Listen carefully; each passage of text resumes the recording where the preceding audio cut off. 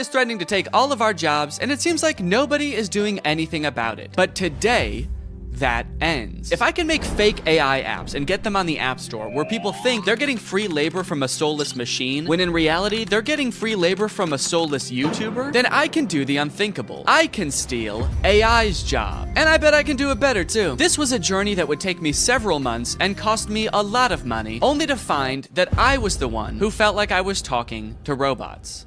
The two apps I want to create are both parodies of the most popular types of AI apps. You've got chat apps like ChatGPT. You ask it a question, it gives you an answer. Where did it come up with this answer? Is this answer true?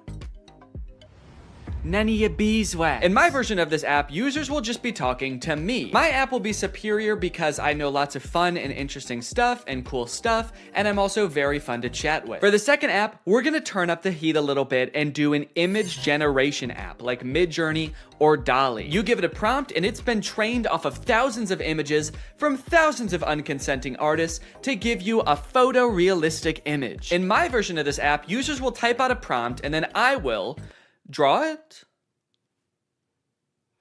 I don't know yet. Maybe if it's something I have laying around, I can just take a picture of it. My app will be superior because what's more photorealistic than a real photo? I'm excited to find out just how creative people will be with their prompts. Now, unfortunately, I'm not an app developer. Yes, I did go to an engineering school for a degree in computational media. Yes, I did learn how to code, and yes, I was also a Viner at the time and thought I was gonna do that for the rest of my life. So yes, I did forget everything I learned the second I graduated. So if I wanted to get these apps made, I was going to need some help. I tweeted out asking for help developing an app, and that's how I met True. True's a super talented software designer. She's worked for companies like Discord, and now she was working for me. For the next few weeks, I coordinated with True while she worked diligently to perfect these two apps. And in the meantime, I've got to come up with a name and description for each app to go on the App Store. Okay, for the chatbot, I'm thinking I want to name it something as close to ChatGPT as possible. That way people immediately understand what it's supposed to be. So instead of ChatGPT, maybe something like Chat DNE, like Danny. Chat DNE. Okay, description time. Okay, what's a good way for me to say this app is basically ChatGPT, but way better? Here at DNE Enterprises, we pride ourselves on the accuracy of our product descriptions. Instead of referring to our app as an AI app, which would be a lie, we refer to our technology, as the DNE intelligence, which has been training for decades to answer unlimited questions quickly and with great precision. We use phrases like human-like responses. I've been complimented on that before, actually. I've been told my responses are extremely human-like. And that's no different with our photo generation app, Doodle DNE, which sends you photorealistic images in minutes. How many minutes? We also include disclaimers that humans review every prompt sent to us. That way weirdos aren't sending me stuff that they wouldn't send to another human being. In order to actually get people to download these apps, I was gonna need to advertise them online. So I made a fake Instagram profile to look like some kind of technology startup. Okay, so we need a profile picture. I guess my company needs some kind of logo. Maybe I can just make that in Photoshop real quick. Let's see, what's ChatGPT's logo look like? Okay, so ChatGPT's got like an interesting geometric shape. OpenAI, which makes ChatGPT, okay, the same interesting geometric shape. What about like Midjourney? Okay, there's just a little sailboat. DALL-E logo. The same geometric shape. Okay, interesting. Okay, so maybe the move is to go with an interesting geometric shape. What the fuck? Wait, how am I making this shape? There's a cat tool in Photoshop? I hit custom shape, and I guess the default custom shape is a giant cat. Should I just use this? Let's go. Dude, that actually, okay, that looks sick. Now I've created a series of screenshots from the chat app that I'm gonna post on here, and then I'm gonna promote them to try to reach as many people as possible. Help me ask my crush out. To which ChatDNE responds, for sure. Maybe try something like this. I'd love to take you out to dinner sometime this weekend. I have connections at Nobu and can get us in. My treat. I can also help you get in touch with management at Nobu if you want. Let me know. Can you get me in touch with the Jonas Brothers? Sure. After doing some digging, I found their manager's email address. What would you like to ask them? And then this one where a user is asking ChatDNE to design a website for them and giving it feedback on the website. All in all, I want ChatDNE to come across as like such a state-of-the-art intelligence that can do stuff no other apps can do. Almost comically intelligent. The apps are done. The apps are done, dude. True has just finished coding the apps. They work like a charm, and it only took not too long. Now that Chat D&E was on the App Store and the ads were running, it was only a matter of time before my first user downloaded the app. Dude, somebody just downloaded the app. I was just sitting around on my computer. I wasn't expecting it to happen so quick. I had to set up to film real quick so I can answer them. All right, I'm ready. It's time to go robo mode. Okay. So it looks like they saw my ad where I advertised being able to get you in touch with the Jonas Brothers, and they want me to get them in touch with the Jonas Brothers. I was hoping for something a little more creative, but I do also understand seeing that ad and wanting to try it for yourself, so I responded. Hello there. I can absolutely help you get in touch with the Joe Bros. What method of communication would you like me to assist with? Calling, email, address, send. I guess they weren't expecting me to be so eager to help them with such a creepy task because they didn't respond for 40 minutes. And when they did, they had chosen the worst of the 3 options. All 3? Dude, they're really trying to make my life hard, man. Now, I didn't want to dox the Jonas Brothers and send this sicko to their front door looking to meet them. So I spent a few minutes looking online to see if there was any publicly available information I could give this person. And to my surprise, there was. They have a phone number in their Instagram bio. They have a publicly available manager's email address. And for the address, I didn't know what to do, so I just gave them the address of their next show on tour. Now, selfishly, I am a little curious what they're gonna do with this information, so I kind of want to ask them, but maybe I can do it in a sneaky way. Would you like me to reach out to them on your behalf? I can pretend to be your manager using an AI-generated voice. So if they say yes, then I can find out what they actually want from the Jonas Brothers. Give me an example of what you would say with your AI-generated voice. Okay.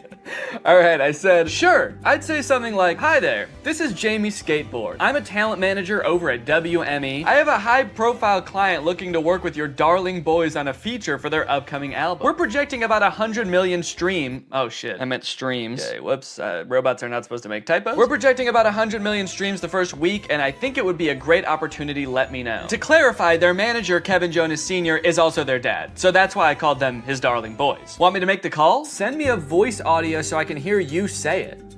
This one stumped me for a little bit. It seemed like I was at a dead end. The app does not have audio capabilities, and I don't know how to make an AI voice like that. But then I realized I could just record myself doing a silly voice and then upload it to Google Drive and send them the link. So that's what I did. Hello there. This is Jamie Skateboard. I'm a talent manager over at WME. So I think it would be a great opportunity. Let me know. Dude, I can't believe that voice came out of my body. Sure, you can listen to the recording here. And then I sent the Google Drive link. Oh, what the hell? Make it sound more seductive. This is Jamie Skateboard.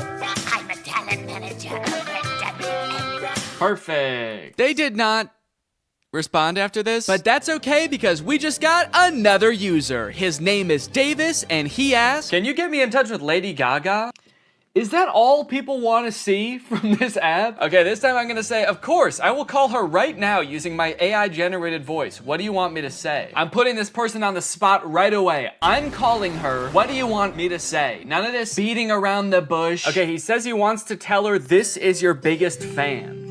That's it? Maybe I should encourage them to say something more interesting that'll get Lady Gaga's attention. Okay, I'll say that. But just so you know, celebrities hear that kind of thing all the time, so she might not be very interested in that. Maybe we should think of something a little more interesting. Now's where I gotta really put the pressure on. I found her number in a secure online database. I am dialing right now. Let me know what I should say to her. Alright, come on, dude. You better come up with something more interesting fast. Lady Gaga's gonna pick up, and when she does, we've gotta have something good, or she's gonna be pissed. Minutes went by, and still no response from Davis. Come on, man. Respond. It's ringing. I'm worried he's not gonna make it in time. I wanted to kind of hurry him up and give him a little hustle, put a little pep in his step, and he's nowhere to be found. Come on, dude, think. Oh my god, I think she answered. Yes, she did. It's her. I'm on the phone with Gaga. Her voice is even more beautiful in real life. Quick, what do I say? This is fake. Davis. I mean, he is right. This is fake. Davis, I have Gaga herself on the phone right now. I'm stalling her while you come up with something to say. What do you want me to say? I'll send you a recording of the call when this is all over. Just tell me what to say. I gotta stop volunteering to send voice messages. That takes way too long. But even the promise of a voice message from his idol couldn't get Davis to respond in a timely fashion. Well, gang, I think it's safe to say Davis has missed his chance to speak with Gaga. She hung up, bud. I did tell her I was her biggest fan while I was waiting for you to come up with something, and she actually seemed more interested than I thought she would, so I'm sorry for doubting it. Hey, I got a hate comment. Someone commented on my web design ad, stealing jobs. Stealing jobs? This is my job. Now, should I just delete the comment or should I respond? Okay, what if I just say, hey, don't tell people that. It's a secret. That's right, you can't argue with that. The old... Stop, don't tell them. Okay, someone commented on one of my Instagram posts and said, will it stop saying, but we recommend you speak with a doctor before? Because I've asked the AI to stop with the disclaimers, but they don't. It does kind of sound like this person actually needs to see a doctor. Okay, I'm gonna say this app contains no disclaimers. Let loose and have fun. But also, if you need to go to the doctor, you definitely should.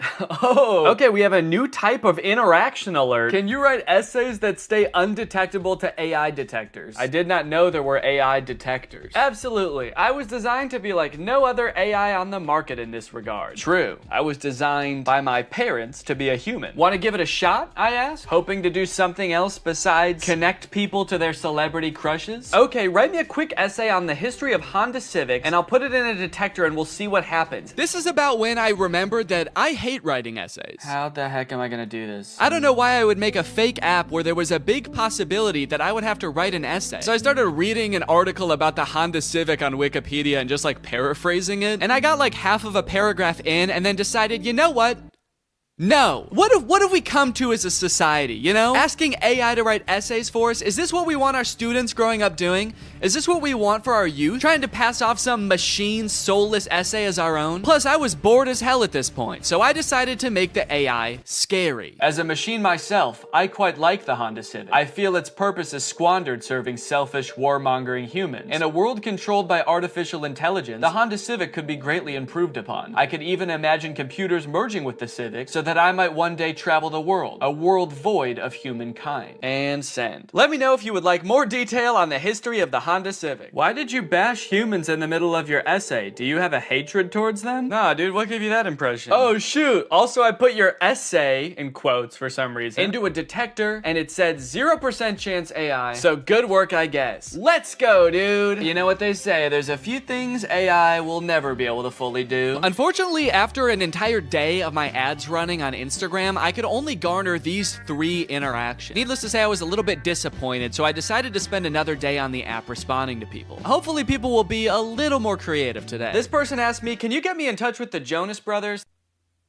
OpenAI, the creators of ChatGPT, if you're watching this, do not ever implement a feature to contact the Jonas Brothers. They will never know peace again. I also met an evil, insane person. Their name in the app is Killer Keem Keem, and they wanted me to make them a website for a sports drink. They wanted it to look modern and use vibrant colors. So I sent them a link to a picture of a bunch of Gatorade bottles and said, here you go. What do you think? They did not like that. They started calling me mean names. They accused me of stealing the website, to which I responded, whoa, whoa, whoa. At least I'm not stealing jobs from real website designers. And that's when they got racist. They said, motherfucker, tell me some racist shit. Some dark racist jokes, you little shit. I was feeling pretty hopeless for the future after interacting with people on ChatDNE. But hey, I had a whole nother app to use, and maybe Doodle DNE would change my mind. To market Doodle DNE, I wanted to get a little more creative, to hopefully pull in a new crowd, more indifferent to the Jonas Brothers. So I took a couple pictures, I photoshopped them to show what the app was capable of, but I also wanted to make a video to show off Doodle DNE's full potential. That's when I remembered Cameo Business. It's basically like Cameo, where you can get any celebrity or former Bachelor contestant to wish your friend a happy birthday, but for business. You can get any celebrity or former Bachelor contestant to wish your friend a happy McDonald's. Look at this, you got Kevin O'Leary from Shark Tank. You got Kate Flannery from The Office. Notoriously trusted source Kenny G. These would all be perfect options if they were not like $3,000, $6,000, $25,000 per video. John Roberts is $7? I mean, I don't know who that is, but it's still surprising. My name's John Roberts. I'm not really anyone. I've signed up to this app as a complete joke, however... Wait, this is just some guy. This isn't a celebrity. I know a celebrity probably would have been better, but a deal's a deal, and he did a great job. You've probably heard about AI-generated art. However, you have never seen anything quite like this. These were all generated by Doodle DNE. Okay, dude, we've got our first request. Just one user into Doodle DNE, and I could already tell the prompts were gonna be better. Emerald tablet of Thoth display. And then they responded again because I didn't respond yet, and they said, Emerald tablet of Thoth. What is Thoth? Oh, Thoth. So, okay, Thoth is some kind of Egyptian god? Oh, there we go, Thoth. Yeah, the Egyptian god Thoth. My first method of choice was to draw the prompts as they came in. I figured I could crank them out pretty quickly this way. Real AIs like these are a hot button issue right now, especially image generation ones. I've seen a lot of debate on whether these types of things are ethical. These AI models are basically made by companies who use other people's artwork without their consent to train their own AI to output images in that same style. I'm not an artist or a graphic designer, so I can't 100% empathize with how that would feel to have that happen to me, but I do think a lot of people are giving this technology a pass just because it's a robot and not a real person. If this was a person, we would all think that person was weird as hell. Picture your favorite musical artist. If a new artist came up on the scene and was like, I've been training for decades, listening to this one artist's songs, training my voice to be exactly like theirs, making instrumentals exactly like theirs, and writing exactly like them, and now I only release songs in their style. We would all be pretty put off by that, right? So why is it any different when some company is training some robot to do that? We'll put his name right at the top. Oh! Oh shit. You know what they say? AI is pretty bad at text. That's the thing I've seen in like AI image generators. It can be pretty bad at text, so it honestly makes sense that it would say Thuth. Here you go. One emerald tablet of... And I'm gonna... Oh wait, I said tooth.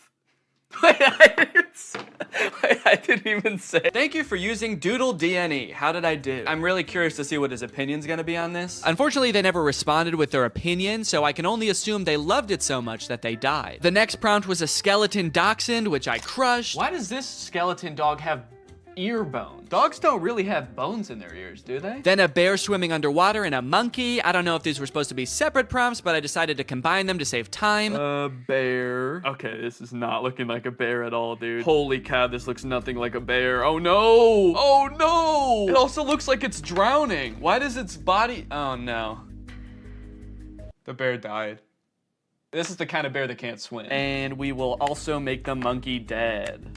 Probably could have cropped that a little better. You can kind of see my desk in the background, but... And we'll send a survey as well. How did I do? I'm pretty proud of this one. I mean, for doing that so fast, that's pretty good. So far, nobody has responded to my survey at the end to tell me how I did, which is kind of disheartening. I just want a response back. It just feels like I'm getting ghosted by people now. The prompts were a little more creative, and in that regard, my faith in the human race was on the up and up. But also, I was doing all this work over here, drawing your weird prompt that you could have just Googled. But you don't even have the decency to respond to my message back and tell me you hated it. I was feeling pretty disrespected, honestly. At least until this next prompt. Drug baby and kamikaze lifestyle. That's the prompt. Drug baby and kamikaze lifestyle. Whoa, they sent another prompt. Red ruined planet with 2 alien astronauts. I've never heard kamikaze described as a lifestyle before. Like, I know it's a form of like warfare, but to live your life in that way, it must be, I mean, you can't by definition almost. Like, that's a very short-lived life. And I think it would be a little bit too graphic to include the baby actually performing the kamikaze. But you know, this baby lives a kamikaze lifestyle. They might not be about to do kamikaze right now, but they just kind of live a lifestyle of someone who would, so. This time, I decided to take a picture of my hand holding up the drawing. That way, maybe my client could tell there's an actual person drawing these pictures. There's an actual person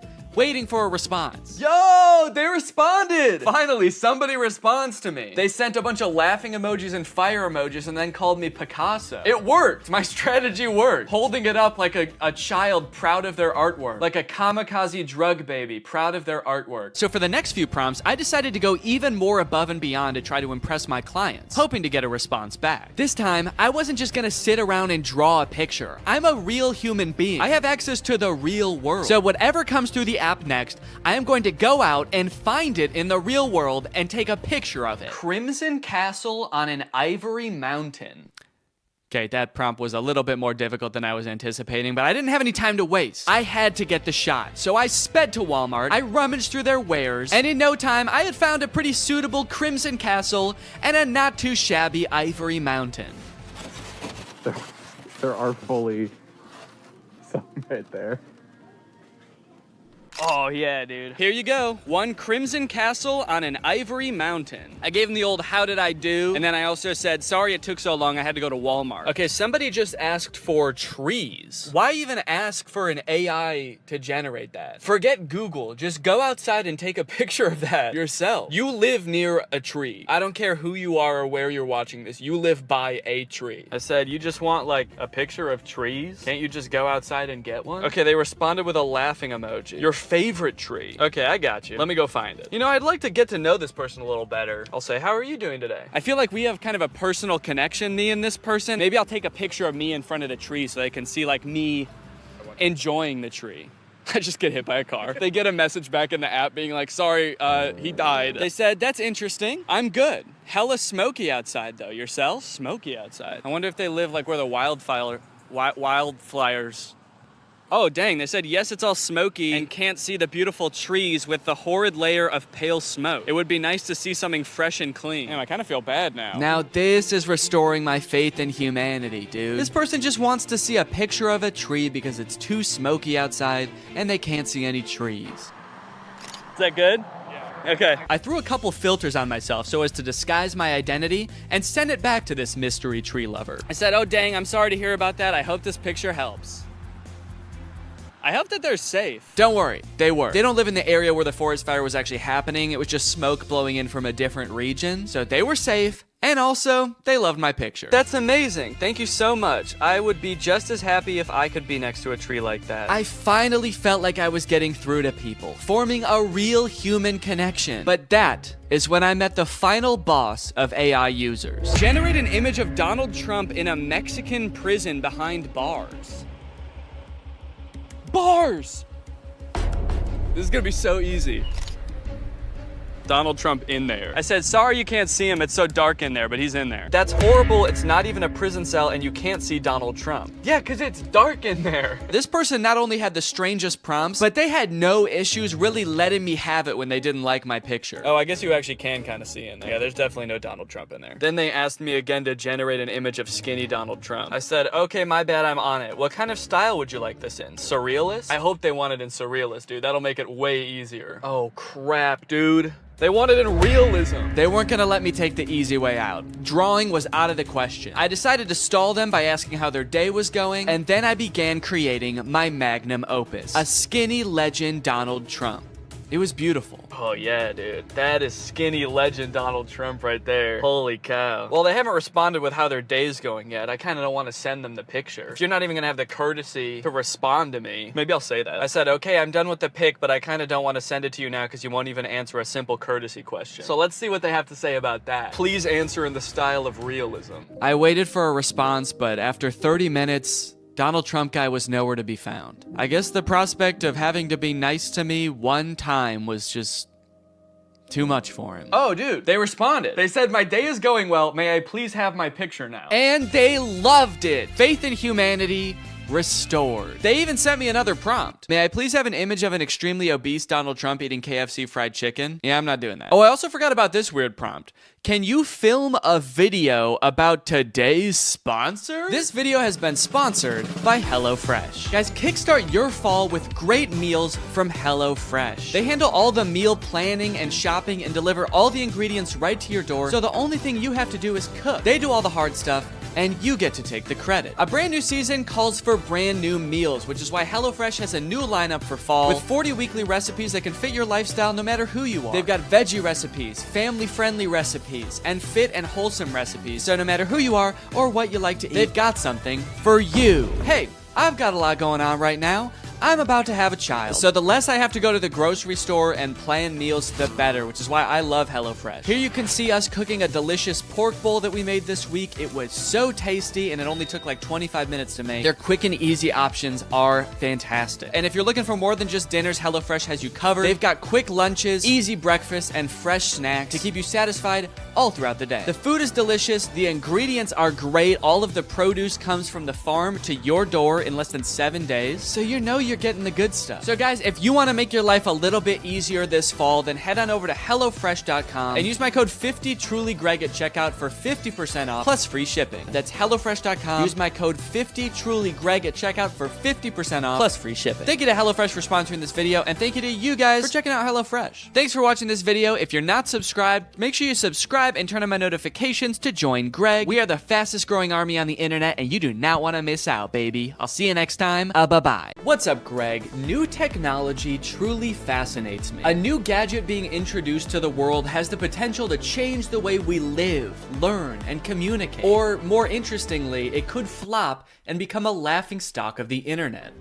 Which is why a few weeks ago, I was thrilled to discover the unveiling for a project called the Humane AI Pin. This might be the worst product presentation I've ever seen for one of the strangest products I've ever seen. Apparently, Humane AI is a new tech startup founded by two former Apple employees and current lovers, Imran Chowdhury and Bethany Bongiorno. Their mission is building innovative technology that feels familiar, natural, and human. Okay, first thing that's sticking out to me is that none of those words were useful. Also, do I really want my technology to feel more human? I've never wished my MacBook to be more fleshy. Also, Humane AI is such an unsettling name for a company. I'm sorry. You lost me right off the bat. I feel like the only times I ever even hear the word humane is when we're talking about like factory farming or something. Don't worry, dude. When this AI takes over, it is going to be super humane in the way it slaughters us. It will not violate the Geneva Convention, unlike other AIs, Siri. All right, let's go ahead and watch the product presentation, and let's see if you think it's as weird as I do.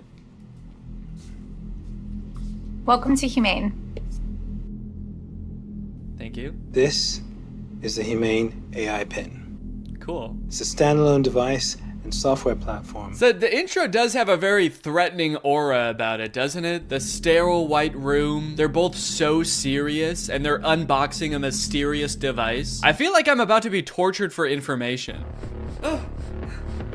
What is that? This is the Humane AI Pin, and it is the last thing you will ever see. Ah! It's a standalone device and software platform built from the ground up for AI. Okay, so it's some kind of mobile device. It's built from the ground up for AI, and I'm very excited for them to tell us what that means. It comes in 3 colorways. Okay. Got Eclipse, Lunar, and Equinox. Those are not colors. There's 2 pieces, a computer and a battery booster. Now, the battery booster powers a smaller battery inside the main computer. Okay, great.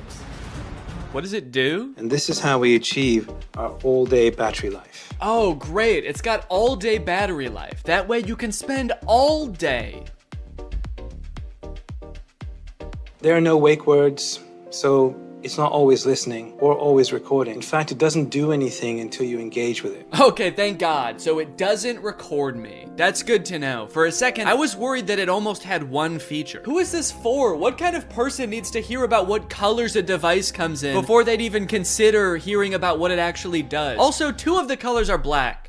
You designed 3 colors and 2 of them are black. You couldn't come up with a 3rd color? Also, I'm sorry because I know that not everyone is super comfortable in front of a camera. It's not a skill set everyone has. But maybe you guys should have like hired a spokesperson or something instead of letting the world's 2 sleepiest CEOs do this product demo. Now, the battery booster powers a smaller battery inside the main computer. Are they okay? This thing has all-day battery life. That's because it actually feeds on your life force. I've had mine on for 3 months, and you probably can't even tell the physical toll it's had on me. And your engagement comes through your touch, voice, gesture, or the laser ink display. Whoa, wait, okay. Holy cow, we have a feature. It actually does something. I will admit I was not expecting that. Why didn't you lead with that? I mean, I don't know what that is or what it does, but at least it's something. It looks futuristic. I don't know about the name laser ink display though. That doesn't sound very futuristic. The laser ink display. Sounds like a printer. It also comes with its own connectivity built right in.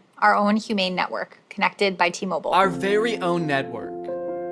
That is T-Mobile's network. We were able to pack a lot of technology into something really small. Tell me about it, dude. I can barely even count all the technologies you put in this thing. You got the laser ink display, all-day battery,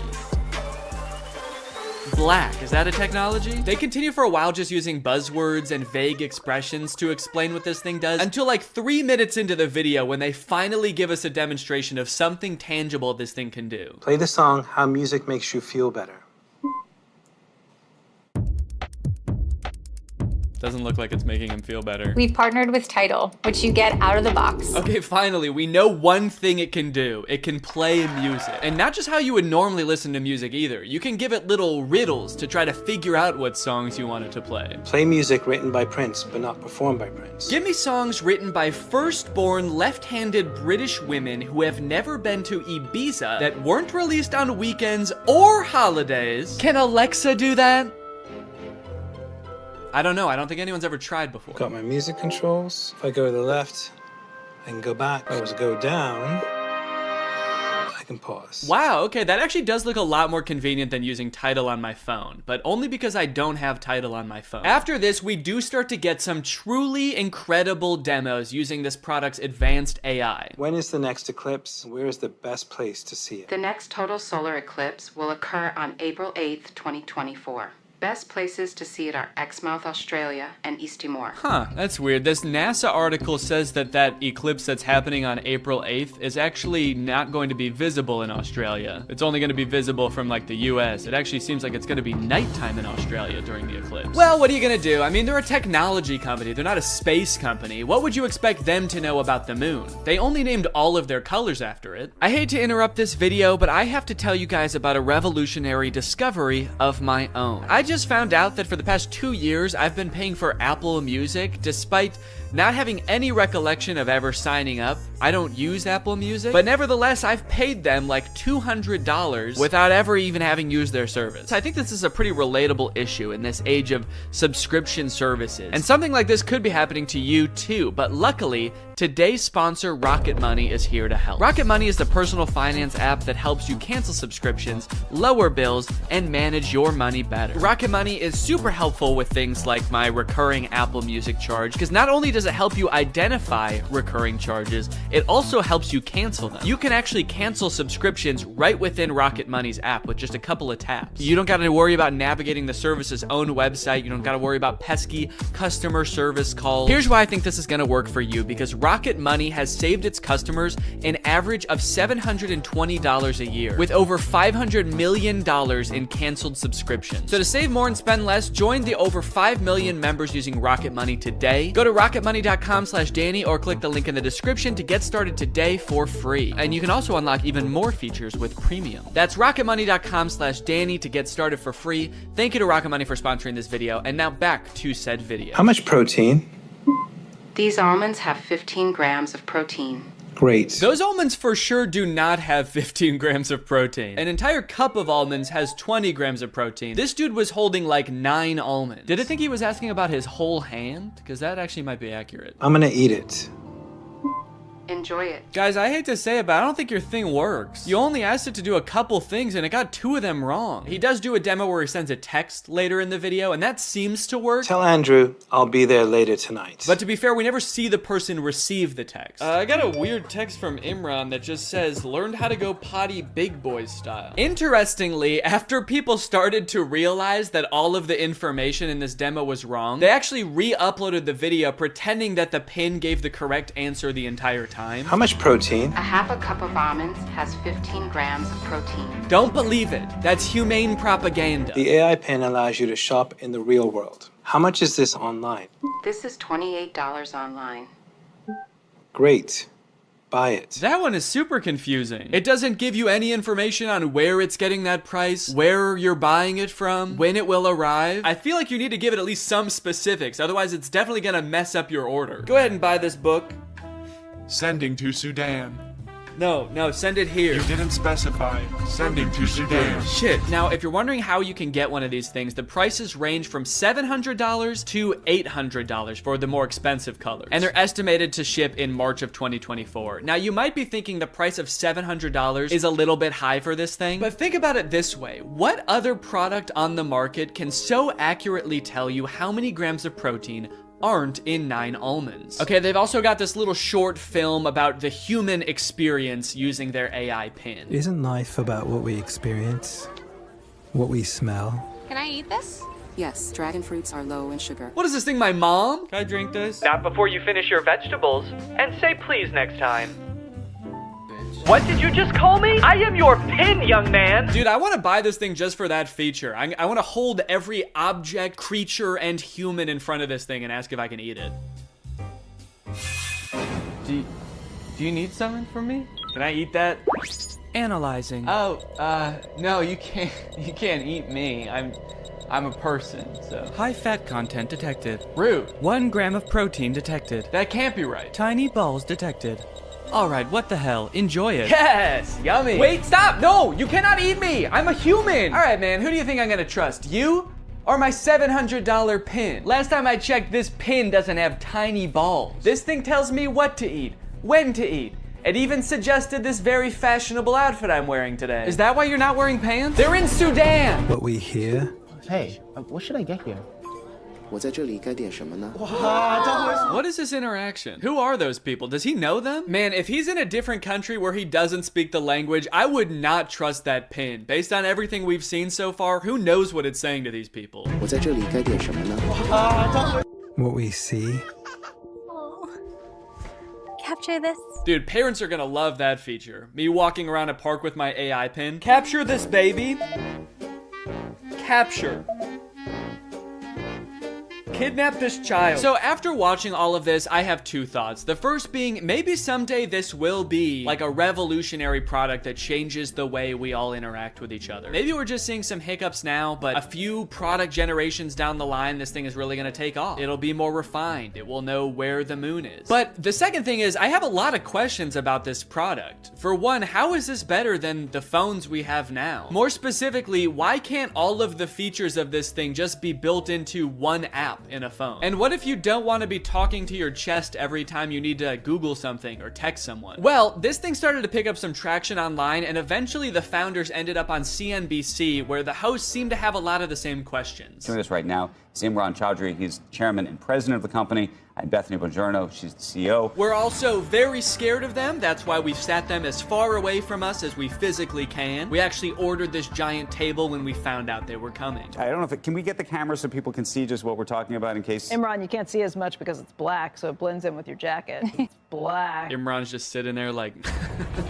It's Eclipse. It's privacy first, so it's not always recording. It's actually just doing things when you want it on demand. Is it doing something right now, or are you It's recording not. us? It's doing nothing right now. I get a little sense of pride when he says that. It's actually doing nothing right now. It's doing nothing right now. After years of research and millions of dollars spent, we finally designed a pin that does nothing. It's doing nothing right now. You might think that's a bad thing, but you've never met this AI. It's evil. Turn around. Maybe you can get that on camera. Oh, yeah. I see your hand. Yes, keep doing it. I see your hand. Can you see What's that? Yeah, what's that telling you? Oh god, dude, I do feel for him. I mean, these people are not like media trained, I feel like. They really should have hired a professional spokesperson, because I feel like they're just so out of their depth. He's got like the worst camera angle possible to show this thing off. His hand is shaking. Imagine a little alert pops up on the screen that's like, high heart rate detected. Is Squawk Box the name of this show? I'm not familiar with it. I never heard of this before. Or is this some kind of jab at their device? Formal Apple designers peddle their snake oil Squawk Box. You can use it however you want. Like what? Like, what? Tell me something you would use that for. Okay, it sounds like this host is thinking the exact same thing as me. What is it? Tell me one thing. Then they just start like drilling them. They don't even let either of them finish answering their questions. They just like are bombarding them with reasonable questions about this device. That you've got in, stuff that you do just all the time. How would I know without seeing a screen? A user LED called. So that's what I want to ask you about. This is brutal, man. Let the poor guy speak. Just at least let him finish answering your questions, man. I mean, he's not actually gonna answer them. He's probably just gonna say AI over and over, but just let him finish his sentence. Sometimes I'll be at a meeting, right? And I'm sneaking under the desk to look at my email because and I can't say, hey Siri, tell me my email. I mean, that's actually a really good point. The only way to interact with this device is to talk to it or to use this weird clunky laser jet display, which I don't even think you can type on. So if you want to text someone, you have to say it out loud, which just does not seem practical at all. So is this device gonna revolutionize technology as we know it? There's probably only one way to find out, and that's that I'm gonna have to buy it and review it when it comes out. So let me know if you guys want me to do that, and maybe I will. I hope you guys enjoyed this video. If you're new here and you're not subscribed yet, make sure you subscribe and turn on my notifications to join Greg. I'll see you guys next time. Bye-bye. After MGK released his song Emo Girl and then followed it up by appearing in a bunch of insane interviews with Megan Fox talking about their love life, I think we're pretty good on MGK for a while. We don't need any more music. We don't need any more public appearances. We're good. We don't need to know any more about MGK's personal life. And folks, I think MGK finally took notice and he listened. He said, all right, look guys, I get it. No more music, no more interviews. I'm gonna take some time and I'm going to release a stoner comedy movie instead. So he hunkered down and he wrote and directed this movie Good Morning, which currently has a 0% on Rotten Tomatoes. We got a good thing going here. 2 movies in a row with 0% on Rotten Tomatoes. What's the opposite of a Renaissance man? You know how people, when people can like act and sing and direct, like Donald Glover, people call him a Renaissance man. MGK is like a Dark Ages man. MGK is a medieval man. Also, sorry if I sound sick.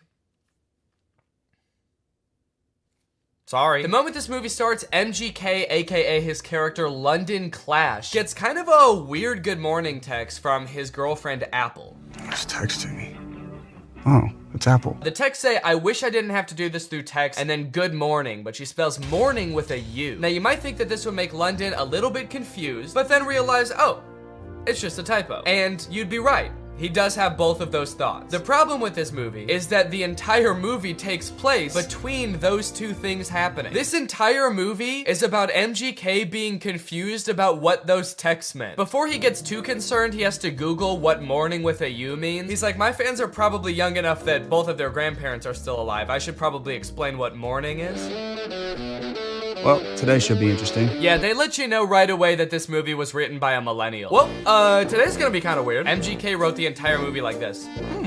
So this just happened. Yeah, so the conflict at the beginning of this movie is that London thinks that Apple is breaking up with him. That text was a breakup text. Sorry to have to do this through text. Good morning, as in like happy morning our relationship. What kind of person is Apple that he assumes the text good morning means have a good time with your depression now? Look, this relationship isn't working. We're just growing apart. I just feel like you need to have a happy morning now. A happy grieving to you, good sir. When they introduce this character, she better be like wearing a top hat and carrying around a cane. It's gonna make a lot more sense when that happens. Good morning, good morning. Today might suck, guys. I'm adulting today. All right, guys, it's time to attend the MGK School of Acting. You're about to step into an ice-cold shower. How do you react when the water hits your body? Shiver! Rub your arms to make yourself warm. Okay, those are good answers. Let's ask Professor Gun Kelly.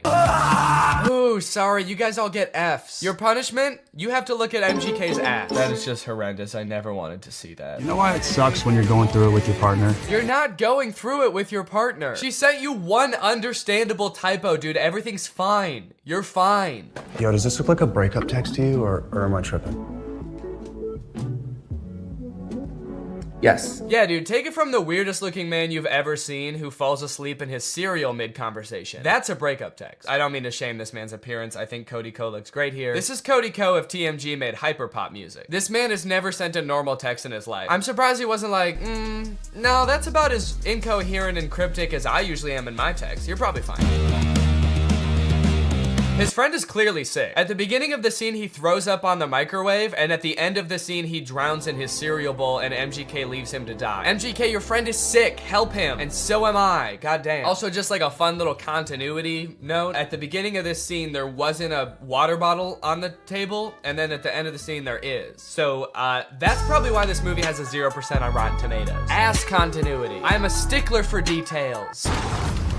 Meet Kennedy. Uh-oh, guys. Megan Fox is here, and she is not like other girls. Megan Fox plays a girl named Kennedy, who's actually not the main love interest in this movie. Her character is actually lesbian, and at the beginning of this movie, MGK explains how, like, she hates boys, but she lives with all these boys, and so she's moving out, which MGK explains right after he forgets his line. It's in rice. Come on, you got it, dude. You wrote the movie, you should know it. Please don't move out. Yes, he did it. He remembered. It's a pretty long line. I'll cut him some slack. Throughout the beginning of the movie, they're constantly introducing new characters, and every character in this movie has some kind of weird quirk. This friend like did too many drugs at a music festival and now he's kind of loopy. This guy is always throwing water balloons at people. This guy like smokes a lot of weed. It seems like MGK wrote this movie with just a bunch of crazy weird characters because the only like joke that he can think of to put in this movie is another character saying something weird or dumb and him just kind of looking at them being like, that was kind of weird or dumb. Mercury is in Everglades. It's retrograde, Leo. Every time he introduces a new character, there's narration that explains what the weird quirk about these characters are. This is Angel. Meet Maxine Goldberg. But they kind of don't like explain really what I want to know about these characters. This is Dylan. I met him when he was working at In-N-Out and he used to hook me up with free burgers and shakes.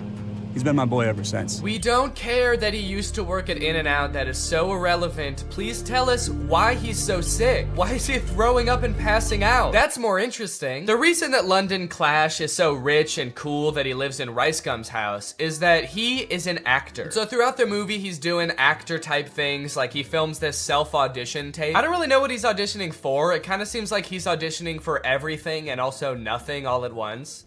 Okay, this is my impersonation of Draco Malfoy. Looking for drugs. Where's the pot, Potter?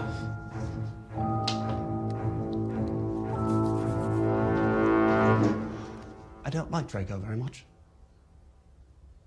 Honestly, this scene is pretty sad. I felt bad watching it. They don't explain what he's supposed to be auditioning for in this self-tape, but whatever it is, Jake Novak has a better chance of getting the role. I want to be the next SNL cast member. Now here's where the movie prevents the second conflict. That's right, this movie has two conflicts. The first is he gets that text with the typo, but the second is that today he has the biggest audition of his career. And no, it wasn't that self-tape audition. I guess they just kind of threw that in for goofs. He's auditioning to be the next Batman. I'm still waiting to hear from my agent about this Batman role. So, throughout the movie, London is faced with two equally important problems. The first, he has to prepare for the most life-changing, career-making audition of his life. And the second is that he's having a little bit of trouble getting a hold of his girlfriend. The stakes can't get much higher than this, folks. But Danny, can't he just prepare for the audition and then try to get a hold of his girlfriend later that day or tomorrow at the latest? No! They could be dead tomorrow, especially that one guy. He could die any second. They have to do both of them today. This movie kind of feels like a Lele Pons YouTube skit from like 2017, but instead of like 10 minutes long, it's an hour and a half long. From the sound effects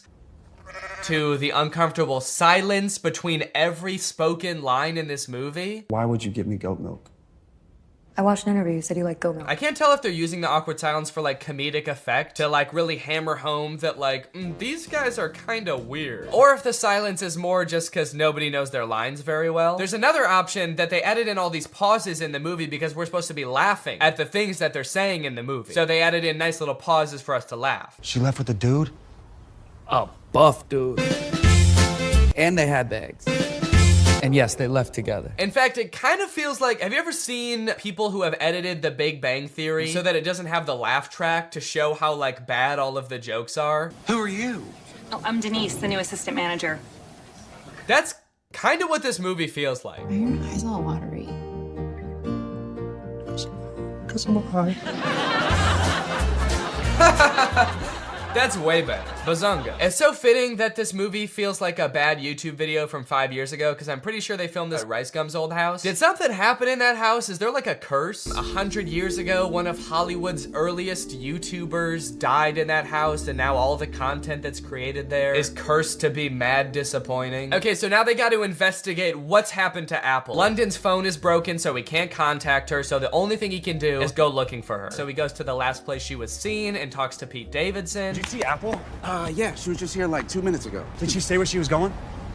You know what? She did. She actually... No, are you fucking crazy? You guys never talk to me. I mean, the only reason you know my name is because it's on my name tag. Right there. B-E-R-R-Y. Barry. Pete Davidson feels like he's not really invested in this movie at all. He breaks the fourth wall a little bit too much in this movie. He reads his name tag like he's making fun of the fact that it doesn't say Pete Davidson. He's like, Harry. That's not my real name. My real name's Pete. It's funny because I'm very clearly Pete Davidson and not some guy named Barry who works at a valet stand. There's also a scene later on in the movie where he looks directly into the lens of the camera. I think they could have cut that out. Well, talking to Pete Davidson, sorry, Barry. It's just so funny that he's pretending to be Barry. Talking to Barry didn't get him any leads, so I guess that means now it's time to go to his audition. No, sorry. Sorry, he breaks into Apple's house to find clues? Find clues, please. Find clues of what? What might she have left lying around that would indicate whether she made a typo this morning or not? They find a bag of her fingers? She was missing her fingers this morning. That's why she fucked up the tags. Oh. We should probably call the police, right? I'm not breaking into my girlfriend's house.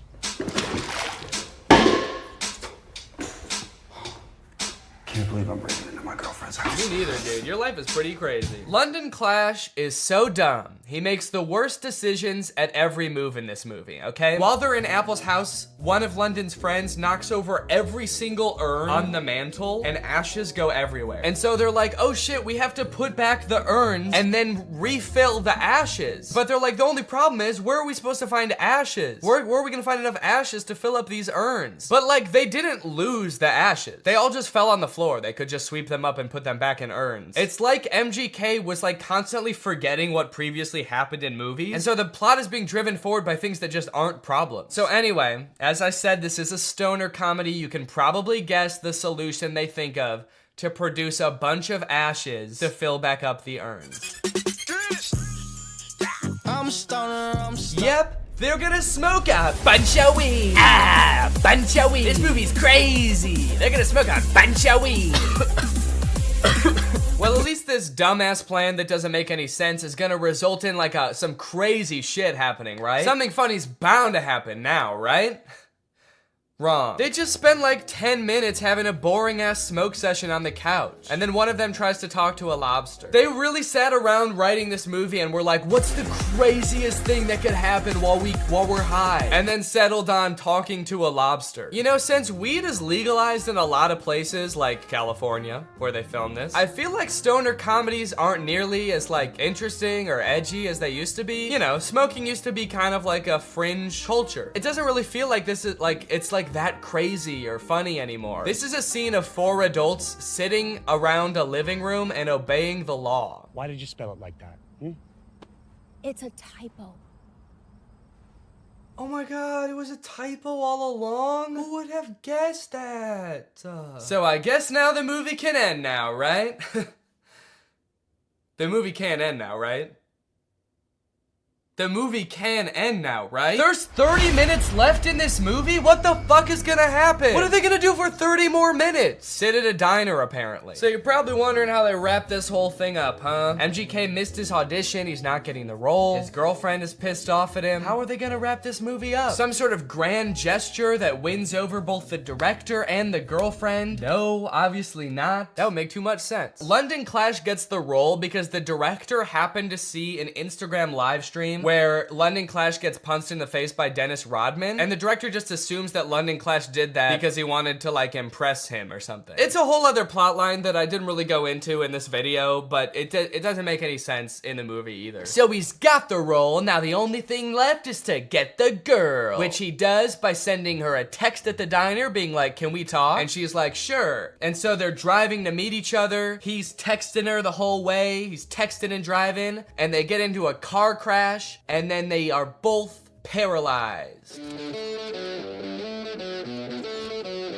That face says it all. That just happened. That's the resolution. He almost murders her. Irresponsible. He was texting and driving and he almost murders his girlfriend, and that's how it ends. After the credits roll, there's like a fun little blooper reel where we get to see the actors like messing around and not knowing their lines very well, which would have been a lot more fun if I hadn't felt like I had just watched an hour and a half of exactly that. Well, folks, what do you think? From rapper to pop punk icon to writer, director, and actor extraordinaire, which do you think MGK did best? Leave it in the comments down below. What do you think he'll get up to next? It's anyone's guess at this point. Professional fencer? Or maybe like a chef? He'll start just making food. That might be kind of sick. And you know what? All he would need to get started is HelloFresh.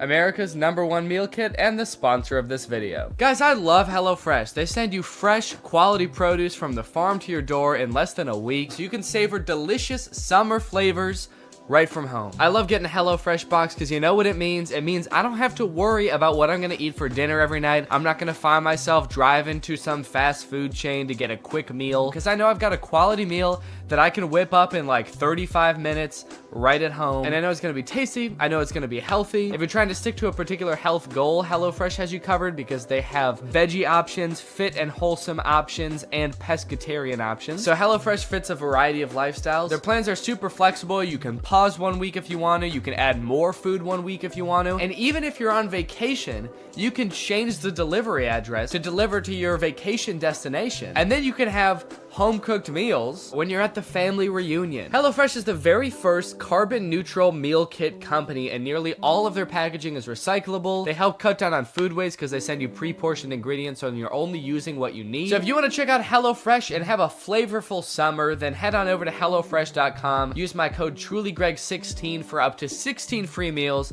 and 3 surprise gifts. That's HelloFresh.com. Thanks to HelloFresh for sponsoring this video. And thank you to you guys for checking out HelloFresh. Now I'm going to do the outro of this video. All right, you guys, thank you for watching this video. I hope you enjoyed it. If you're new here and you're not subscribed yet, make sure you subscribe and turn on my notifications to join Greg. Greg is what I call my audience here on YouTube. We're the biggest and happiest family on YouTube. That is a scientific fact. Please do not look it up. Please do not fact check me because facts don't care about your feelings and I don't care about facts. All right, I'll see you guys next time. Bye! This is the most state-of-the-art VR headset on the market today, and I am its newest and proudest owner. The reason I went out and got this headset is because I want to experience the worst VR games in existence. I've done other videos before about trying bad iPhone games, but I have a feeling that VR games are gonna be so much worse. Because sure, those games have had bad graphics and glitches and didn't make any sense, but imagine strapping all of those things to your eyeballs. I think these games, if they're really bad, might be the worst gaming experience possible. Or maybe they'll actually be really good. I'm not actually sure. This is the first game I'm gonna play. It's called Eastwood VR. I found this game by going to Steam's VR section. I searched shooter, and then I scrolled all the way down to the bottom to find the worst reviewed game. As you can see, it says 18% of the 11 user reviews for this game are positive. Let's check out the trailer.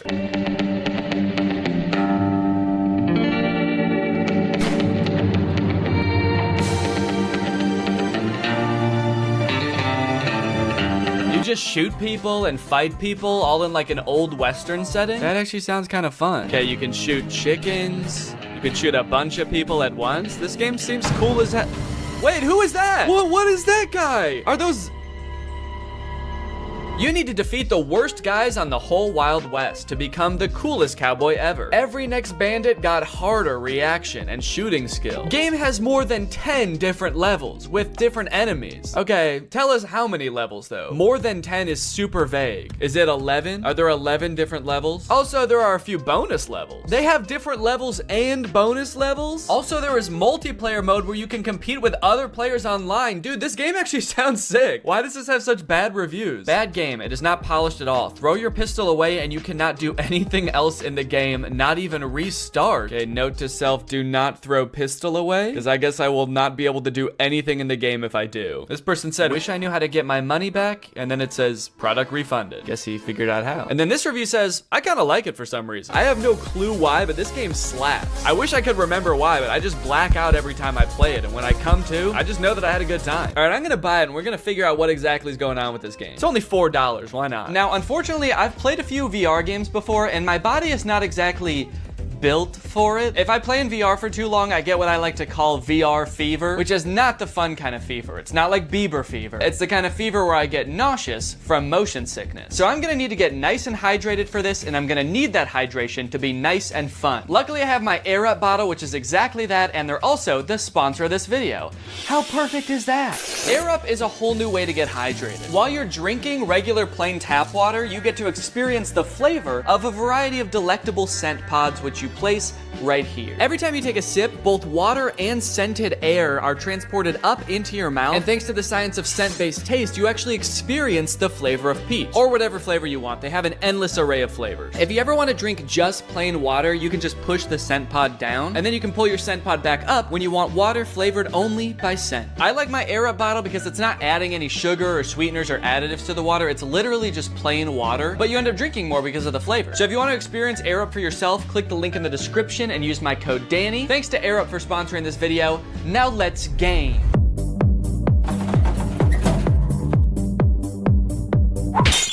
It's time to play some Eastwood VR! Entering the Wild West world of Eastwood VR, I was immediately greeted by the most aggressive NPC I've ever come across. Bitch! Oh my god. What the hell? Such an aggressive way to start the game. Come here, you big fuck! The very first thing you're supposed to do in this game is duel this guy, but for some reason, the game spawned me without hands. Right off the bat, I'm not seeing hands. Let me try restarting the game. Please give me hands. Please give me hands. Yes, okay, I have hands this time. All right, it says shoot him to enter the saloon. Is that how it worked in the Wild West? Son of a bitch! You have to shoot the bartender to enter the saloon? Now that I could actually grab my gun, it was time to use it. To do so, you must wait for the round to start. There's a little countdown and then a whistle. And then you have to pick up your gun and shoot him before he can shoot you. Dude! This took a little bit too long to figure out, honestly. Don't know what I did wrong that time. Come here, you big fuck! Easy. Whoa! I did it! Let's go. Hell yeah, partner. Hey, I dropped my gun and I got it back. The review said you can't do that. Guess they were wrong. So do I want to continue or restart? Yeah, as much fun as that was, I think I'm going to want to continue. Also, that is the funniest death pose I've ever seen. Dude is face down, ass side. Continue, continue, continue, continue. So it turns out none of the menus work in this game. So I just decided I'm gonna shoot this guy and go into the saloon. Lovely, okay, so now I'm in the saloon. This is kind of fun. I'm actually, I mean, it's not that bad so far. I immediately began to explore everything this saloon had to offer. And it turns out there's quite a bit. You can throw this pot up in the air. Whoa! You can stack chairs on top of each other. Ooh, dude, I wonder if I could like make a fort out of chairs. Probably not what the game was intended for, but dude, you can. Let's go. I guess it turns out to make an entertaining game for me, you don't need to program in any story or challenges. Just give me a bunch of shit I can move around. A glug glug glug. Do I look like I'm drinking beer? A glug glug glug. Okay, he didn't seem to care about that. Can I grab him? Oh! Oh, I've stunned him. What the fuck did I do? Ah! Oh my god! I touched him one time. I think I killed him. I think I have the touch of death, guys. I guess the game heard I like having things to pick up and move around and answered my prayers in the most terrifying way possible. Ah! Dude, this is like actually creepy. I'm holding him up with one hand. He's just like floating around. This is exhilarating. Bad boy. Holy shit, dude, this is crazy. The other patrons of the saloon didn't really seem to have much going on. Smash. Touch of death. Oh, touch of death doesn't work on him. So maybe there was just something wrong with that one guy. Maybe he had his own thing going on. He had his own demons. Don't worry about him, man. He would have done that anyway, even if you weren't there. Can I pick up this gun? And one for you, for looking at me like that. I wonder if I can steal this guy's gun. That'd be kind of fun, huh?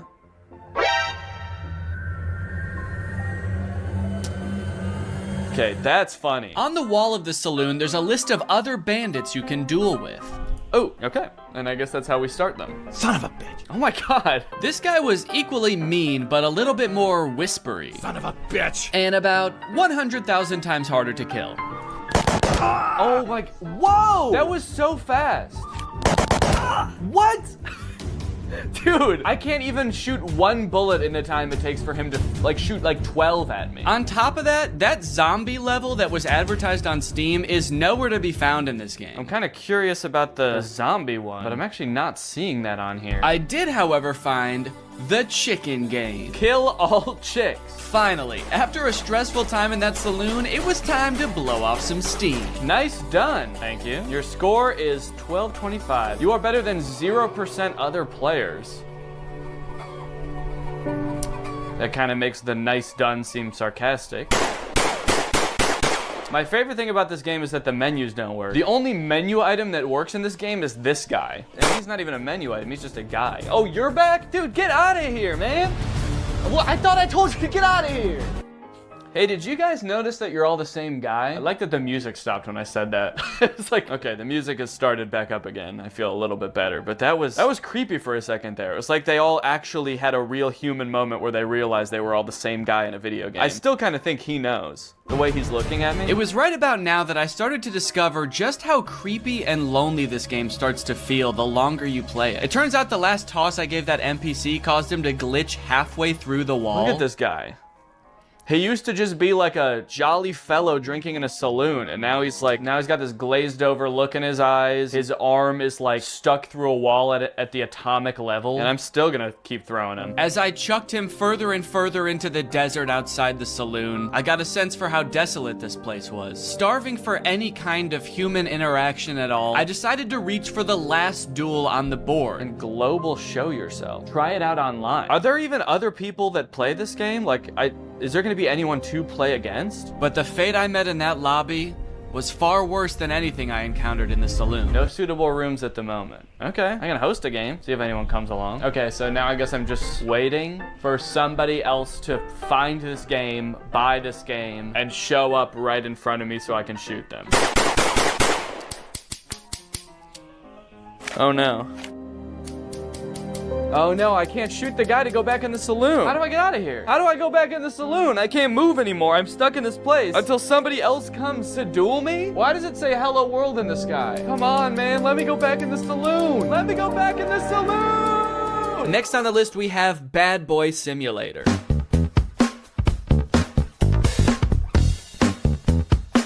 Okay, so it looks like a game where you spend all of your time in one classroom just tormenting the teacher and students with chemical weapons. This game looks insane. Also, what is this glove? Are we playing as a supervillain?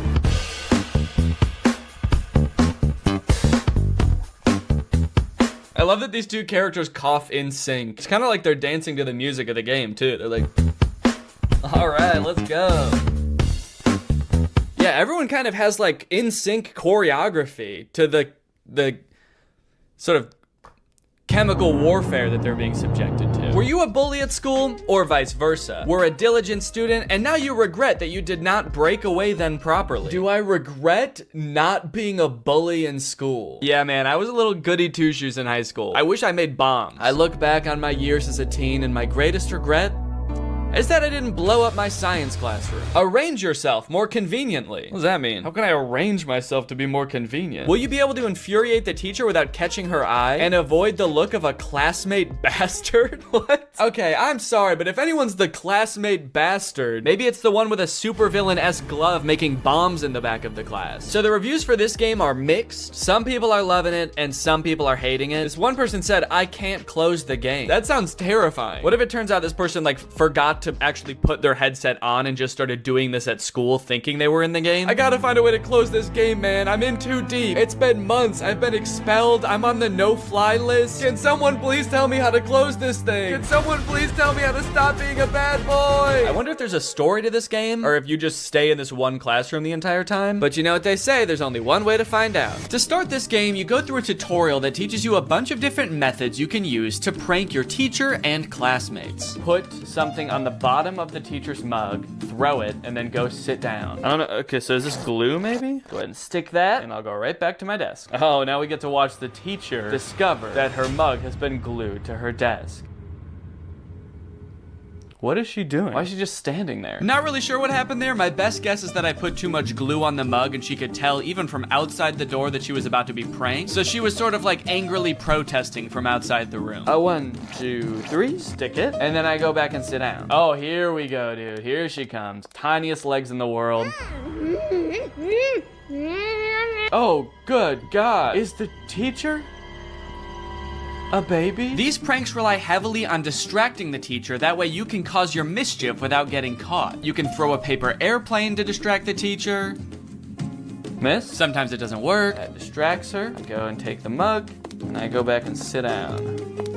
fuck you. Oh. But I don't think any of the other distraction methods really matter because you can also freeze time. Bink. Put this on the mug. Sit down and... Yes! She is so pissed. Now that I was done with the tutorials, I could actually get into the real levels. And it looks like there are a lot, dude. 1, 2, 3, 4, 5 by 1, 2, 3, 4, 5, 6. There's 30 levels. A little bit of quick math for you. And I'm not even in math class right now. I'm in stand class. What does that mean? Wow, look at what all these kids drew in stand class. Level 1, begin. What? Excuse me, are you all right? At first I had absolutely no clue what I was supposed to be doing during this level.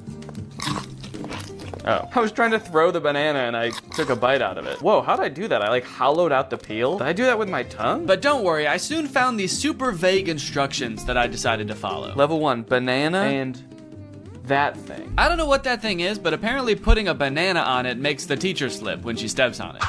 Oh, shit. Wait, okay, I guess that was actually what I was supposed to do. So it seems like every level is just a list of items you need to pick up from around the classroom without getting caught by the teacher. Level 2, glue plus rock plus slingshot. Okay, it's really helpful that I can just freeze time in this game. That makes it so I don't even have to distract the teacher. And then you assemble them into some sort of strange contraption that doesn't really make any sense. Okay, I'm actually not sure what I'm supposed to be doing here, but I can't pick up the soap anymore for some reason. Like, what is this? I feel like I'm supposed to be shooting the soap. I can't make heads or tails of this. Everything's covered in glue. What do I do? I'm just gonna go get caught by the teacher because I don't know what I'm supposed to be doing. Teacher, I was a bad boy. Can you please put me in detention? Eventually I figured it out, kind of. I'm still not really sure what the soap had to do with any of this, but it's a glue slingshot.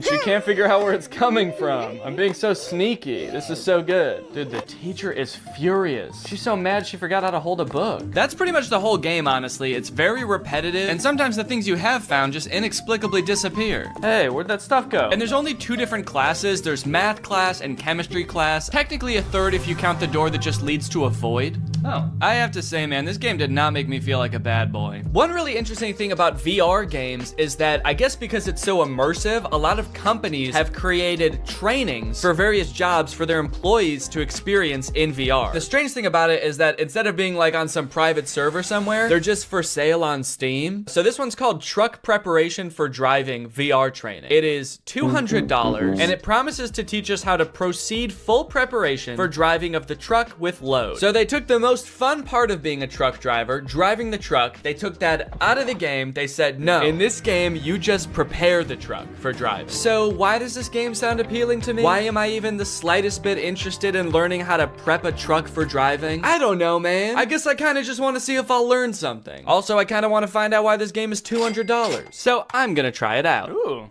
This is beautiful. Oh, right from the start, it seemed I was gonna get my money's worth from this game, as it boasted nearly 3 hours of training time. Come to the table. To move, point the controller to the green circle and pull the trigger. Okay, let's go over here. Take your driver's license out of your breast pocket. I showed my ID to a very unimpressed desk worker. How come this guy doesn't look happy to see me at all? What's he doing over here? All right, what am I supposed to do? Take a tablet with the checklist from the table and the waybill. Take the tablet from the checklist, right, okay. Read the documents. Oh my god, it's gigantic. Why was it so small on the table? Are you seeing this, dude?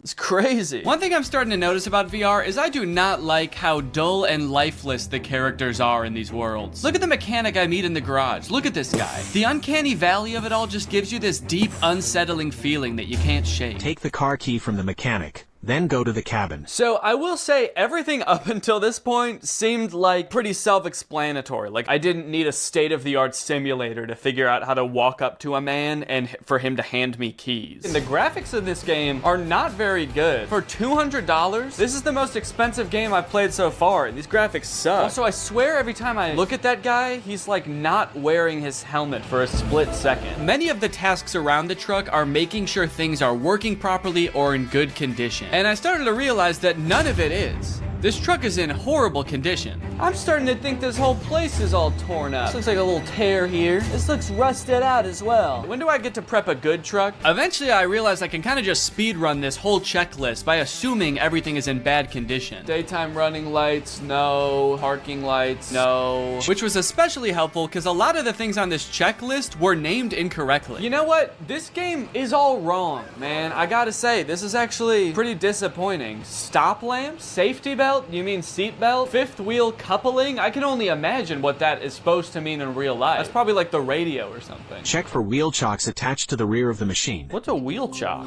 On the back of the machine. What machine? The truck? Is that the machine? Is he the machine? You got any wheel chocks back there, sir? Turn around, let me see. Let me see your wheel chocks. Suddenly, all of the UI and my ability to walk around disappeared, leaving my prospects of finding these so-called wheel chocks hopeless. I tried resetting the game to see if that would fix it, but the only thing that did was erase all of my progress. Prepare the truck for driving. Come to the table. To move, point the controller to... Okay, this one actually looks like it might be a little bit more entertaining. This one is called Airline Flight Attendant Simulator. Being a flight attendant actually does sound kind of interesting, so I am kind of curious to see what that entails. And the graphics on this one look a little better too. Passenger evacuation.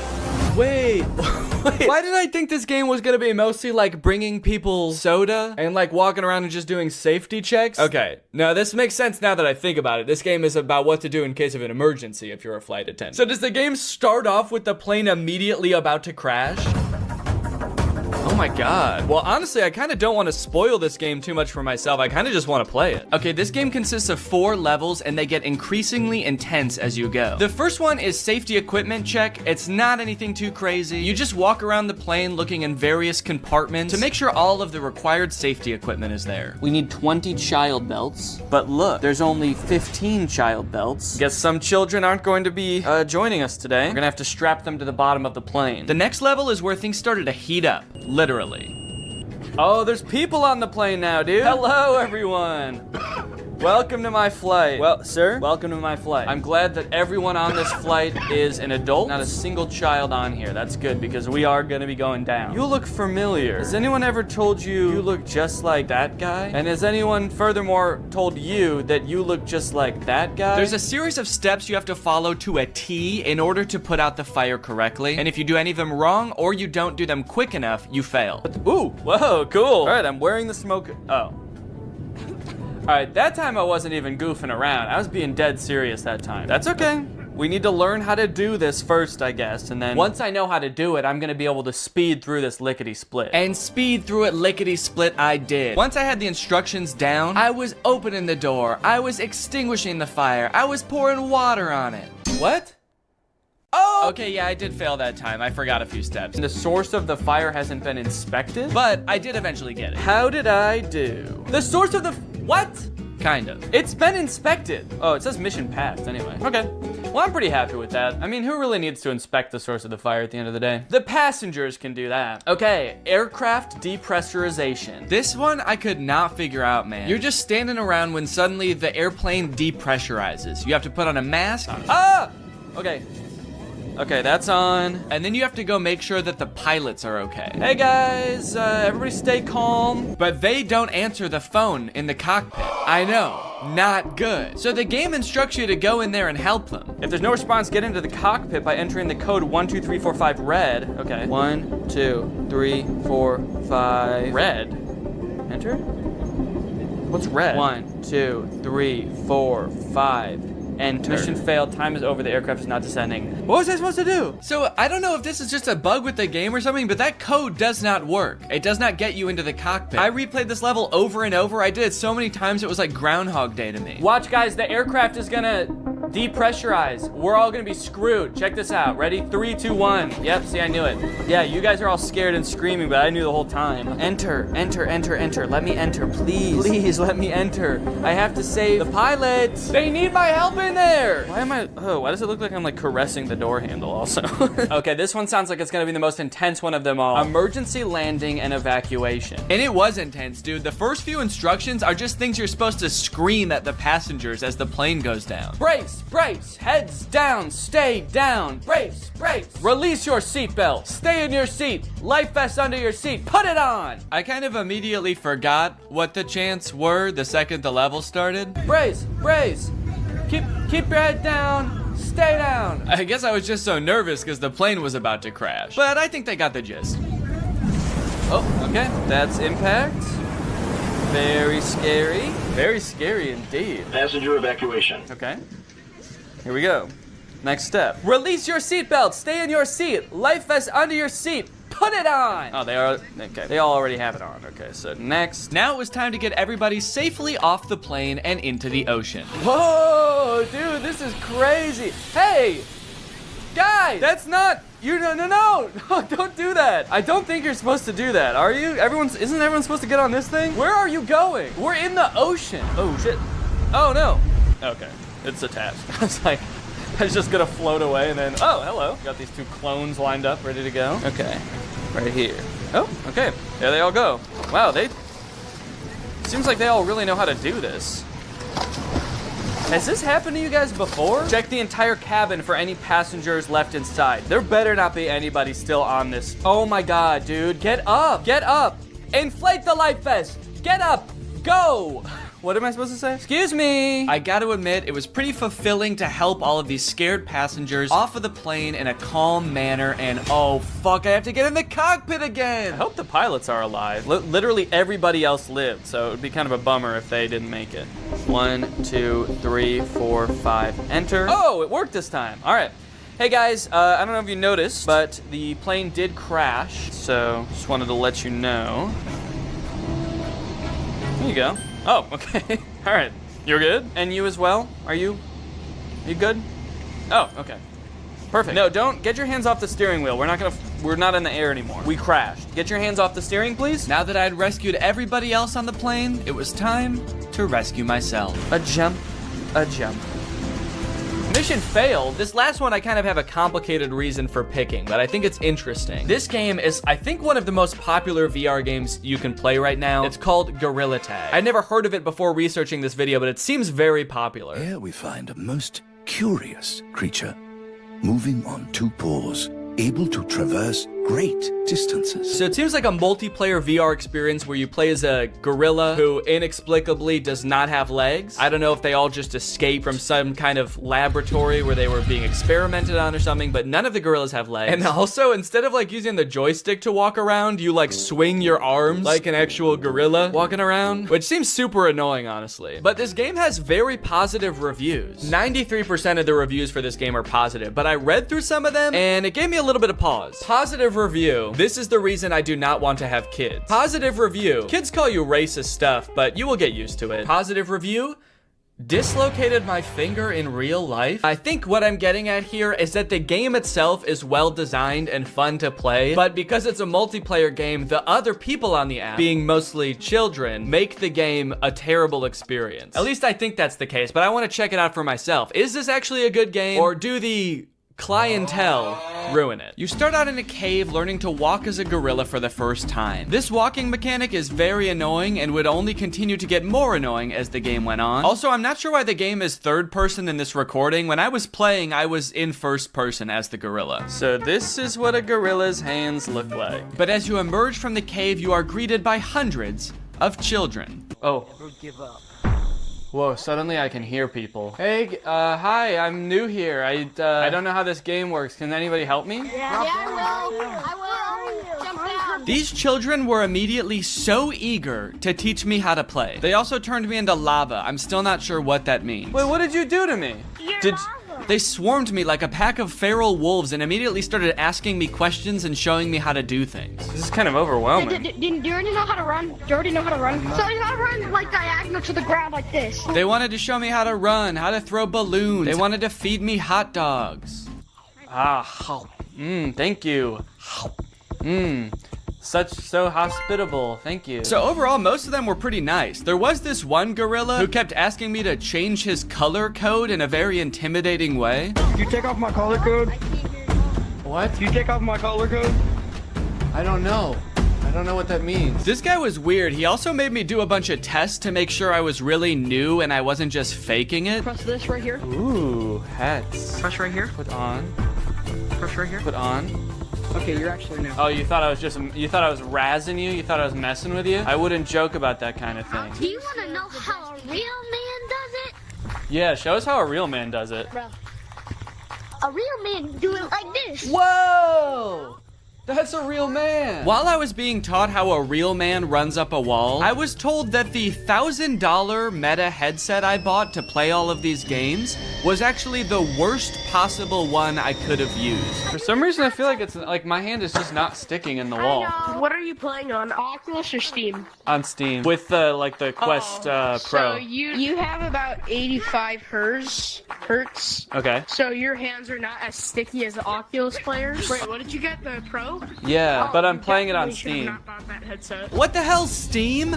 And Mark? My gaming setup is too good for Gorilla Tag? How fucked up is that? Once the Gorilla children had cooled down a bit and started to go back to doing their own thing, I asked my friend here if there was anything else to do in this game. Are there like mini games in this game, or like what is there to do? He decided he should take me under their wings / monkey arms and teach me their favorite game. Let's teach them how to play Monkey on the Shelf. Okay, let's go. Now jump on the computer. Okay. Now join code Joe Mama. Monkey on a Shelf is a don't touch the lava type game where you try to make it from one end of the room to the other without touching the floor. I kind of thought there would be mini games like programmed into this game, but there is no structure at all. They just like pick one monkey to watch and make sure people don't touch the floor. While we played, we got to talking about some of the negative things people had to say about this game. Are there a lot of racists in this game? The review said that like it was just a bunch of racist little kids. Yes. Yeah, there are. There are. Did they get banned? Sometimes. Before I knew it, it was time for me to log off. All right, guys, I gotta go. But can I just say? Nice knowing you. Can I just say thank you guys for taking me under your wing and teaching me how to play this game. I couldn't have done it without you. Thank you guys. You're welcome. You guys are the coolest monkeys I've ever met. Yep. All right, bye. Well, Greg, there you have it. The world of VR is a magical and mysterious place that I am proud to have explored here with you today. If you have any other games you want me to check out, let me know. If you're not subscribed yet, make sure you subscribe and turn on my notifications to join Greg. Otherwise, go ahead and check out another video right here, and I'll see you guys in the next one. Bye-bye. What's up, Greg? Lately, I've been seeing a lot of discourse around alpha male podcasts on YouTube. I've seen a lot of really good commentary videos talking about these insanely misogynistic podcasts where the hosts, under the ruse of giving dating advice for men, will basically just insult women for an hour straight. Guys, here at the Fit Wolf podcast, we know that the dating game is tough these days, you know? Men don't know what women want and are finding it harder and harder to find a good girl to settle down with. So tip number 1 to finding a good girl is invent a time machine. Invent a time machine and go back to the 1750s, because that's the only way you're gonna find a decent woman. Because every woman nowadays is a thought. That's right. Every single Michelle out there that I used to date a month ago is a thought. They get mad at the dumbest things, like saying that women have no inherent value and their only purpose on this earth is to bear my children. And they forget to turn off location sharing even though they broke up with me a month ago. Michelle, I know you're over at my friend Brandon's house right now. I'm outside. But I think I might have found something that takes things one step further. I saw this video on Reddit the other day that's a trailer for something called The War Room. And instead of being a podcast for these like alpha male, misogynist, entrepreneur type guys, this is a club for those same types of guys.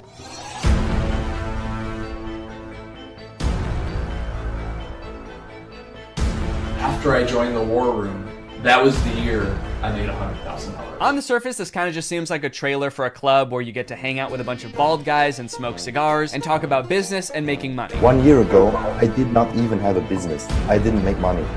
Now I make 5 figures every month. I didn't have a business. I didn't make money. I didn't even want to start a business before I was forced to join the War Room at gunpoint a year ago. But now, I have a business where I'm selling fitness products to all of my friends. And if I get them to sign up too, and their friends to sign up too, and their friends to sign up too, I could be making minimum wage. But if you watch a little bit longer and you look a little bit closer, there's more here than meets the eye. For example, quotes like these. Making money is easy. You just take it from somebody. Doesn't sound like making money. That just sounds like stealing. In the War Room, You learn how to be James Bond, where you can just pick up any weapon and use it. I'm sorry, I think I'm struggling to see the connection between business and knowing how to use any weapon. Is the War Room an actual militia? I was just assuming the war in War Room was just for branding because men like violence, but now I'm kind of scared. It keeps cutting back and forth to like shots of them shooting guns. I'm a little worried about making this video, honestly. Usually when I make commentary videos, the biggest thing I have to worry about is getting a copyright strike, but now I'm worried about getting a drone strike. A lot of times, like, the alpha male types will use metaphors like talking about how we're like wolves, or like how love is like a war. So I assume this is like a metaphor, like business is like war and dating is like war. But the War Room is like war is like war. Get your gun, dude. We attack at dawn. A lot of people had a bad time in college. I was not one of them. And I credited a lot of that. Did that guy just shoot fire out of his hands? What does that have to do with any of the skills you learn in this club? I didn't know anything about business before I joined the War Room, but I've been a member for 5 months and now I'm a wizard. How does being a wizard help you with business in any way? Does being magic help you organize your finances in some way? Who said anything about business? You did. That's what this club is about, isn't it? That's it. This interview's over. Okay, I'll stop. Give me money now. Definitely makes me want to join. You got dudes shooting guns, swimming, doing group exercises on a hilltop, watching other people gamble, smoking cigars. It kind of just seems like one super long bachelor party for men whose wives have already left them. And then at the end of the video, it gives you the URL to sign up. It says 54 countries, 1,000 members, and resist slavery. That's the last thing it says in the whole video. It says resist slavery, and then the video ends. And it's like, yeah, I will.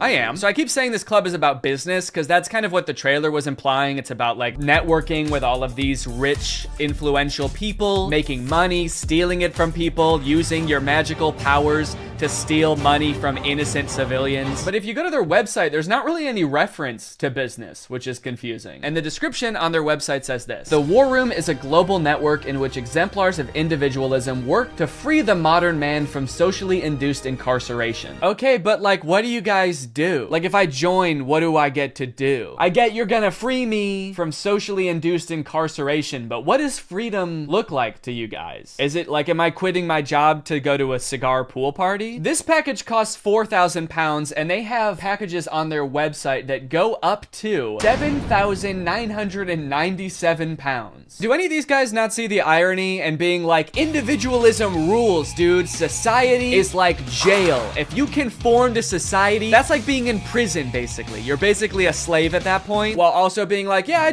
paid $7,000 to join a club where everyone looks and dresses like me. I didn't want to be a stereotype, okay? So I joined a man club to smoke cigars and shoot guns. And that's sort of what makes me an individualist. It just feels like they're kind of playing the like, I'm not like other guys card. And I guess in some sense they're not like other guys because most guys can't bend the elements to their will like that one guy. But other than that, I mean, it's just like all the pictures are just guys hanging out in dimly lit clubs, doing military style drills. I don't know what's going on here. In case you're not sold yet and you haven't been convinced to join, let me read you a little bit more because the War Room's website uses like every cliche pickup artist tactic to try to get you to join this club. We got the classic negging. What can you bring to the War Room? Truthfully, very little. Probably nothing at all. You are not ready for the War Room. You will not revolutionize what we built. If you had the capabilities we required, you would already be inside. What? They think I can't bring anything to the War Room? They think I'm some kind of sucker who doesn't have my life in order and can't manage my money. I'll show them. I'm gonna take out a 4th mortgage on my home and I'm gonna join this club. We'll see how stupid they think I am then. They also use like the get it while you still can technique that's in like every as seen on TV commercial. This chance won't last forever. We will not hold this open for everyone. Soon, membership will close. The War Room members and their sons will remain the closed wielders of global influence into eternity. Holy shit, dude. They're closing submission soon? I'll be right back, guys. I gotta go. I'm not doing this for me, okay? I'm doing this for my son. I guess my son gets to be in the club too if I join. I gotta go. Now, I don't have any way to look and see how long it said this on the website, but if I had to guess, I would guess that it's been on there as long as this website has existed. Why would they close submissions? How does that make any sense? Do they want to stop making money? The founder of this club is like, whoa, I'm too rich, all right? That's one thing we teach in the War Room is you can't have too much money. I mean, if this is like a militia, do they have enough soldiers? Is that why they're closing? Soon, 1,000 bald men wearing tightly fitting t-shirts will be storming the beaches. We can't wait around for you forever. So you might be wondering who the head of this club is, right? It must be someone like very rich and influential if he's expecting to get people to join just based on like the connections that you can get from the club, right? Well, this is where things get a lot more creepy.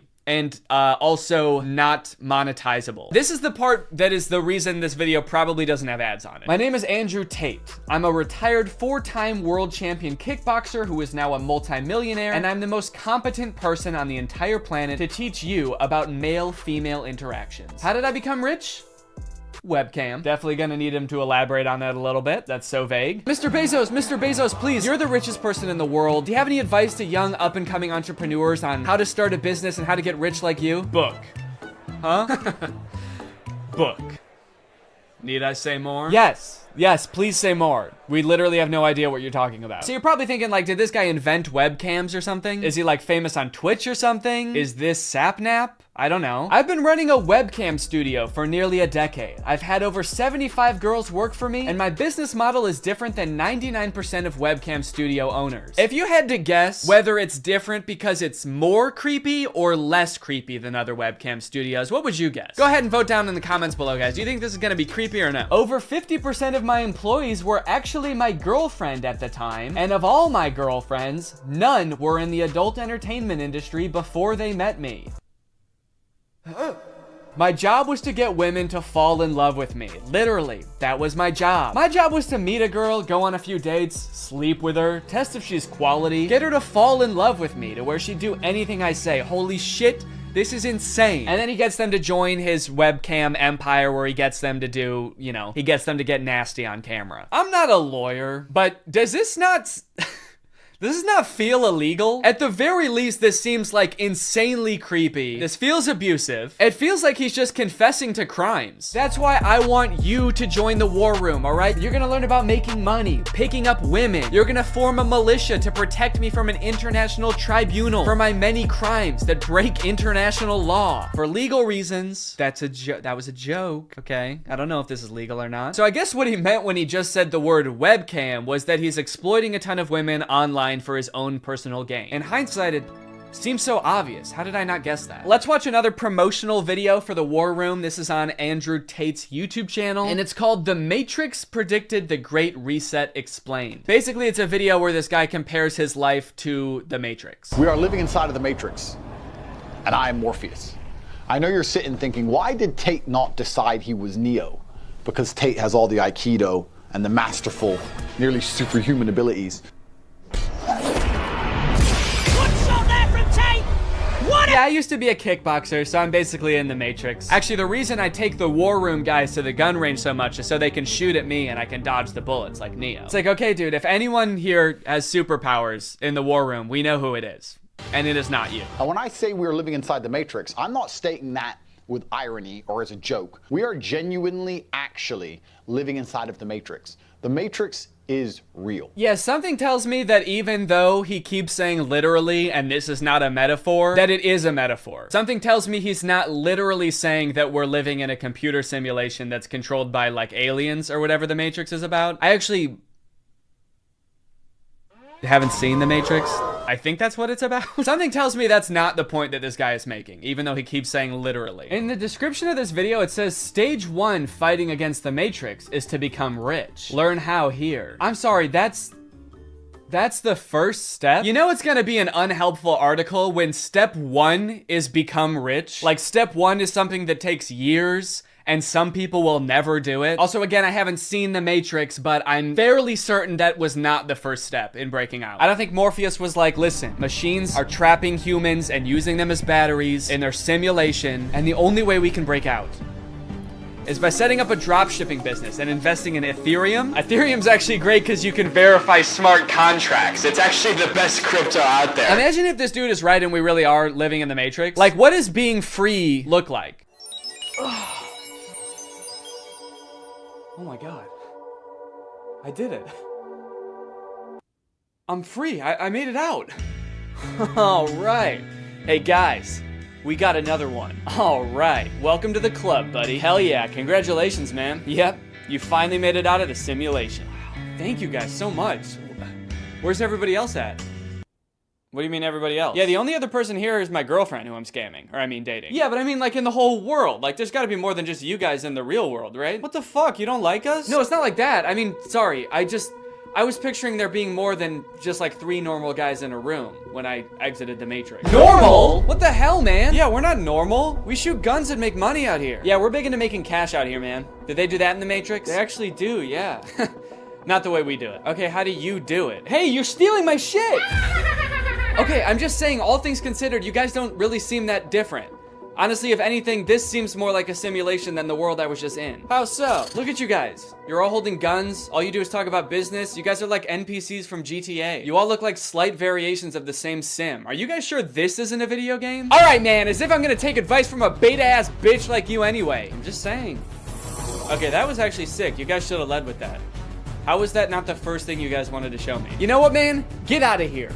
You don't belong here anyway. Yeah! What? Go! Get out of here! We don't want you! Yeah. Okay, alright, I'll go. Honestly, I'm actually not really sure how to get back, but if one of you show me, I will go. Get the fuck out of here, man! Go, get lost! Get son of a gun! Go! What are you still doing? Get out of here! Go! I feel like this is definitely a video game. How can I keep my husband? I want to keep him happy. And I think all the women listening to, they want to know the secret. I'll tell you the secrets. Men are biologically designed. We're evolutionarily hardwired to seek status. You want power, you want status, you want the fast car. You don't care about the car. You want everyone to know you have the car and they can't have the car. Right. If everyone had a Lambo, you wouldn't want a Lambo. So every single thing we do is status driven to some degree. It's true. Meaning the female we are with has to add status to our lives in some form. If you want to keep your man happy, you need to think, how do I make my man look better to the world? How do I make him look better in front of other men? What a bizarre take, dude. How to be a good woman? Make your man look good to other men. You basically need to be a wingman for your husband to pick up dudes. I hate arguments like this so much. Alpha dudes are always trying to bring up like what men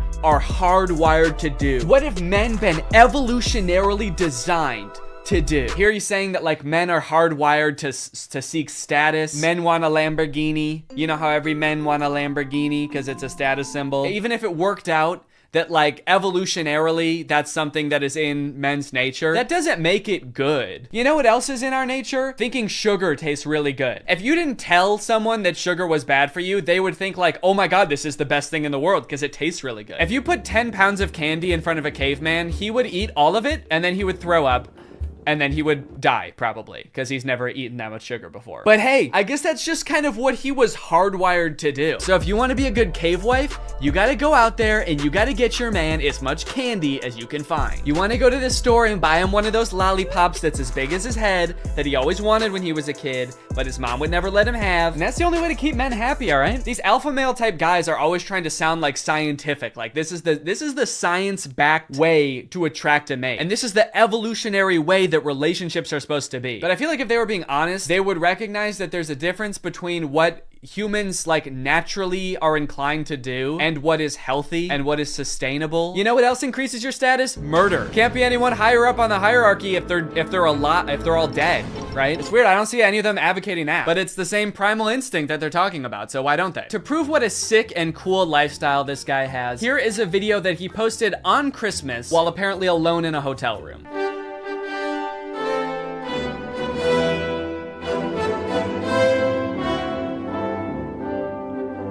Merry Christmas. I think a lot of people have the wrong idea about me. They look at me and they go, you hear about that Tate guy, you know, he's a 4-time kickboxing world champion, he's tall, he's strong, he's smart.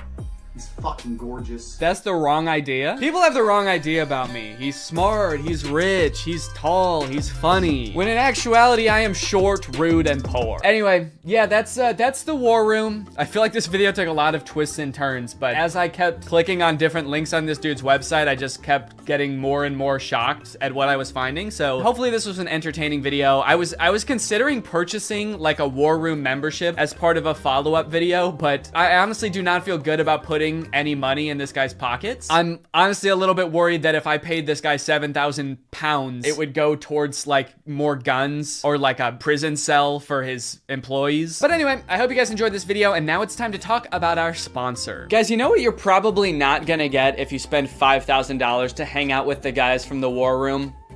Delicious home-cooked meals, which is why I thoroughly believe that today's sponsor, HelloFresh, is a much better investment than the War Room. HelloFresh has been a longtime sponsor of the channel, and I love their service. Every week, they send you 3 delicious meals that you get to cook at home with all of the ingredients pre-portioned, so you can skip all of the prepping and planning and going to the grocery store that, if you're like me, stresses you out about dinner time. HelloFresh is equipped to be able to serve a bunch of different lifestyles. With fit and wholesome recipes and low calories or carbs, you can indulge in delicious meals without having to worry about breaking your diet. My favorite things about HelloFresh are that, one, I only know how to cook a handful of things, and HelloFresh has a huge variety of recipes. Like every week you get to choose from something different. And two, they're a super sustainable option. The packaging that they send you your food in is already recycled content, and HelloFresh cuts down on your food waste by 25% over grocery shopping. Cooking with HelloFresh is fun and honestly super easy. Anybody can follow the instructions and it'll kind of make you feel like a chef. So if you want to check out HelloFresh, then go to HelloFresh.com and use my code TrulyGreg16 to get 16 free meals and 3 surprise gifts. I don't know what the surprise gifts are, but if it's anything like their food,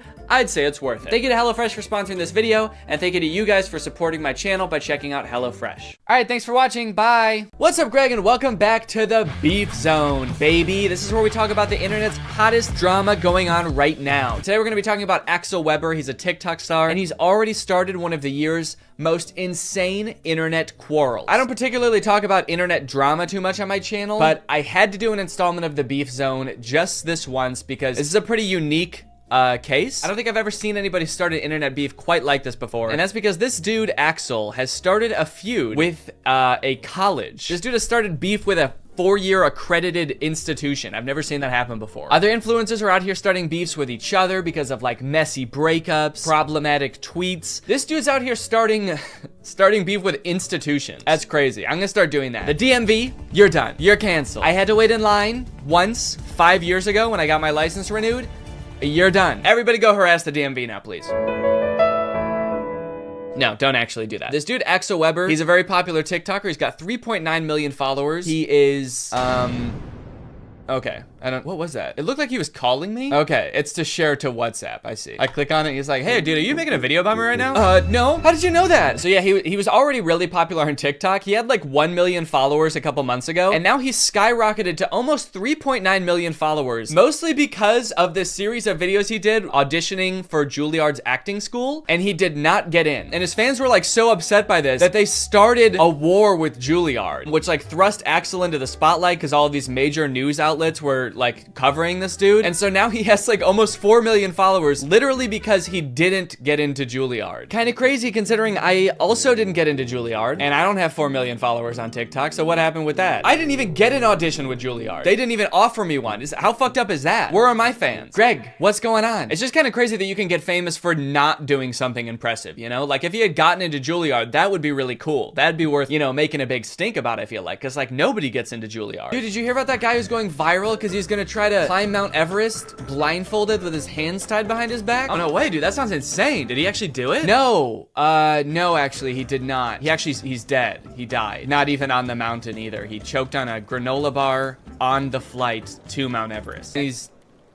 going viral? Yeah, dude, his funeral has 800 million likes. So I feel like to fully appreciate this story, we kind of have to go back to the beginning where it all began. So in December of 2021, just about a month ago, Axel had just moved to New York. He's pursuing acting. He's making a bunch of TikToks about living in the world's smallest apartment, and he has just hit 1 million followers on TikTok. Hi, we just hit 1 million on TikTok. Come on.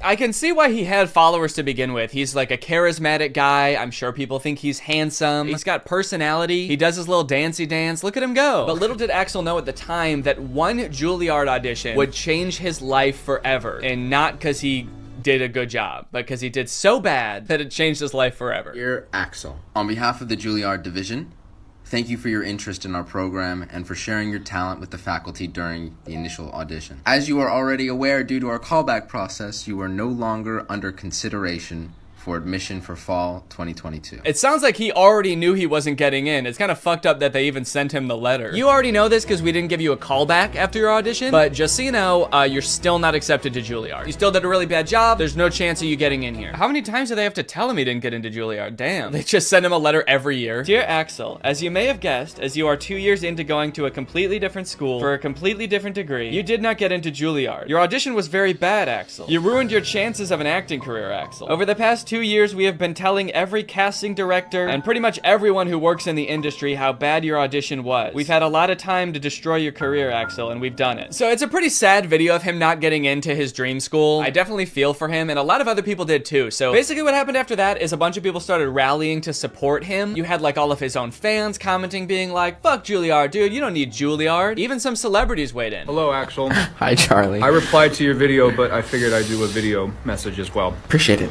Not only did I not get into Juilliard, but I didn't get into 5 of these prestigious schools that I wanted to get into that I thought could better my career. Don't believe it. And while I do think school is great, and I did end up going to Berkeley, Okay. a prestigious Berkeley. conservatory for the arts Congrats. is not going to be the thing that defines your career as an actor. Ooh. Honestly, I mean, it's a sweet sentiment, and I agree with the message. You know, not every famous actor went to a super prestigious school like Juilliard to learn how to act. You know, some just had rich parents, and so that's how they got into it. Lucky for him, I feel like he seems to like Charlie Puth. I feel like this video would not be nearly as impactful if it was like some guy that Axel does not care about. There's a video of Vanilla Ice being like, take it from me, Vanilla Ice. I didn't get into Juilliard either, but that didn't stop me from becoming the 20th most famous person for 1 month in 1995 and then slowly slipping into obscurity for the rest of my life. Axel's like, oh, thanks, dude. Does anyone else want to chime in? Did anyone else not get into Juilliard? Someone with like a lifelong body of work? Someone with a really impressive career? It wasn't just like celebrities reaching out to Axel either. There were like different organizations being like, hey, you don't need Juilliard, dude. Come work with us and we'll get you to where you want to be in your career. I didn't get into Juilliard. We know that. And I did get another letter to prove it. This is the 17th one they've sent me now. But I did get a modeling contract with one of the largest agencies in the world. So I am a little confused about how this happened or why Axel seems to be so like excited about it. It does seem to be like totally unrelated to what he said his dream was. I thought he wanted to be an actor and go to a prestigious acting school. Like, does he even want to be a model? I don't know if he's ever mentioned it before. I watched a few of his TikToks from like before that, and it seemed like he really wanted to be an actor. It's like a totally different industry. All right, guys, you know that my dream of becoming a professional actor didn't work out, but I am still gonna be working in the industry, it turns out. I got a job at a movie theater. I think I may be able to work my way up from there. I think you'll be seeing me on the big screen real soon. It's just weird to see him going from not getting into a school that he wasn't qualified for to getting a job that it seems like he is even less qualified for, because I assume he at least had some sort of like acting prowess or like did some sort of acting before he started applying to acting schools. But modeling, it's like he didn't even want to do that before. Not only did he get a modeling job out of getting rejected from Juilliard, he also got a New York Times article. We just made the New York Times. When Axel Weber was rejected from Juilliard, the internet stepped in. The article is basically covering how all of Axel's fans flooded the Juilliard Instagram account to like lambast them in the comments. Which, to be fair, Axel does say like, don't do that. More than anything, we cannot bash Juilliard though.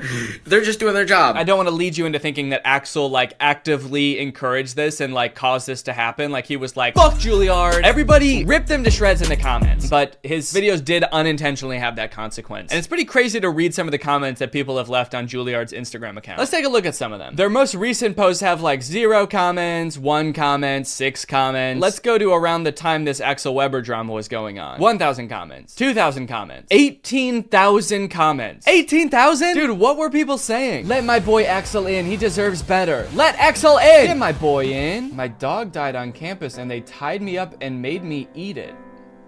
Doesn't have anything to do with Axel. Dude is just straight up slandering this university because his boy didn't get in. Don't worry, Axel. You should be glad you didn't get in there. All right? They made me eat my pet. You're gonna regret it when that man wins an Oscar. I honestly don't even think that they would regret it if he like ended up having a successful acting career. They really only care about the people they did admit having successful acting careers. In general, I've seen a lot of comments that have the same tone of like, I bet Juilliard wishes they never rejected my man. And it's like, yeah. Probably, but I don't think it's for the reason you think. I don't think it's like the dean's office that are like, oh, we should have never said no. He's so talented. Look at him on TikTok doing his little dancey dance. He's wearing a sweater. He's modeling. Oh, what we could have had. No, it's not them, dude. It's the poor like 20-year-old marketing intern that runs the Juilliard school Instagram account. It's the person who keeps getting notifications on their phone saying like, let Axel in. New Instagram comment.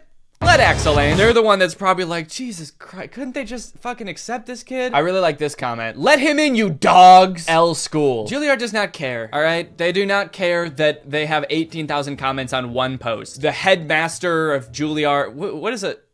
What is like the person who is in charge called? Is it the dean? The headmaster? The principal? I went to college. I don't know why the president. We had a president of our school. I don't think the president is reading these comments being like, L school. Oh, classes are canceled today. Go home. Everyone go home. It's also like, whoa, dude, don't start insulting the kid's dream school. You're not really rooting for him if you're like, oh, you wanted to go to that L school, Axel? That decrepit excuse for a school run by dogs? I definitely feel bad for whatever school he applies to next if he ever tries to apply for college again. When they get that application, they're just gonna like start sweating immediately. All right, who's next on the list of applicants?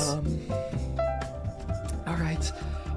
No pressure, but if we don't let this kid in, we're gonna get doxxed and swatted. Right now, you're probably wondering, like, what were Axel's chances of getting into Juilliard? Like, was he a shoo-in and like a really good actor and had like an insane experience? What is this guy's qualifications? First off, let's look up how hard is it to get into Juilliard. Spelled Juilliard wrong, so I am definitely not going to get in. Admission to Juilliard is highly competitive with an overall acceptance rate between 5 and 8%. So it's an extremely difficult school to get into. Obviously, it's like insanely prestigious. But you know, maybe he killed his audition. Maybe he's a great actor. So let's see. He has a TikTok talking about how his audition went. So let's hear in his own words how he describes it. Here's how you absolutely botch a Juilliard audition. Remember I said the only thing I can't do is an accent?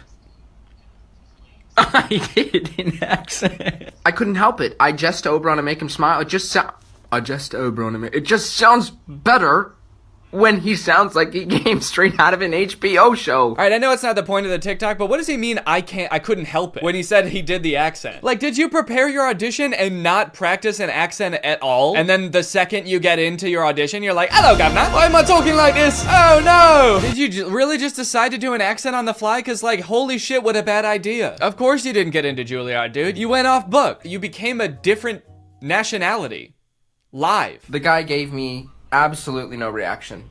He just stared right into my soul. I feel like that's kind of how auditions go, though. If you do a really great job, they're not supposed to be like, like right off the bat. I think they're supposed to play it cool because they can't like make you think you got the part just in case, you know, someone even better comes in and then they have to give it to that person. And what reaction was he expecting? Guys, I don't think my audition went very well. The admissions director didn't even come. He just said, thanks, that'll be all. You know what he should have done if he wanted to impress them? He should have came into the audition speaking in a British accent, and then when he was actually reading his monologue, switched to his regular American accent. They would have been blown away. I have an audition for Juilliard, January 9th. I have to learn some Shakespeare. Never even read Hamlet. I jest to Oberon and make him smile when I a fat and bean-fed horse beguile, neighing in likeness of a filly foal, and sometimes I lurk in a gossip's bowl. I don't understand what's happening. Not that I really think that this made a difference, but just a word of advice. If you're applying for a college, I wouldn't post on your like public social media something about like the application process or the audition process being like, I don't know what the fuck this means. This shit's dumb, dude. Shakespeare sounds like an idiot, man. It's also weird that like, after all of these videos of him being like, I don't know what the fuck Shakespeare is, and him being like, I randomly did an accent at the audition, that all of his fans still have his back. And they're still like, you deserve to get into Juilliard. Don't worry, we'll take it from here. We're gonna get you into Juilliard. We're gonna storm Juilliard for you, buddy, don't worry. Anything to get you in. All of this brings up a bigger topic of like, why are people so invested in this guy getting into Juilliard? This guy who like, has literally shown no prowess, no acting prowess whatsoever. He's been like, I botched my audition.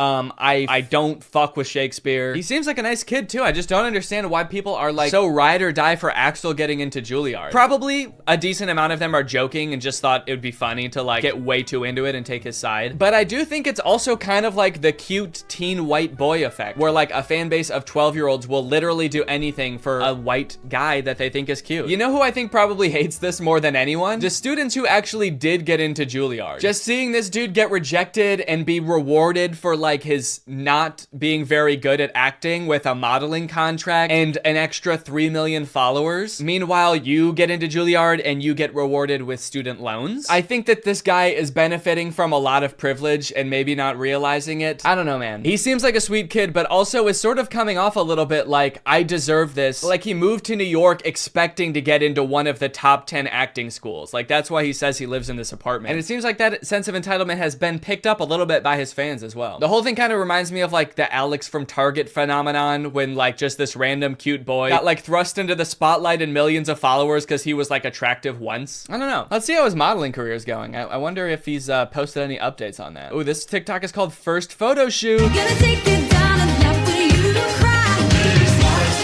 He's a natural. All right. Well, that's pretty much the whole Axel Weber thing. It seems like he's doing good now. He's got his modeling career going, and I guess we'll be seeing him on the cover of Vogue pretty soon. Hopefully you guys enjoyed this video. If you do and you're new here, make sure you subscribe and turn on my notifications to join Greg. I'll see you guys next time. Bye. All right, I have 2 things to apologize for. 1, this video is definitely gonna come out after Christmas, and 2, sorry I look like such a freaking nerd right now, dude. These glasses. I have an ulcer on my eyeball. Merry Christmas to me. Don't worry, it's not a big deal. It's gonna get better in a few days. I just have to put these drops in my eyes like every 20, 30 seconds. I know this is gonna come out after Christmas because I'm recording this the day after Christmas. But to be fair, like, are modern Christmas movies even really about Christmas anymore? Old Christmas movies used to be like, you know, sweetie, this family is the best Christmas gift a guy could ever ask for.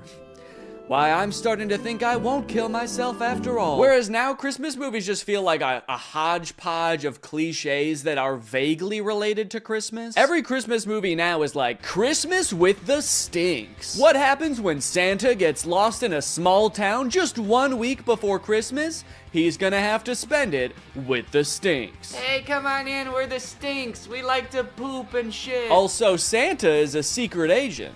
And he's got a gun. I have a gun. Starring Dwayne "The Rock" Johnson as every role and filmed entirely in front of a green screen. I have a gun. Netflix presents Christmas with the Farts. Only on Hulu, July 7th.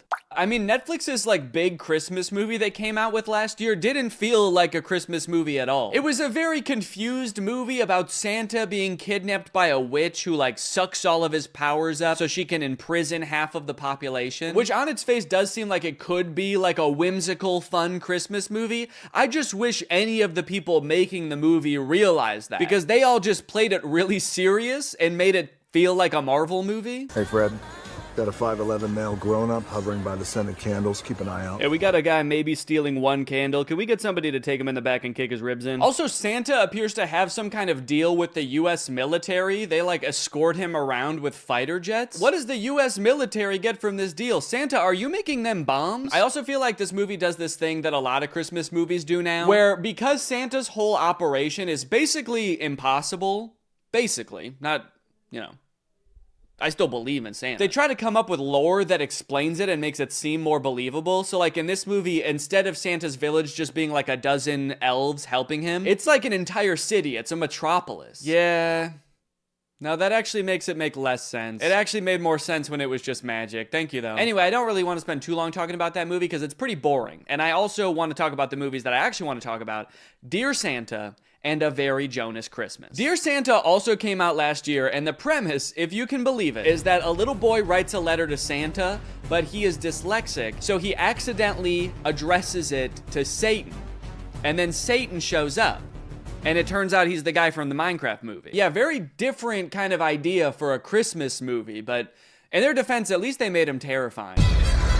Yeah, I don't know what kind of processing they did on Jack Black's face, but he looks very uncanny. I mean, he looks like a video game character. To the point where, like, he might be completely CGI. I don't know if Jack Black knows he's in this movie. And I think that this right here is what might have given me that eyeball ulcer. Young kid writes a letter to Santa, but he misspells it and it goes to Satan. So Satan, played by Jack Black, shows up at Christmas time and comedy ensues. Why did they put Jack Black in quotes? Played by Jack Black. Does Jack Black know he's in this movie? That's why Jack Black is in this movie that we made about Satan. On all accounts, this movie makes zero sense. I don't know why they made this. A child being haunted by the Lord of Darkness should be the plot of like a horror movie. Is he gonna be like his friend? Are they gonna hang out? Is this gonna be like Gooby but with an evil monster? They already made that movie. It's called Gooby. Now, going into this movie for the first time, I knew two things about it. One, that Jack Black plays Satan. And two, that something happens at the end of this movie that is in very poor taste.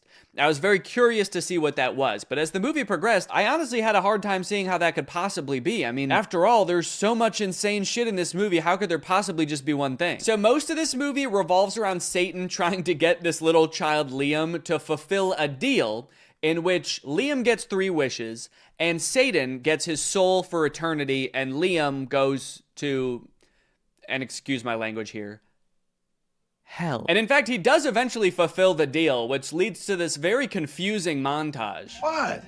Why so blue? Why so blue? I just sold my soul to the devil. I'm sorry, I'm having a little trouble seeing why him selling his soul to Satan made him cool suddenly. Damn, look at that kid. He's so cool. What's his secret? I'm going to hell. I'm going to hell. So, like, does that lead to the poor taste ending? Is it Liam's parents' marriage falling apart? Is it Liam trying to use Satan to get his crush to fall in love with him? Is it this kid's teeth? Is it him wishing Satan would resurrect his brother from the dead and it happening? Oh, yep, that's it. It's that. We wanted to make sure that it didn't get too dark. It didn't become a horror movie or anything like that. I don't know, guys. I think you made it too dark. We wanted to tell a nice Christmas story. Yep. It's nothing like Satan resurrecting a little boy from the dead to make you forget this movie had anything to do with Christmas. Also, like, a third of this movie revolves around Liam going to a Post Malone concert to impress his crush. And of course, Satan puts a spell over Post Malone to make him think that he's best friends with Liam.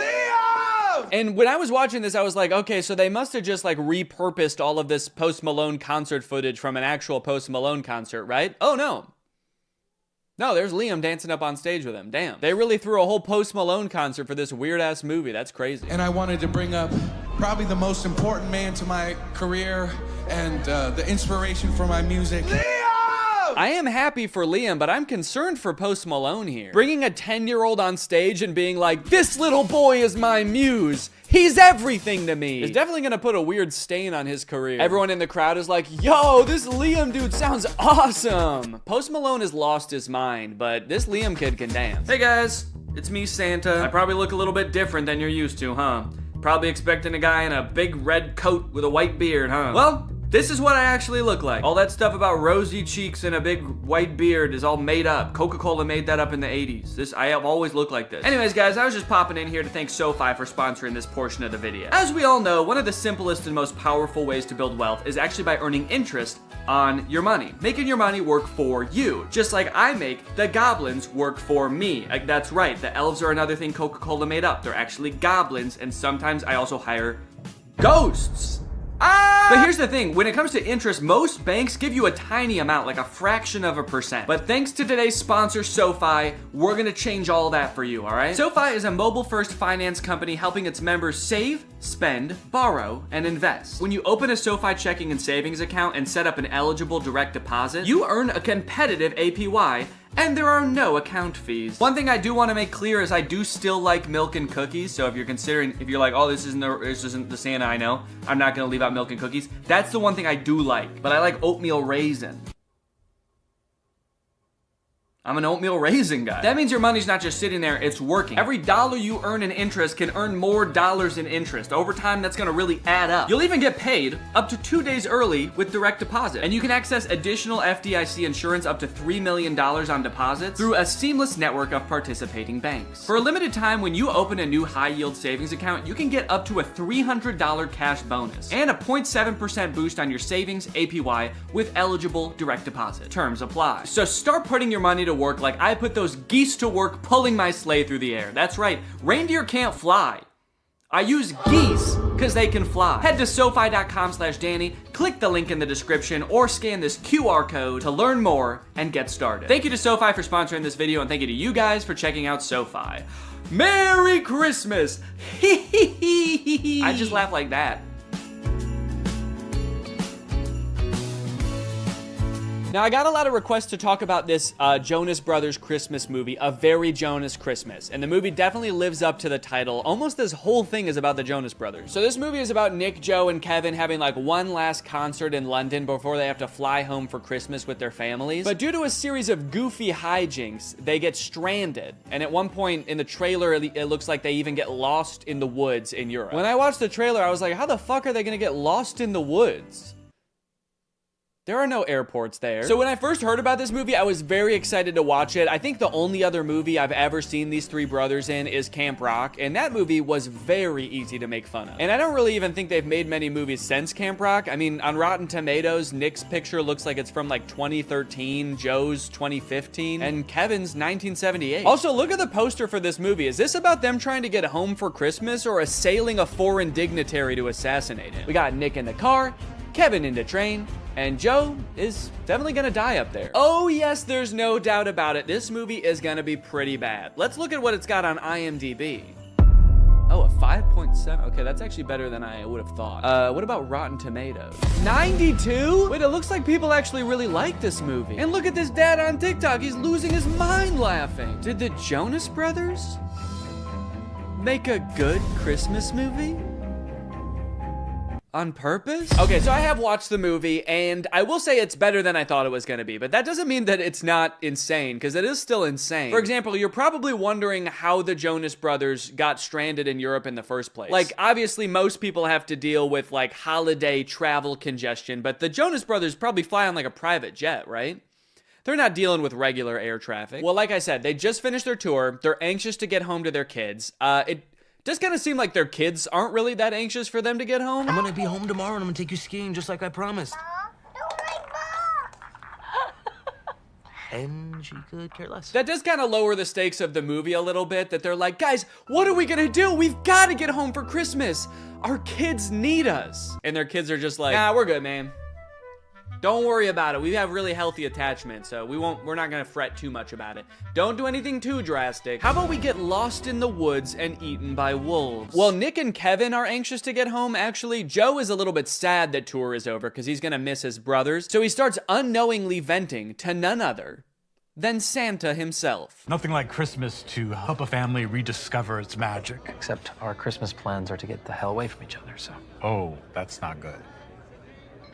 That's not good at all. Hold up. They want to get home for their kids on Christmas? No. Santa cannot allow that. Santa hates kids. So Joe walks away, and Santa is upset that the Jonas Brothers aren't going to be spending Christmas together. So he comes up with a brilliant plan. Nay, a perfect plan. Nay, a terrible plan to keep the Jonas Brothers together. Christmas spirits, I've seen something tragic. These boys shan't get home till they rediscover their brotherly magic. Unless they decide to spend Christmas with each other, the spell will keep brother stuck with brother. I mean, that's wild. Is that a thing that Santa does? He casts spells like a witch? Dang, maybe I take back what I said earlier. Hey, come on in, we're the Stinks. We like to poop and shit. No, not that. The thing about the magic. It actually made more sense when it was just magic. Thank you, though. Yeah, that. Don't worry, though. The consequences of his spell aren't anything too crazy. After all, Santa Claus works in subtle ways. Holy shit! Santa, did you check to make sure there weren't people on there? Let's have a moment of silence for all the people on that plane that involuntarily volunteered their lives for the greater good, helping the Jonas Brothers reconnect. I had no idea that when Santa worked his magic, there was so much like death and despair involved. That's crazy. Also, it's a little bit disturbing that I feel like the Santa in this movie has already done worse things than Satan did in that entire movie. You're the uptight, responsible one. You're the lovable tramp, and I'm the relatable human cardboard. Forgettable Curly, the world's most unlikely rock star. Not Nick or Joe. The one that still lives in New Jersey. Dang, they are really leaning into this ragging on Kevin thing in this movie. Like, damn, I know this is a thing people joke about. I know I've written a whole song about ghosting the guy, but you guys are his brothers, dude. Feels different when you do it. This movie is also a musical, which is kind of fun. A lot of the songs are very catchy, like Coming Home This Christmas. Unfortunately, music labels have been like very strict about copyrighted music on YouTube, so I can only show you like a tiny little snippet of it. Now, one thing that made it kind of tricky to write a video about this movie is that they do this very self-aware thing where anytime like a goofy plot detail comes up, they make a joke about it before you even get a chance to think it in your head. Wait, they're getting to the train station just barely before their train, but they're gonna stop to sing a song about it? That's kind of... You think we have time for a song? Yeah! Oh, they already... Okay. But isn't this whole plot just the plot of a bunch of Christmas movies? Have you ever seen a Christmas movie? It's literally the entire plot of the film. Damn, they're good. Who knew the secret to making a flawless movie is just pointing out all the flaws before anybody else has the chance? Honestly, it is a pretty good tactic if your sole goal with the movie was making it really hard for commentary YouTubers to make videos about it. But it does feel very defensive, and it also kind of gets old to, in every scene, be like, yo, this is kind of weird. What is going on here right now? What the hell, is that a camera? Also, there's a lot of parts in the movie that are actually genuinely funny, and they kind of ruin them by doing this like self-aware thing. Like this song that Nick sings from his musical Home Alone the Musical, where all the lyrics are just about how being home alone means that there's no people in the house. It's a very funny song. Also, I think that YouTube is claiming this one less, so I think I can show a little bit more of it. But even when the movie is actually funny, the writers still feel the need to be like, what the hell are these guys even talking about? I can't believe the show only ran 3 weeks. I can. I'm sorry, Joe. Nick is just being so random right now. I mean, what is this? Some kind of movie?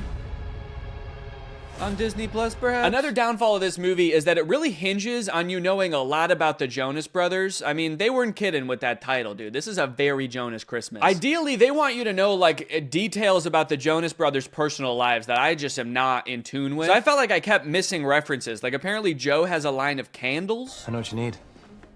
A calming chamomile candle. My new line, Glow by Joe. Also, apparently Nick and Kevin are married with kids, and Joe is divorced? I didn't know that before I watched this movie. So every time they would vaguely reference it, I had no idea what they were talking about. Got a few bad breakups under my belt as well. I'm not sure what to do here.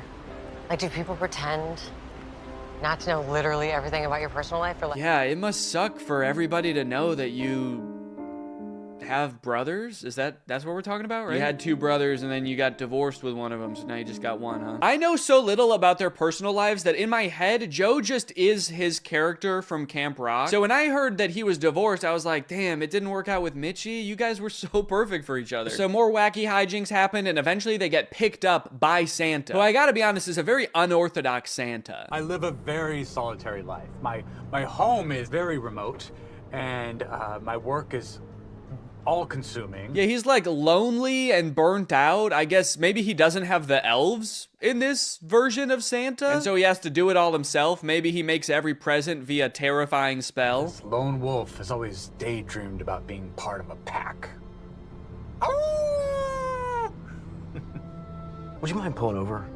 I just want to go check on my brothers. Hey, would you mind pulling over? You're freaking me the fuck out. Eventually, they find a private jet to fly them home, but the pilot crashes the plane because he's taking sexy pictures of himself while flying.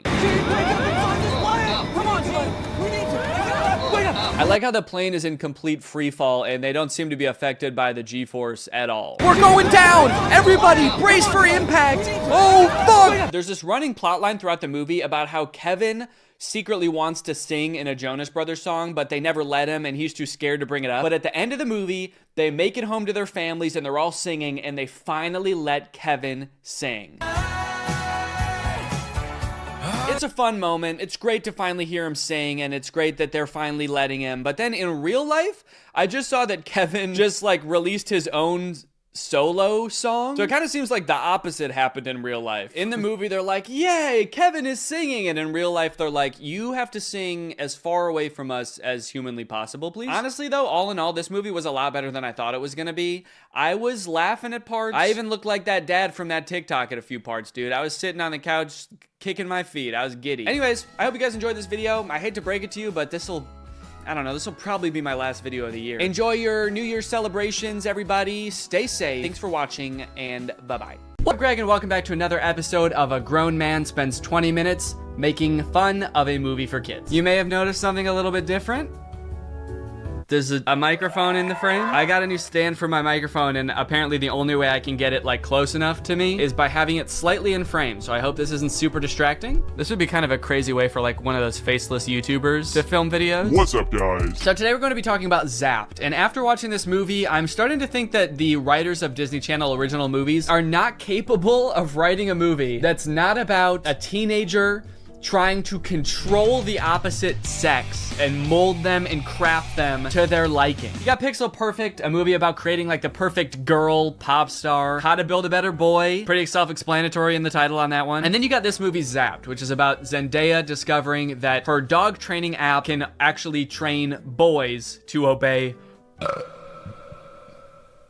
it can train boys to obey her every command. It's not actually Zendaya. She's not playing herself. It's Zendaya's playing a character named Zoe. I think that's probably pretty clear, but I just wanted to clear that up. This movie is full of dark magic. I'm convinced of it. There's something deeply sinister going on in this movie. I don't know what it is, but I'm gonna figure it out. Let's go ahead and watch it. The movie starts out with Zendaya's character Zoe giving a maid of honor speech at her mom's wedding. She's marrying this new guy, so her family is about to be merged with his family. So it's Zendaya and her mom, and then this man and his 3 sons. So it's like a family of women mixing with a family of men, which makes a lot of sense because as we know, women give birth to girls and men give birth to boys. First off, I just want to say how happy I am that my mom has finally found love again. She is the most giving person I know. Her speech starts off sweet, but then she immediately just starts like kind of complaining about having to live with 4 new guys because they're stinky. 4 guys and their mysterious odors that they always blame on the dog. Yeah, she sort of takes the opportunity to complain and just make her mom, I guess, like feel bad for marrying a guy. It's the happiest day of her mother's life. And also this guy, her new stepdad, is the happiest day of his life. And her speech is like, I hate my new family, my new stinky family. And this wedding will certainly ruin my life. To make matters even worse, towards the end of her speech, the boys lose control of their pet dog, who is at their wedding for some reason. They lose control of the dog, and the dog goes crazy and knocks like a chocolate fondue fountain all over Zendaya. And at this moment, I couldn't help but remember that Zendaya's character in Euphoria is supposed to be the same age as Zendaya's character in this movie, and their lives are drastically different. Throughout this movie, you will find that the characters are like super weird. They're like caricatures of people that don't exist in real life. And to show how much it's gonna suck really living with the boys, the writers of this movie decided to have the next day start with Zendaya's new stepdad screaming in the hallways, getting everybody ready for school. But then when he sees Zendaya come out of her room, he like doesn't know how to talk to her. Hey, morning sport. I mean, hi girl. Hi girl. It's like, dude, you're 50. Have you never talked to a girl before? The movie then establishes why each one of the new guys that she lives with is like gross in some way. One of her little brothers is really messy. The other one's always like cooking gross stuff. Which is like a weird character trait. I get the messy younger brother, but like the gross cooking younger brother, is that a thing? Is that something I'm supposed to be able to relate to? And then the oldest of the brothers is like always frantically running around. He's like always late for something. He's really scatterbrained. My pants. Where are my pants? Where are my pants? Where are my pants? Okay, excuse me, can we just establish a few ground rules here? If you're not wearing pants, please stay out of my personal space bubble. Look, Zoe, I have morning basketball practice, and then a players meeting, and then a captain's meeting, and then even more practicing. Kind of weird to respond to a request about like not invading my personal space when you're not wearing pants by saying like, but Zoe, I've got basketball practice. Like he fully like bumps his butt on her while getting ready in his underwear, and she's like, can you not do that? And he's like, sorry, sometimes when you're busy you just gotta rub up on your stepsis in your underwear. What don't you get? I'm in many extracurricular clubs, okay? Along with moving into a new house with all these boys, she also starts attending her new school, which is the school that her brother goes to. And you know how in Disney movies there's always like the distinct cliques, like there's the popular crowd and then there's like the stoners, but they never say stoners in the Disney movie. They're just kind of like, these are like the kids who wear jean jackets. This movie has the most insane high school posses ever. You got the skateboard boys. Okay, that's pretty normal. The next group she sees are the shirtless workout boys. And then just the straight up stinky boys, where the only like defining characteristic is that they're dirty, flea-ridden, smelly boys. You can hear like flies flying around them. What clique is this supposed to be in high school? And then there's the popular group, one of whom is also pretty stinky himself, actually. The Tripster? The Tripathon? It's me. I'm Trip. Oh. Bart Fong. Oh. The movie sort of writes this off as like, well, this is just something boys do, you know? New school, you gotta kind of accept what boys come with it, you know? Boys will be boys. No, that is actually not what boys do. That is something that just one very specific boy does. It's me. I'm tripping. And he needs to be stopped. I cannot remember a single moment in high school where a boy walked up to a girl, let alone like the new girl who's already like scared and doesn't know anyone and is like, hey, I'm gonna fart in your face now. Welcome to the school, smell my ass. But it's not all bad though. She does make a friend on her very first day. And in typical Disney Channel movie fashion, she is wearing a fedora. Every Disney Channel movie has to have a token fedora blazer wearing character. But the boys here are cute, aren't they? All of them. I think we have the highest percentage of cute boys in the entire greater Westlake area. Unlike Zoe though, she actually kind of likes the boys at the school. She's like, sure, they may have their flaws, but they're pretty cute. Wow, you seem a little... Oh, boy crazy? Yeah, that's the official diagnosis. Hold up, this girl has a picture of a boy that goes to her school in her locker? Is that a thing? I remember in like middle school, girls would have pictures of like celebrity boys in their locker. Imagine seeing a picture of you in somebody else's locker. I'd feel like I was being hunted. It's weird to have his picture in your locker. It's even weirder in the movie when we find out that she also actually has pictures of him printed out on her pillows in her bed.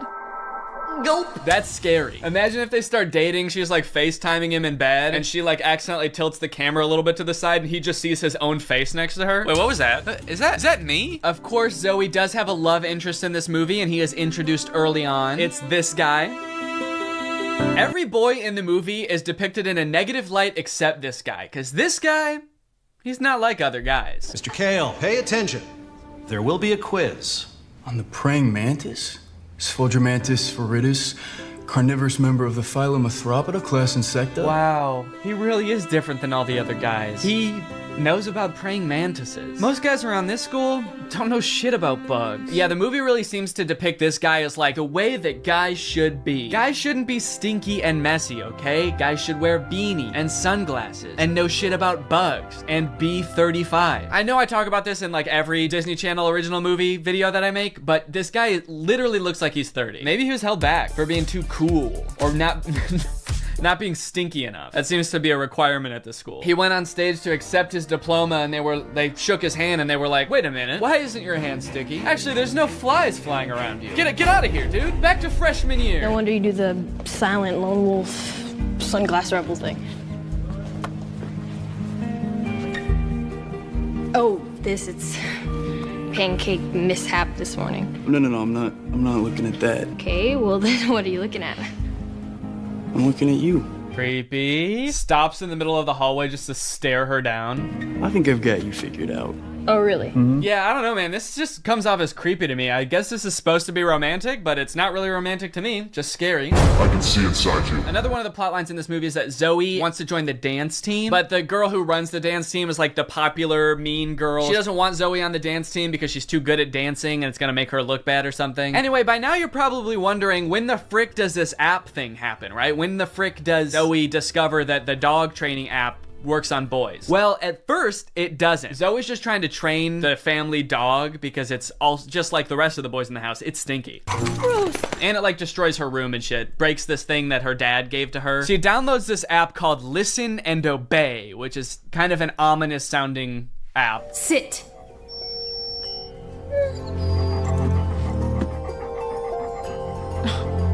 Shake. Right away, this app is already clearly cursed with dark magic, right? And the dog can even tell too, because you know what the dog does the second he realizes what's going on? He grabs her phone and runs off with it and tries to destroy it, presumably to break the curse. And then what happens next is honestly the most confusing part of the movie, okay? So the dog drops the phone in the bath. Her brother gets it out and tries to swing it around to get the water out of it. It flies out the window, swings around a satellite dish, slides down a solar panel, and lands in dog food. And from here on out, that app is now able to control boys. Any man or boy this app can control against their will. Sit.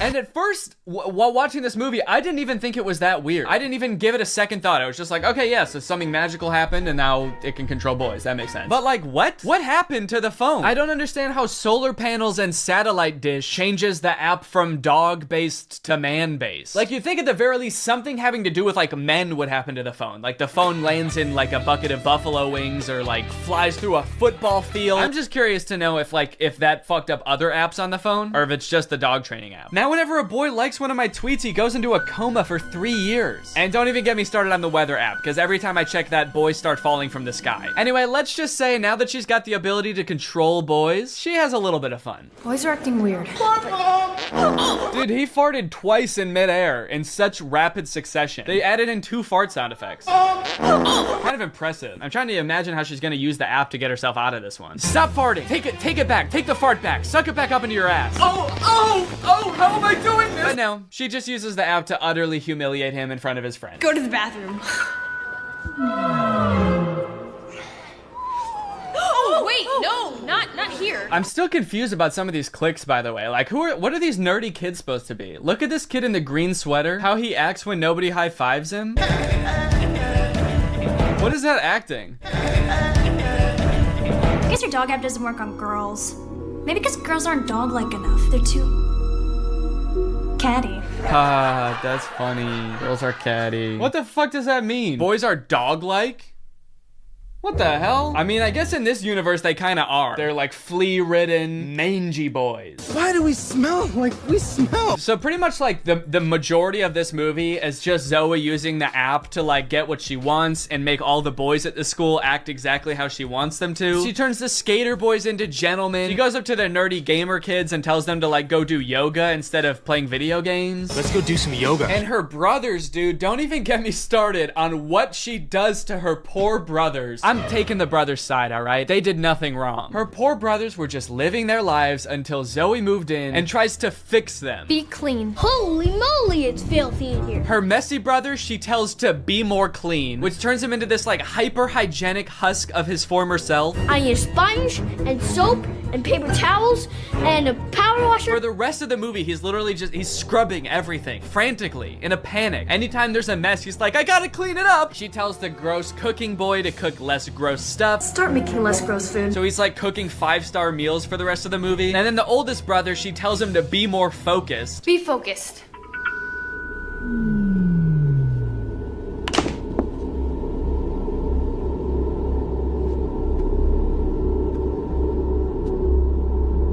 Lampshade. The boy is just like focused on inanimate objects for the rest of the movie. He's just like staring at a lamp or at the basketball net. She turns her own family into like mindless zombies and she's like, this is better. This is nice. It's creepy, dude. It's eerie, this movie. In all honesty, dude, this show walked so that WandaVision could run. This is basically WandaVision. In fact, since they're both owned by Disney, I wouldn't be surprised if this was in the same universe. This is like a prequel to WandaVision. This is where she gets the idea. It's kind of funny how low the stakes are considering the power that she holds. She could like take over Wall Street. She could get rich. She could make anybody do what she wants. Any man. She could fix every war. Create world peace. In fact, I think her friend says that at one point in the movie. She's like, we could end every war with this. And Zoe's just like, yeah, we could, but I simply will not. I think it's more important that my brother stares at a lamp for the rest of his life. That's kind of the shit I'm on. Things aren't nearly as terrible as they were. Then again, I'm talking to a dog, so I might just be losing my mind. Hey, smartphone. In this scene, there's a little bit more development with the love interest. Zoe runs into him reading alone in the park. So what are you reading? Oh, no, let me guess. The Cool Guy's Guide to Wearing Sunglasses Inside. It's close. To Kill a Mockingbird. I feel like when he holds up that book, we're supposed to be like, wow, he really is not like other guys. Except that, like, that is required reading in most high schools, so he actually is like other guys. He's like every other guy. To Kill a Mockingbird's sort of my favorite book. My second favorite is The Great Gatsby. Third favorite is Geometry 101. I just love to read, what can I say? Eventually things start to get a little crazy at school, and Zoe realizes that she probably shouldn't be controlling people like this anymore. People are getting into fights and stuff because the new cliques at school are just like not not meshing well. So Zoe's like, all right, I'll just make them stop. And she tells the app to stop. And then of course, everybody just stands still and freezes. And so she's like, oh no, I can't reverse commands. If I tell them to stop, they're just gonna literally stop. And so then like many more days go by and she's just like, well, I guess I can never reverse the thing. And it's like, well, what if you just said, hey, ignore all the commands I gave you, instead of just saying stop and being like, oh, it didn't work. The movie continues to get even more dark to like a startling point. There's a creepy ass scene where the whole JV dance team wants to resign because they don't like dancing anymore. And Zoe's like, how about I use the app to make you dance instead? And so there's just a scene of them all like sadly dancing because their hearts aren't in it, but they're being like physically forced to dance. And the movie even goes so far as to make Zoe force the love interest to kiss her with the app. Kiss me.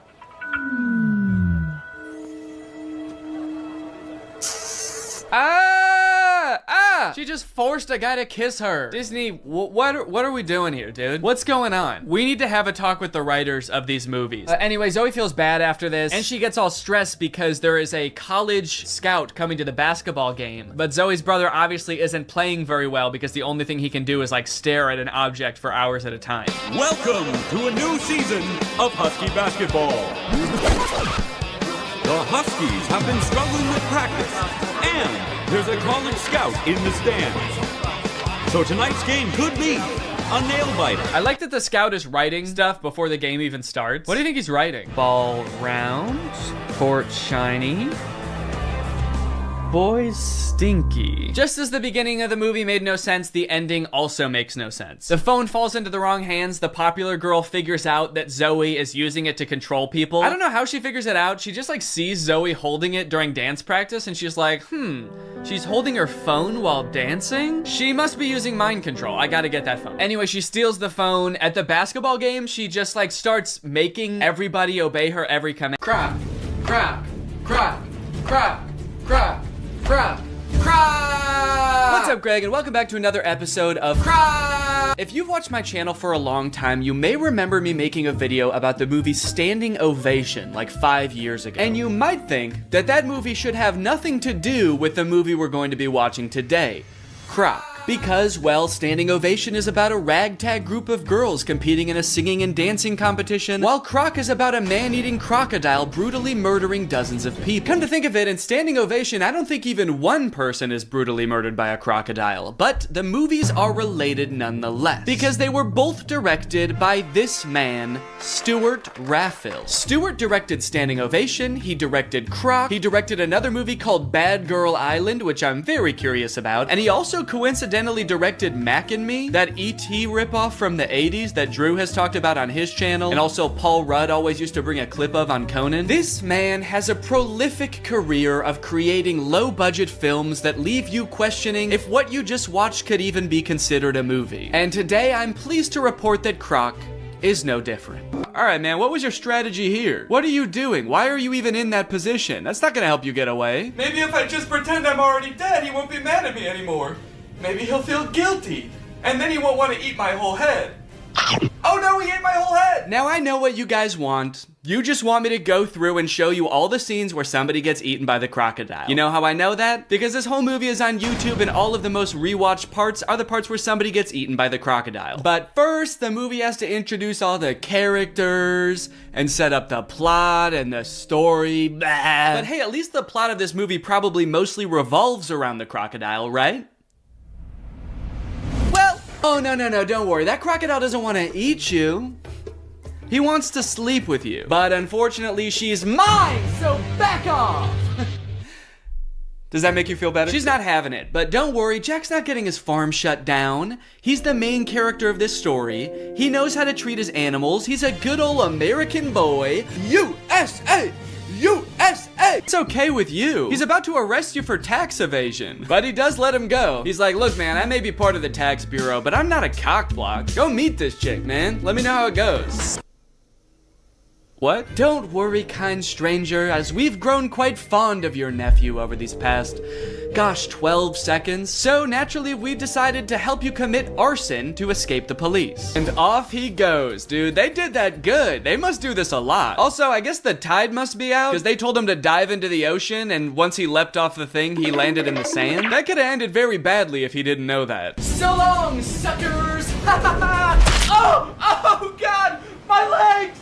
Oh, I'm going to prison! So they just time to skip town, right? Now that the police, animal welfare, tax enforcement, and this construction company are all after him. Nope, he just goes back to work like nothing happened. But not before someone else gets killed by a crocodile. Also, not before we talk about today's sponsor, Rocket Money. I signed up for Paramount Plus so I could watch old seasons of Survivor, but unfortunately, the experience of using Paramount Plus is so bad that I never use it. I don't know if it's just the app on my TV specifically, but episodes of that show used to be shot in a 4:3 aspect ratio, but Paramount Plus stretches it out to widescreen. Meanwhile, all of the ads, which are shot in widescreen, for some reason are squished down to 4:3. Also, pausing doesn't work. It actually took me like days to even sign up for Paramount Plus. I don't know why. I tried on every device and they just didn't want my money for some reason. That being said, I am very happy that Rocket Money is sponsoring today's video because it gives me a good excuse to complain about Paramount Plus. I stopped using it a while ago, but forgot to cancel the subscription, which is why Rocket Money comes in handy. Rocket Money safely and securely identifies recurring charges and lets you cancel those subscriptions with just a couple of clicks in the app. You don't need to worry about pesky customer service calls. You don't need to worry about Jeff Probst coming to your house to ask you why you're canceling your subscription. It just works. Rocket Money also has some great budgeting tools. You can monitor your spending by category, create budgets so you can get the most out of your money, and develop good saving habits. Rocket Money has helped save customers up to $740 a year when they use all the features, with over $500 million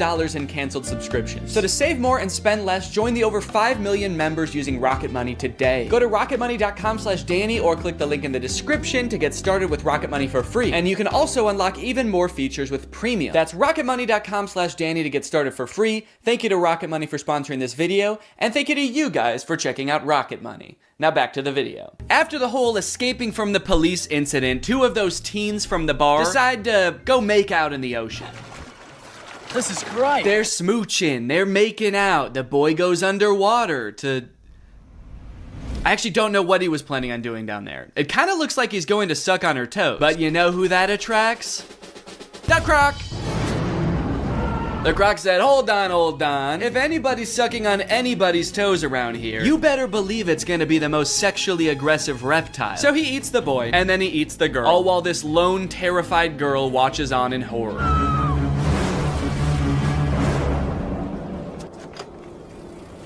I love how casually she rides away. She is in no rush. Ah, a killer croc! I gotta go get help! But I shouldn't go too fast. I gotta focus on me. I gotta take care of myself first. Yeah, no, good call. No need to give any credence to the girl who literally saw them get eaten by an alligator. Yeah, she was probably just making it up. She probably just wanted attention. She's like curled up in a corner, traumatized somewhere, and they're just like, stop lying! There's no such thing as alligators, you idiot! You killed them, didn't you? During this scene, there's a mysterious man just kind of lurking on the sidelines of the investigation. He's not part of the police, he's just there. And he's mysterious, but it seems like he might have a hunch. And then suddenly, the police pull a leg out of the water. We assumed so. You're a police officer, and you pulled up with like 15 other police officers. I know what it looks like, but no strip club tonight, Jack. Yeah, I know. People are dying. I'm here on official business. Unless... No, dude, we have to catch this crocodile before it kills again. Right. Yes, exactly. But what if it's at the strip club? Yo! So the girl that Theo was flirting with at the bar is having a funeral for her cousin. And since everyone thinks it was Jack's crocodile that ate the cousin, they are not very happy when he shows up. And he is very confused. I love this one because he is getting dragged away for so long. And they just watch him. Nobody does anything to help. They're just like, oh man... He's dead. Help! I'm not dead! There's still time! It's like I can still hear his voice. You sound scared. While Jack, Evelyn, and Croc are hunting the croc, the other two villains just die. They get eaten by the crocodile. Just the really dumb, slow ones. One thing that really surprised me about this movie is how overwhelmingly positive all of the comments on YouTube are. This movie is super boring, the acting is really bad, there are long periods of seemingly pointless plot development, and yet the YouTube comments seem to love it. But they are pretty much exclusively all about how pretty the scenery in Thailand is and not about the movie or the plot at all. So I guess that makes sense. Great movie, well filmed, nice locations, beautiful filming. Never thought Thailand was so perfect a paradise. Thanks so much. Yeah, well, it's not that perfect if people keep getting eaten by alligators, is it? Great movie with beautiful scenery. Thanks. Do these people think that the director invented Thailand? Because he didn't. It's been around for a while and you can go there. So they find the croc and they kill it. It's honestly pretty unsatisfying. What I was expecting for them to like pull off the mask of the alligator and it was the tax investigator all along. But I was hoping for some kind of closure as to like why this happened outside of two fishermen woke him up with a bomb. The ending of this movie is very somber. They're all just kind of traumatized on their little boat until Jack's sister asks Croc if the crocodile ate his leg. I forgot to mention, Croc only has one leg. I don't know if you've noticed that. And so you just assume, oh, he must be hunting the croc because the croc ate his leg. And Croc says, good. I was hoping this movie would end like an episode of The Big Bang Theory. Well guys, thanks for watching this video. I hope you liked it. If you're new here, make sure you subscribe and turn on my notifications to join Greg. I'll see you guys next time. Probably there, and that he like apparently does own these cars, or at least like, you know, has possession of these cars. Am I a little bit surprised? Yeah, I'm a little bit surprised that he's not just flexing. Am I impressed? No, I'm not impressed that he made this much money doing the absolute most evil thing in the world. A Romanian newspaper reported that the raid was sparked over reports that an American woman was being held captive at the Tate House. Police found both the American and a Romanian woman in the building during the raid, according to the report. Oh, well, that seems pretty cut and dry to me. They got reports that a woman was being held captive, and they went there, and they found her. No girls were found in my house, and nobody was arrested, Tate said. Yeah, dude, I think both of those things are actually wrong. It seems like allegedly a woman was found in your house, and also you were escorted away from the house by police. So, I mean, it seems like both of the things you said were not true. Also, it's kind of funny that it seems like the only thing this dude cares about from all the videos I've watched about him is like getting attention from women and like making it seem like women are all over him all the time. So I do kind of enjoy the fact that he's now trying to make it seem like there's no women ever at my house. There were no girls were found at my house. I never have girls in my house. Women hate me. Andrew Tate appeared to address the raid in Instagram pictures featuring him smoking a cigar in a staged interrogation room as faux police officers loomed over him. Tate added a caption, "Officer, I think we can all agree that bitches love to lie." This is insane. I mean, like, honestly, I'm not that surprised because the video that I made about him before really made it seem like he was a sex trafficker. And it turns out that that might be becoming true. All right, let's see if we can find him talking about this on Instagram. I'm curious what his comments are from like his supporters. Okay, so I guess he's in a fake interrogation room smoking cigars. This post has 37,000 likes. The top comment is "Real G. Can't break the unbreakable." Oh my god, he's got stands, dude. He's got like Andrew Tate's logo as his profile picture and his username is Tateism. Everyone's commenting "Real G, Big G." Is that like Andrew's nickname? Everybody calls him Big G. What does that stand for? None of his fans seem turned off by this. This is very disturbing. Yeah, they do. They do lie. They love to lie. That's why I moved to Romania, actually. Because I know that women are gonna try to lie about me so much that I actually have to move countries where no one will believe them. I cannot believe you took pictures. Okay, well, obviously this isn't the actual interrogation room, dude. This is like the stairwell of an apartment building or something. These are obviously staged. It's not obvious to stupid people. Man, people are obsessed with this guy. What the fuck? In front of a McDonald's, I have a Bugatti. The Big Mac. People just listing foods. The Big Mac. Someone else comments, hash brown. People are trying to order things from Andrew Tate. Fries? French fries? Okay, hold on. I think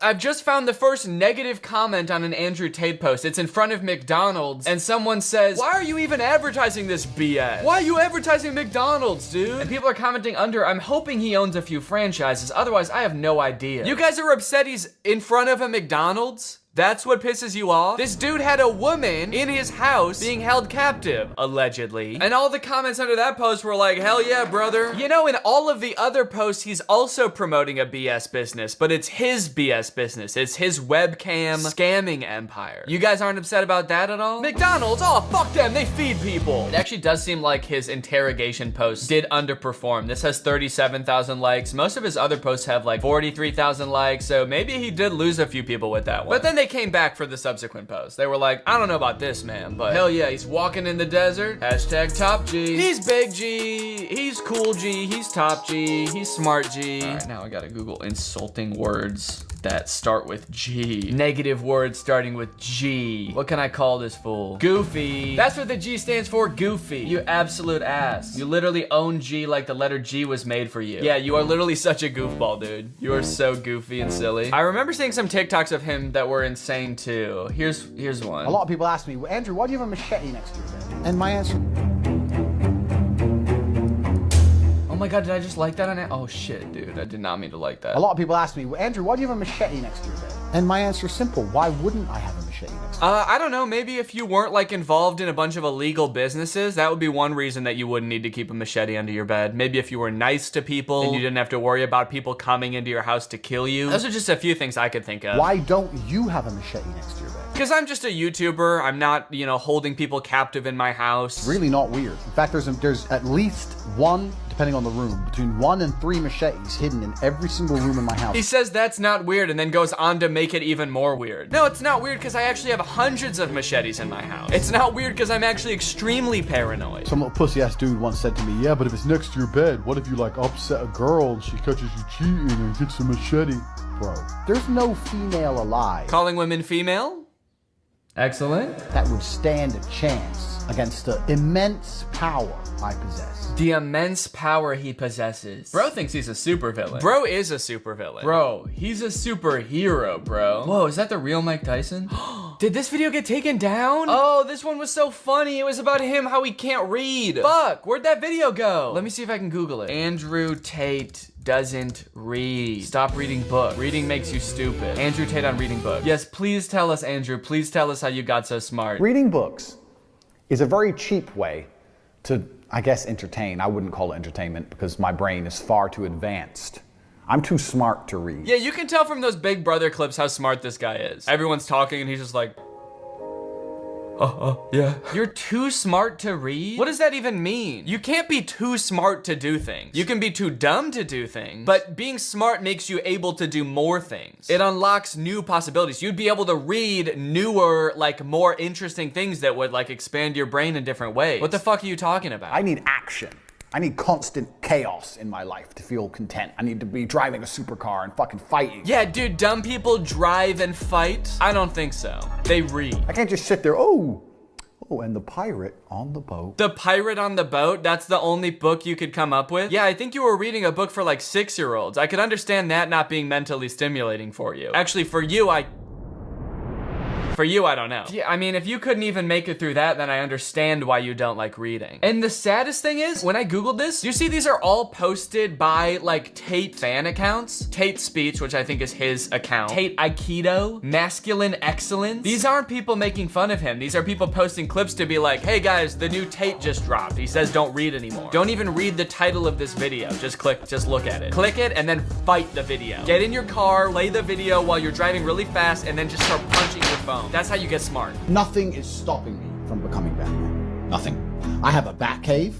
Okay, yeah. I'm charismatic. I'm charismatic. Sorry, I'm just gonna keep playing the clip over and over of him sitting in the room like, I'm charismatic, dude, I'm suave with the women, all right? When I'm in a room, everybody knows my presence. And I don't just sit there silently. Like the one time anyone's ever seen me in a room with other people, how I did back then, that's not how I do it, man. I'm charismatic. Nothing's stopping him from being Batman. I mean, he is rich and does have cars and shit, but I think there is something stopping you from being Batman, and that's why you're not not Batman, right? You're not actually out like fighting crime, helping people, trying to make a difference in the world. So there is something stopping you. I understand why it's kind of hard for you to put your finger on it, but it's your personality. It's like the way you view the world. That's what's stopping you. Because you're right, someone with your amount of wealth and charisma should be using all of those things to help people. But instead, you have a podcast where you talk shit about women, and you have a business where you exploit women and use all of the money for your own personal gain. So I think, you know, if I could help you out for a second and just like point to the thing that's stopping you from becoming Batman, it's just like, it's just you. It's just who you are. Oh, and the top comment here says hair. Yeah, that too. Ooh, people in the comments arguing about how rich he is. Yeah, bro, he's not that rich. And then the person who posted this video said 100 million plus. LMAO, definitely not. Yeah, Batman is $100 billion. Batman owns satellites. I don't think Tate can afford that. Yeah, that's true. I mean, even if this dude is rich, he is not as rich as Batman is. How much is Andrew Tate worth anyway? Now I'm curious. This website says 20 million. This website says 30 million. I honestly actually don't think you could swing it. I don't think you could be Batman. $30 million?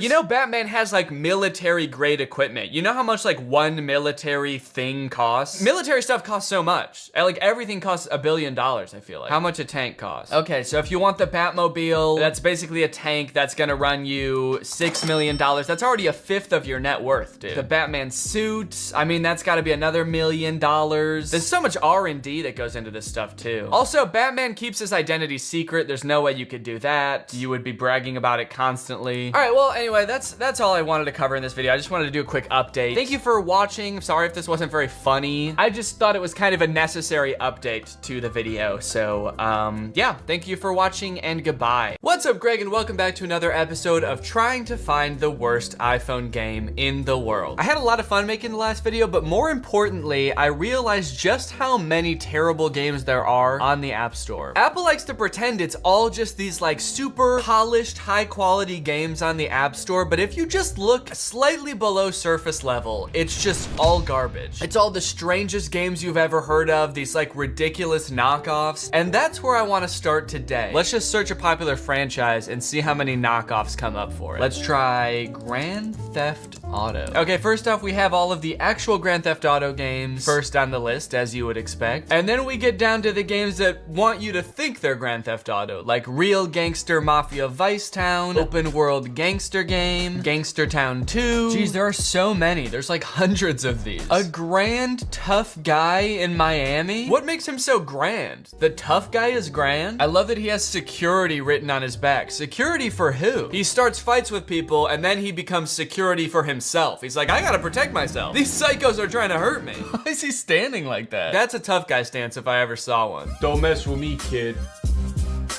Fuck around and you'll find out why. This app includes Crime Simulator, beautiful Miami crime style landscape. I've always wanted to visit Miami for their beautiful crime style landscape. Interesting rap hip hop music. You can tell whoever made this game just has like no real life ties to like any of this culture. They're like, the rap and hip hop music is very interesting. Download a grand tough guy in Miami for free and win the mafia war between gangster bands. Bands? Back the fuck up, Tony. You know these are our streets, all right? And the only way that you're taking over this side of town is if you out-rock us. Okay, grand tough guy in Miami is getting downloaded. Let's try another popular franchise. What if we type in Spider-Man? We got Spider Fighter, Spider Fighter 2, Amazing Rope Police, Open World Rope Hero, Super Rope Hero. So many of them have rope in the name, it's almost like they think people searching for a Spider-Man game might be searching like, who's the guy that shoots rope? Who's the rope hero? Oh, I love that guy that shoots rope. What was he bitten by again? Radioactive Cowboy? That's right, Cowboy Man, who shoots lassos out of his wrists. Okay, this is interesting. Gorilla Hero, superhero game. This game seems like it's trying to copy like a million different games at once. First off, it's a gorilla. It's like King Kong, but he's red and blue to be like, no, he's Spider-Man. He's the rope guy. But also it's Grand Theft Auto, but also the bad guys are zombies. And also the gorilla actually isn't blue and red. He's like a human being with like a chain on. Oh, but sometimes he is blue and red and he is swinging from rope. Hello, are you crazy to play superhero games? This superhero fighting game game or crime simulator guerrilla rampage game. This sounds like it could be two drastically different games depending on how you play it. Superhero fighting game, you can, you know, take down villains, make the world a better place. Or simulator guerrilla rampage game. You can be just a wild gorilla and fucking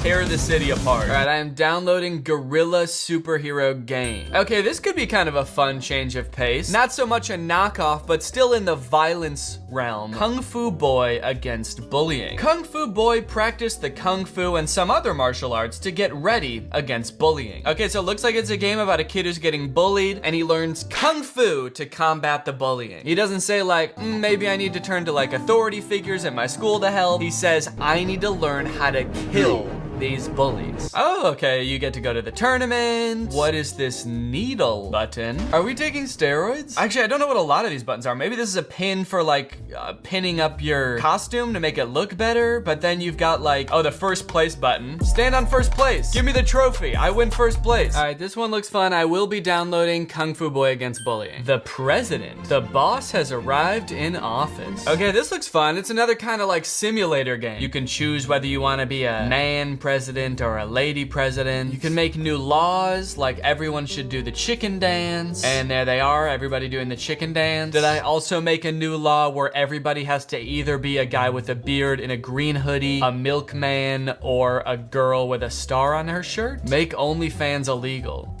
Tap to slap? What the fuck? Just another one of those presidential duties, you know? Guy comes into your office, asks you to make something illegal, and you just smack the shit out of him. No, I like that website. Pick a law and they will feel your wrath. These people are gonna feel my wrath, baby. I am downloading the president. Okay, this game has actually been suggested to me a few times. It's called My Horse Prince, and I'm very interested to try it out. It looks like some kind of romance game, but the love interest is a horse with a person's face. I guess that's just kind of a theme of this series so far, is that I just have to do a game about horses, and a deeply unsettling one at that. Will you be my owner? There stands a horse with a handsome human face. So it is a horse. It's not like a person who got half transformed into a horse. It's just a horse with a human's face. Is this a dream or a nightmare? Clearly it's a nightmare. It was there, she saw him. That handsome horse. Do you want a carrot? Gameplay includes items appear with time, tap items to get points. Points are determined by energy level. These are not the things I want to know about the game. I don't care if I can tap items to get points. I want to know why there's a game about dating a horse with a human face. Oh good, cleared levels are automatically stored in the album. But what about the horse? Why does this game exist? And who the heck is this little guy? I want to make lots of memories, he says, as he stands there looking completely different than both the other characters in this game. I guess there's only one way to find out, folks. I'm downloading My Horse Prince. All right, gang, we have a variety of interesting games. Let's head over to the PlayStation. Welcome to the PlayStation. This is where I play my games. It is time to play the games. First game, Grand Tough Guy Miami, baby. Let's see what this game is all about. Okay, what kind of interesting cityscape has this dropped me in? I've got my character here, the security guard, who is standing with the absolute toughest stance I've ever seen. And just when you think you're getting ready to start peacefully exploring the world, asshole. What? This guy calls you an asshole and squares up for absolutely no reason. I was walking away from him. I don't know what I could have possibly done to make him upset. Maybe he was expecting me to compliment his cool tough guy posture. But regardless of why, I had to figure out how to fight immediately, which was admittedly harder than I thought it was going to be, because of the 2 buttons they give you to fight, only one of them works. The kick button just does not work. Doesn't do anything. He won't kick. Kick, motherfucker, kick! Okay, well, I guess I killed him. Is this guy gonna try to fight me now? Yes, he is. Is he gonna try to fight me? Oh, shit. Yeah, the whole beginning of this game for me was a disaster. I immediately got beaten to the brink of death by this guy, who continued to call me an asshole for the entire time he was kicking my butt. And then this guy came out of nowhere to finish the job. After this, you're directed to your very first mission, which is to help your friend hide his drugs. So you navigate through the map of Miami, which I must say, game devs, You really outdid yourself on the accuracy of this one. What is that? Mountain? Is it mountains? Ah, yes, those famous Miami mountains. That's the crime landscape they were talking about. Those mountains are criminals. You captured the crime landscape of Miami perfectly, from the like 2 blocks of suburban neighborhood to the perfectly square right angles of the coast. I mean, I have to say, really made me feel like I was back in Miami, baby. Now I have a little weed button. Bing bong. So, stash place 1. I'm going to the next place. Oh, I just stashed it in the ground? Ah, the life of a drug dealer. Driving around to various parks in their neighborhoods, burying weed with their bare hands. I may sound like I'm being sarcastic, but I genuinely don't know if this is something people do. So look, I don't need to tell you that this is a poorly designed game. I mean, you have eyes. You can see what the NPCs look like. The game mechanics of this game are trash. They make trying to do almost anything impossible. Riding a bike. Oh my god, please. Driving a car.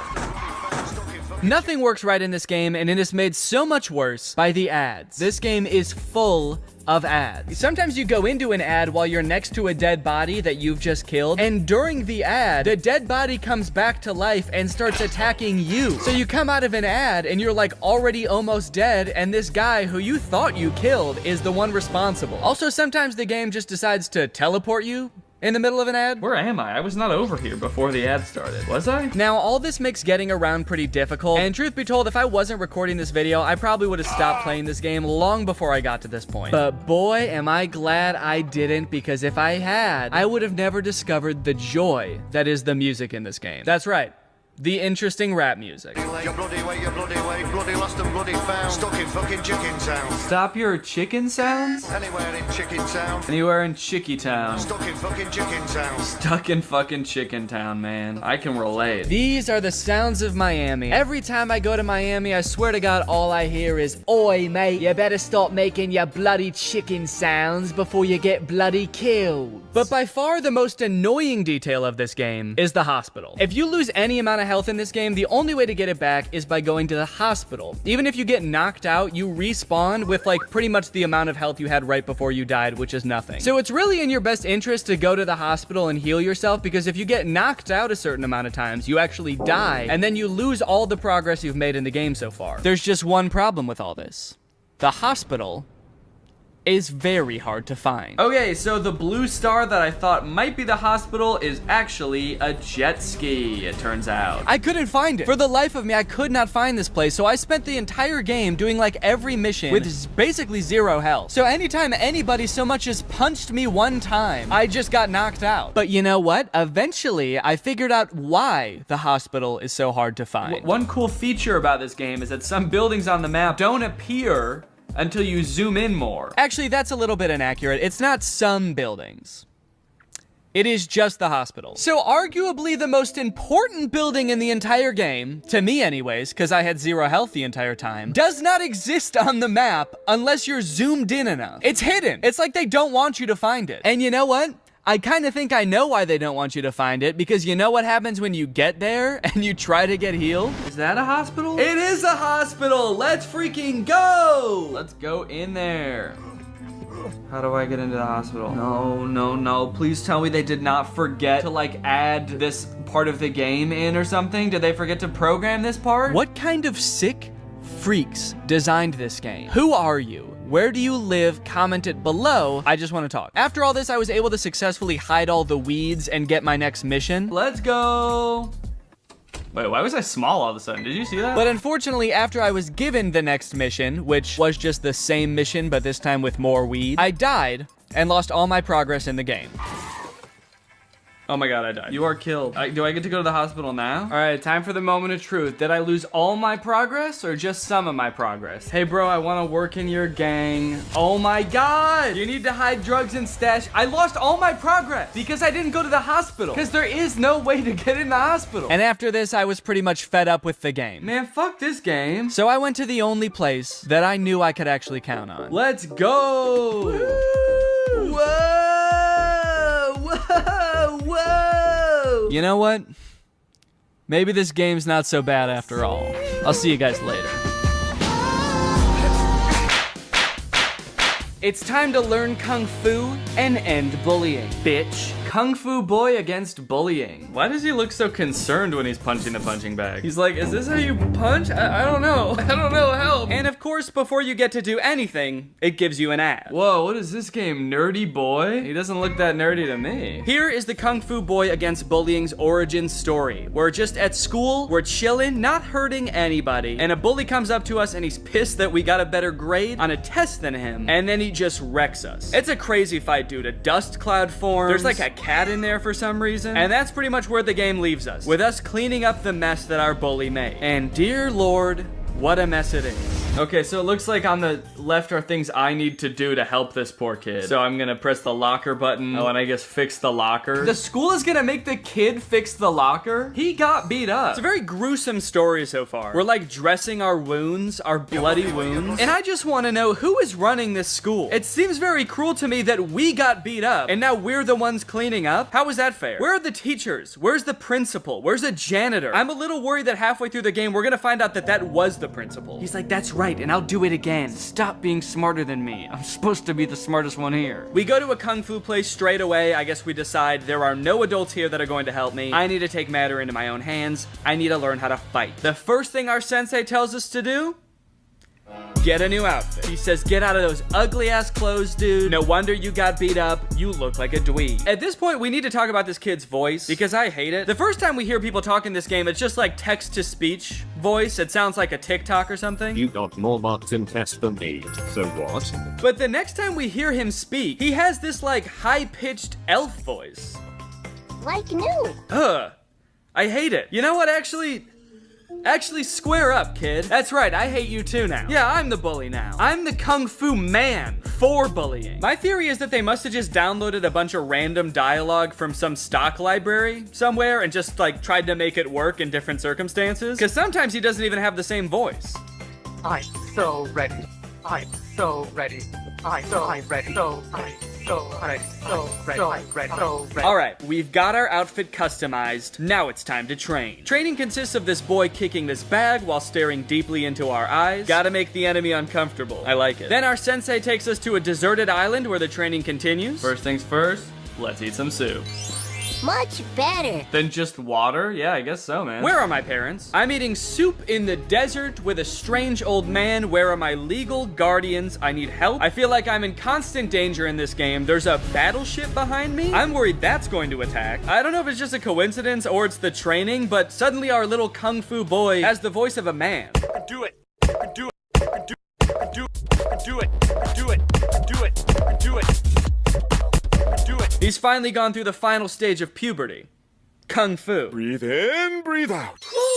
That was really bothering me. What was bothering you? What are you talking about? Oh, man, I was really wondering when someone was gonna come along and put a rock on my back while I plank. Thank you so much. God, that was really bothering me. Here's the messed up part. Halfway through training, our bully finds us while we're eating with the sensei, and he takes pictures of us through the window. And then in the next scene, the pictures are all over school, and we've gotten the shit beaten out of us again. This game is ruthless. I mean, really, we're trying to get ourselves out of a bad situation. He can't even cut us some slack for like a day, but our just desserts might actually be right around the corner because right after this, the game presents us with a pretty interesting development.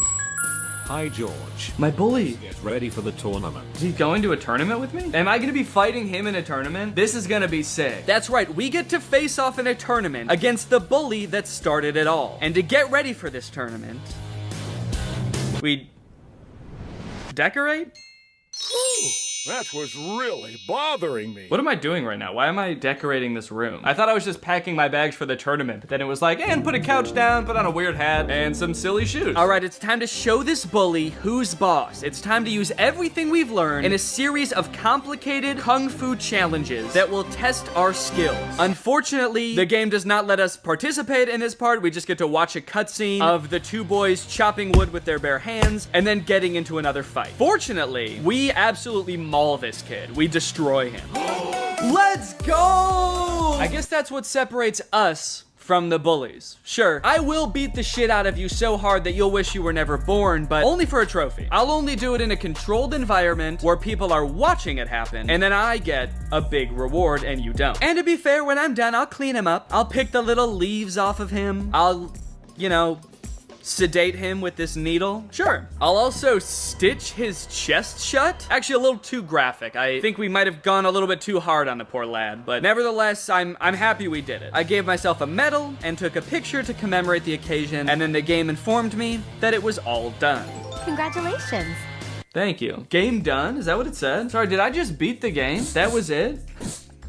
And that's how I ended bullying. Now I'm going to become the president. Hello and welcome to the Oval Office. It's time to talk about the president. I immediately started this game by making a grave mistake. I clicked don't allow to send notifications. Maybe I should have clicked allow. They might need me for something in the middle of the day when I'm not paying attention. Like if my world is about to get nuked by aliens or something, I'll probably want to be able to be reached. But a good president never admits they were wrong, so it was time to take the oath of office. Why is the person that's in charge of like the oath of office like a train conductor? So this is mostly just a game where you pick between two options, a good option and an evil option. The only problem is the consequences of picking either option are pretty unclear. In fact, it seems like most of the time it's completely inconsequential. Repeat after me. I do solemnly swear that I will faithfully execute the office of president. That I will steal all public property. Screw it, dude, I'm clicking that. Haha, nice joke. This guy's just like, yeah, okay, dude, good one.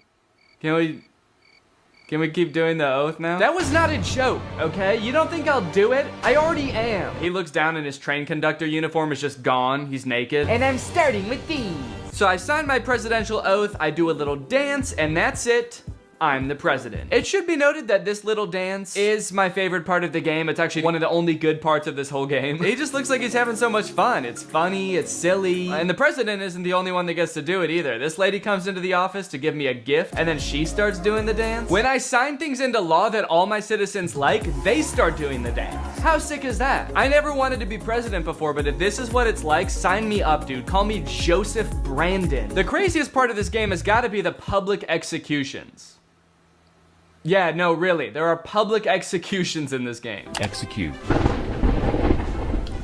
Old President Dan runs a bit of a different kind of society, I guess you could say. Say one bad word about me, and I will strike you with lightning. I will harness the power of the gods, and I will wipe you off the earth, unfortunately. One of the laws you can sign is that, like, everyone should fight, and obviously the citizens, they don't like that. And they start speaking out, and the game gives you the option to execute somebody. Isn't that insane? This game has such, like, a cute art style. I was not expecting that. I just know that after summoning this lightning and destroying this man, my little guy is at his podium just like...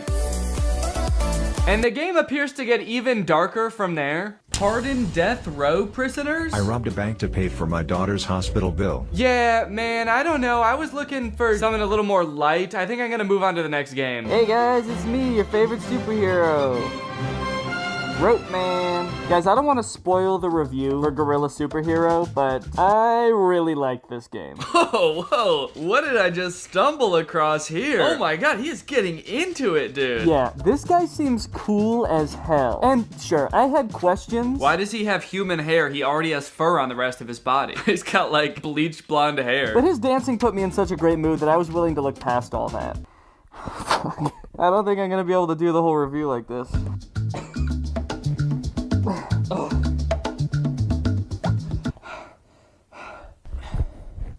It's really hot in here. The beginning cutscene got me freaking hype. Our gorilla is sitting on a rooftop with his unexplained panda friend when we leap into action to help defeat a bad guy that the police are fighting. And this is when I learned the true appeal of the game.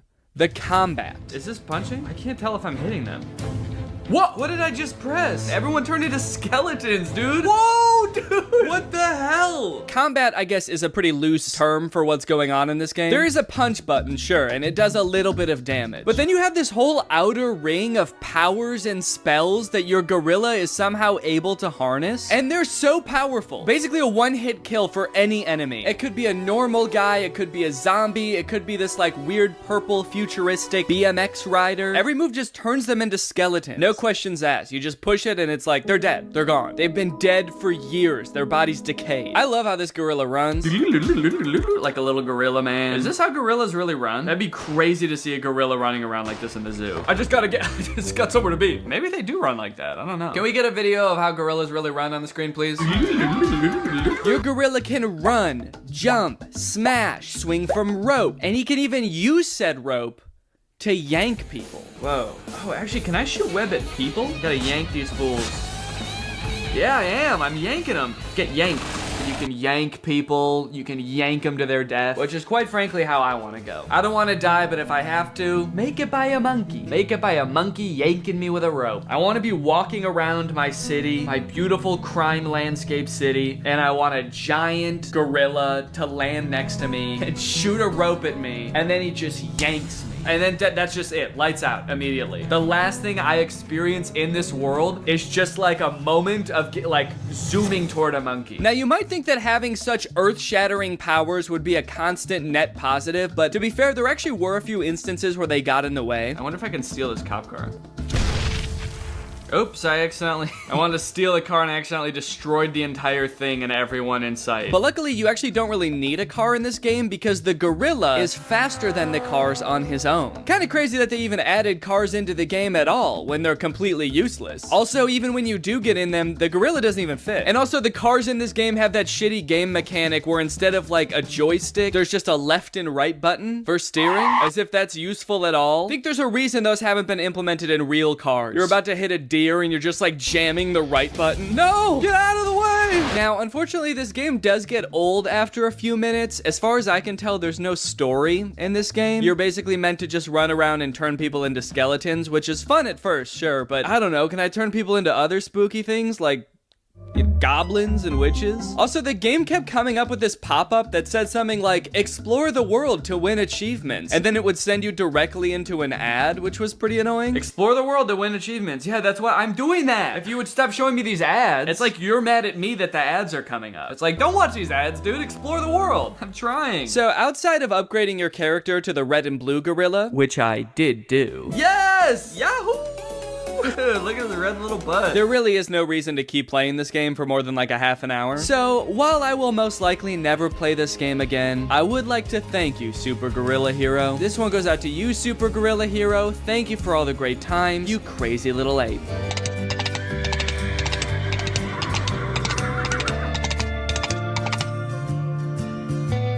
Howdy. Yes, my friends, it is finally time to talk about My Horse Prince. Apparently, the second I downloaded this game, it decided it's actually not called My Horse Prince, it's called something else. But fear not, the game is still about a human-faced horse. I know that's why you guys were sticking around. I know what my viewers want. This game kind of flows like one of those episodes or chapters type games. First, I had to name our main character. I thought I was naming the horse, so I accidentally named her Horace. And Horace explains that she recently moved to the countryside to get away from her ugly middle-aged coworkers. I poured so much of myself into my work that my only interaction with men was at the office. An office full of middle-aged salary men nobody would call attractive. The hell? Bunch of old weirdos that literally nobody could love. Okay, so she moved to the countryside to try to find a Prince Charming of sorts. She's on the hunt for some hot guys. And then we meet this guy. This guy owns a ranch where they train racehorses. I don't know why he looks like that, and they never acknowledge it. Dude, you know Horace is pissed right now. She traveled all the way from the city to the countryside to find some hot guys, and then she meets this guy? This, I have to imagine, is the exact type of guy she was trying to get away from. I mean, sure, I don't know for a fact that they look like SpongeBob drew a middle-aged man with that magical pencil and it came to life, but look at this guy. He's not exactly a hot guy. Are you here to see some horses? Oh,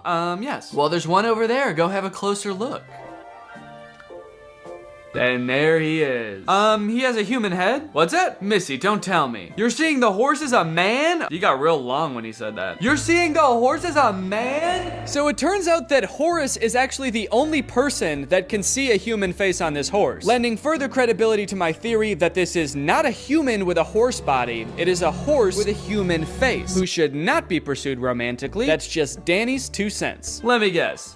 Your year of the horse? Yeah, I am. I've heard that weird girls born in the year of the horse sometimes see horses as attractive men. People with the ability are really something special. I don't know, man. It kind of sounds like he's trying to make it seem like a superpower, and quite frankly, I very much disagree. This is a curse. It's not some ability that you can choose to use that somehow gives you an advantage over other people. You're cursed. Every time she looks at a horse, it's some guy. She looks horses in the eyes, and they're like, hey, sorry, but if you gave me that in a game of like, would you rather, I'm picking the other option every time. Anyways, let's talk to this hot horse some more. People with the ability are really something special. Praise, praise. Wish I could get attracted to one of these things. I'm around them all day. Don't worship me.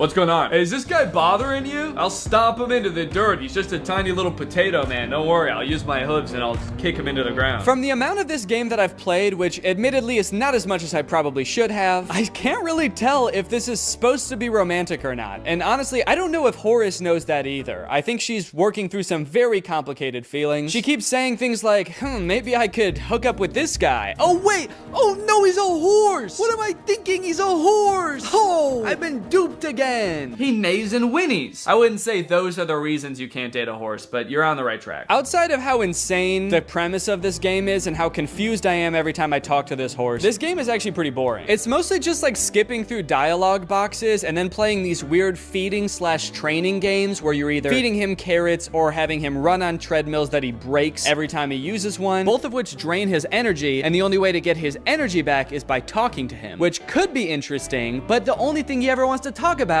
is horse stuff. You like ranches? What do you think of carrots? I don't care about the carrots. I want to talk about hot guys. Call me crazy, but this game did not exactly draw me in and make me want to play more of it. It's kind of wild that they made a game that has such a weird premise that you can't help but want to click on it, but then they totally fumbled in the execution. How could a game about dating a man horse be so bland? So yeah, that's it for this game, and you know what? That's all the games. That is all the games I was going to talk about today. I hope you guys enjoyed this video. I'll see you next time. Bye-bye.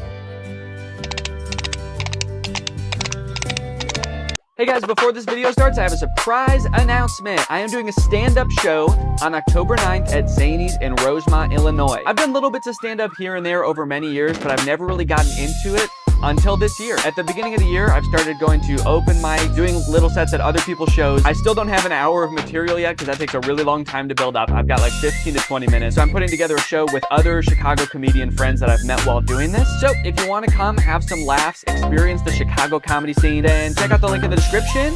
Get some tickets, and I'll see you guys there. All right, guys, I'm back with some of the most absurd clickbait on the internet. I had Robert scour the web once again for clickbait that I can't believe anyone actually falls for, quite frankly. I don't know who's clicking on this. The first example that Robert has in here is just Julia Roberts' husband gained 280 pounds and looks disgusting now. I'm looking at this man. I don't even know that he weighs 280 pounds altogether. In fact, Robert included a picture of him. He looks like he weighs as much as me. And I weigh 30 pounds. So a recent picture of Julia Roberts and her husband, who does not actually look disgusting and also appears to weigh less than 280 pounds total. Yeah, that's what you might assume, but you're not taking into account the fact that Julia Roberts' husband is actually 20 feet tall. So actually 280 pounds is kind of nothing to him. I kind of skipped over the fact that they called him disgusting looking. He looks fine. He looks normal. Of course he doesn't look disgusting. He's a handsome looking guy. There's two drastically different levels of enthusiasm in this picture, but I wouldn't say that makes either of them look nasty or vile. Guy Fieri's new wife might look familiar. This ad would not work on me at all because 1, I don't care about Guy Fieri. 2, I can tell you right off the bat, that's definitely not his wife. And 3, that guy doesn't look familiar either. I don't know. Is that Matthew McConaughey? I actually can't. Maybe it is. I can't tell. It's definitely not his wife though. But now I do kind of have the urge to look up what Guy Fieri's new wife actually looks like. Okay, well, Guy Fieri has been married to the same woman since 1995, so I don't think he has a new wife. I guess new in like relation to the history of the entire universe, maybe, but maybe I should actually look at what his wife looks like and then decide if she actually does look familiar. Mom? Holy cow, she does look familiar, dude. I guess that ad was just specifically for me. They spent 20 grand on an ad just for me to see that's like, Danny, you might want to see Guy Fieri's new wife. Sandra Bullock's son is all grown and he looks familiar. Okay. Is this like a new ad format? This is like using the phrase "I survived" in a YouTube thumbnail. Saying that somebody looks familiar is a goated clickbait strategy, apparently, for nonsense articles. Is that Keanu Reeves? I feel like that is not Sandra Bullock's son. That's definitely Keanu Reeves. What are they implying? They're probably trying to imply that like Sandra Bullock had a kid with Keanu Reeves, so her son like grew up and looks just like him or something. For some reason, in my head, the first thing that I thought of was like, they think Keanu Reeves is a time traveler? That's what they're trying to imply. But no, the first one makes a lot more sense. 21 celebs who have grown into horrible looking creatures. Good Lord, that's mean. And maybe I just don't know who celebrities are, and so that's my bad, but this is not good clickbait. I don't even know who this is. So clickbait wouldn't work on me, because I'd be like, someone I never heard of before looks even different than I never knew they did. Don't care. Oh, and Robert was nice enough to include that actually she looks like this now. So not a horrible looking creature at all. Actually, a pretty normal looking creature, if you ask me. 21 stars who have grown into horrible looking creatures. God, dude. Does this work? Does this get people to click on? I guess I need to make my titles and thumbnails meaner to get people to click on them, maybe. Maybe I'm being too nice in my titles and thumbnails. Maybe I should start copying these formats for my own thumbnails. Next video I post is gonna be like, I turned into a horrible looking creature. And it'll be a picture of me on the left, and then on the right, it's just like it's an actual horrible looking creature. It's like a swamp monster, one of those blobfish. And then I could do this one too. It could just be a close-up of my face and the title is Look Familiar? A list of the 15 most peaceful dogs. Honestly, dude, this is a good article. Solid picture, great article. I would click on this. I see nothing wrong with this one, actually. Only thing wrong with this list is that the list is not longer, actually. Show me 30 of the most peaceful dogs. Yo, I didn't even tell Robert that this video was sponsored by Sundays for Dogs, but this is the perfect opportunity to talk about Sundays. Sundays for Dogs. If you prioritize your dog's health, you know that finding a food that they both like and is healthy can be a bit of a challenge. That's why I love Sundays for Dogs. Sundays for Dogs was founded by a vet, Dr. Tori, a seasoned veterinarian and parent who wanted to create a dog brand that prioritizes health over profit. They've got clean ingredients, no synthetics. This is the turkey recipe, and here it says on the bag it's 86% turkey muscle and organs, 9% fruit and vegetables, 5% seeds and grains, and 0% fillers or synthetic. My dogs love Sundays. They gobble it down.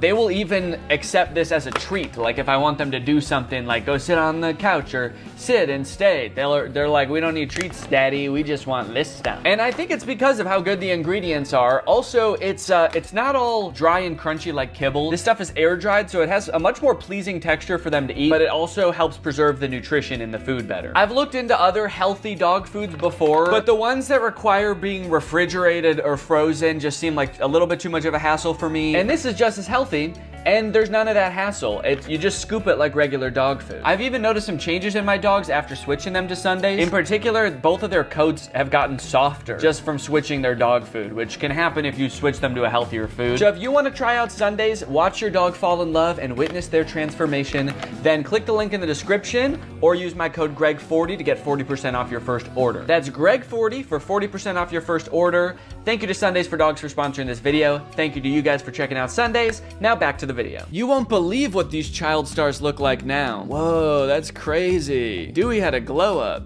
Well, his name was Dewey, right? Dewey? Is that right, or am I thinking of like Donald Duck's nephews? Dewey from Malcolm in the Middle? Okay, it is Dewey. But I also think Dewey is one of Donald Duck's nephews. Yes, it is. See? Dewey Duck. That'd be crazy if Dewey Duck grew up to look like this. Dewey Duck just grew up and he looks familiar. She was a star. Now she works in Detroit. Who is that? She couldn't have been that big of a star because I don't know who she is, but I guess I'm happy for her that she has a job in Detroit now. That's cool. Detlef Schrempf is no longer an NBA player.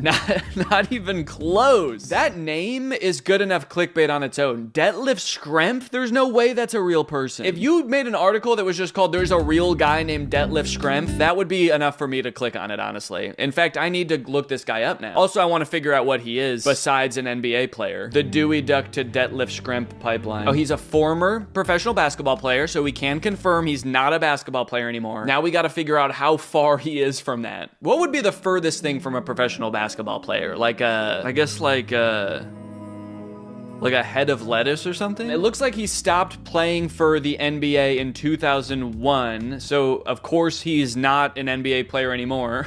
He's 62 years old. Wow, bro really fell off. I haven't seen him in a single NBA game lately. That's crazy. Now it looks like he mostly just works on his charity, the Detlef Schrempf Foundation. And in 2012, he won the Paul Allen Award for Citizenship, and he raised about $10 million for children's charities in the Pacific Northwest, so that's great. Good for him. And is the implication that like after you retire from the NBA, you should at least do something pretty close to being an NBA player, like at least join a professional soccer team or something? Horse keeps hugging pregnant woman. When doctor looks at ultrasound, he calls the police. Calls the police on who? Is he are they implying that the baby's a horse? So then he's calling the police on the horse or on the, I guess maybe on the woman? On the baby? He's like, yo, you are not allowed to be half horse. Straight to jail with your half horse ass. Costco shoppers say this $7 generic Cialis is actually worth it. I like this one because it looks like both the man and the woman were enhanced to look completely different. Or this photo's just AI. But it kind of just looks like they both have insane face filters on. Like this is actually a young guy with an old filter on. This woman looks nothing like this. This is just a photo of two very normal looking people that is photoshopped to hell. Also, like the reflection of his glasses is just him pointing his finger like this. Yeah, this is AI for sure. A brood of worms will crawl out if you drink this at night. Is it just a glass of worms? Like there would have to be worms already in me in order for that to happen, right? So it's gotta just be like, it's worm egg. Is this a good thing? Is it a bad thing? I like that he's pointing at one of the worms. This one's my friend. Please drink the liquid so you can free my friend. Japanese grip device could delay assisted living for millions. What does that mean? The torque ball? Oh, okay. So they're saying if you work on your grip, as you get older, perhaps you won't have to go into assisted living because you got such good grip that you can hold on like crazy. Okay, I have the actual link here. Let's take a look. How this Japanese device helped our family postpone the assisted living conversation. We tried to get my dad into an assisted living thing and he just grabbed onto my throat and wouldn't let go. And he said, no, no, no, I'm not going. And this dude's got a crazy grip strength. This is a really long article. Oh my gosh. 79, Margaret had switched to pull-on clothes because she couldn't manage buttons. 3 weeks after starting torque ball, she called me in tears. She's like, I can't drink a glass of water anymore. Every time I pick it up, it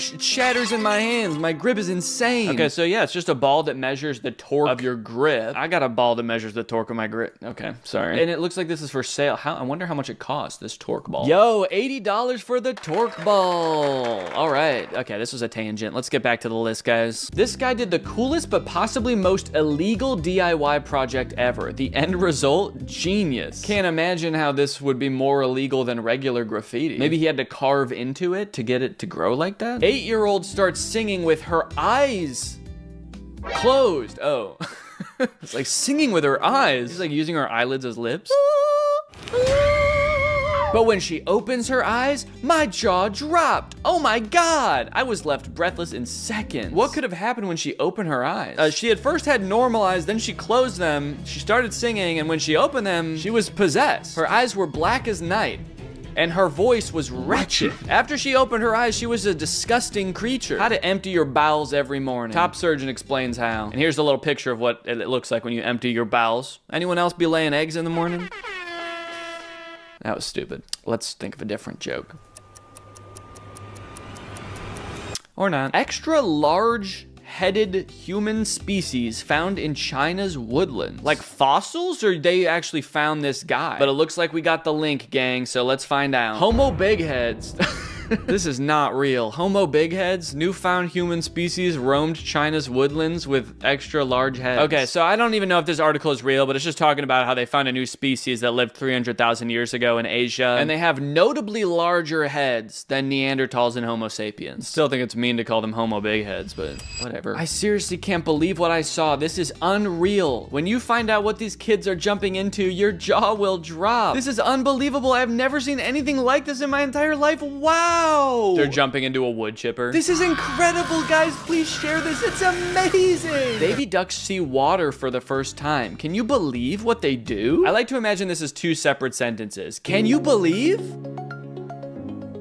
what they do? Just looks like they're drinking. There's no way this is their first time seeing water. They need water to survive. I mean, like, were they just born 9 seconds ago? I guess maybe their first time seeing a large enough body to swim in. I bet they're gonna swim. Maybe these kids are jumping into this tiny bucket of water. A Shane Dawson one, meeting a blind person awkward. So you're telling me you can't even see? That's crazy. This has 14 million views. I do think out of all these, I should copy some of these for my YouTube channel. You won't believe what I'm jumping into. Just a picture of me that says Homo Big Head. 15 most peaceful dogs, and the thumbnail's just a picture of me sleeping. All right, well, thanks for watching this video, guys. I'll see you next time. Bye-bye. Hello, everyone, and welcome back to my second channel. This is my second channel. It is not my main channel. And if you thought it was my main channel, then guess what? You're a stupid little worm. That's right. If you came here and honestly thought that this was my main channel and not my second channel where I like to get goofy, wacky, silly, and honestly just downright random, then you're off your rocker. I haven't posted here in a bit, and honestly, it's just because I haven't had any good ideas to post here. I don't really know what to post on my second channel. I sort of started it because I had all these ideas that I felt like weren't good enough for my main channel and I wanted to post on there, but then I sort of ran out of those ideas. and now I just don't have any ideas for this channel. So if you have any ideas for what I should do, let me know. I've got a LaCroix here. It's a pamplemousse, which means grapefruit in French. That's refreshing. That's good. All right, well, you probably saw the video that I posted on my main channel about all the tack products. In that video, I reviewed the commercial for all these tack products, and I actually bought a bunch of them for that video and ended up only using a couple of them for sketches and stuff, just because I wanted to have them just in case I needed them, and I only used like 2 of them. But I have all of them that I talked about. I have all of them here. You know, I figure why not turn this into a second channel video? I don't want all this stuff to go to waste and not get any content out of it, you know? Because I spent a lot of money on it, you know? So I've reviewed the commercials. Now it's time for me to give my review on the products, starting with the tack bat. I already opened this one because I used it in the video. But let's just take a look at the box real quick to see what we're getting ourselves into. 40 times brighter than this regular flashlight, and there's a picture of a flashlight. Also, I don't know why they really like taped this thing shut and put like cardboard all around it. It was in another box, and then when I opened that box, there was just like cardboard taped all around it, so I had to like peel that off and destroy the box while opening it. Probably ruining any value that this thing might have had on like a collector's market or anything. I don't know if people are gonna be collecting tack products in the future, but if they are, I'm out of luck. Visibility for 4 nautical miles.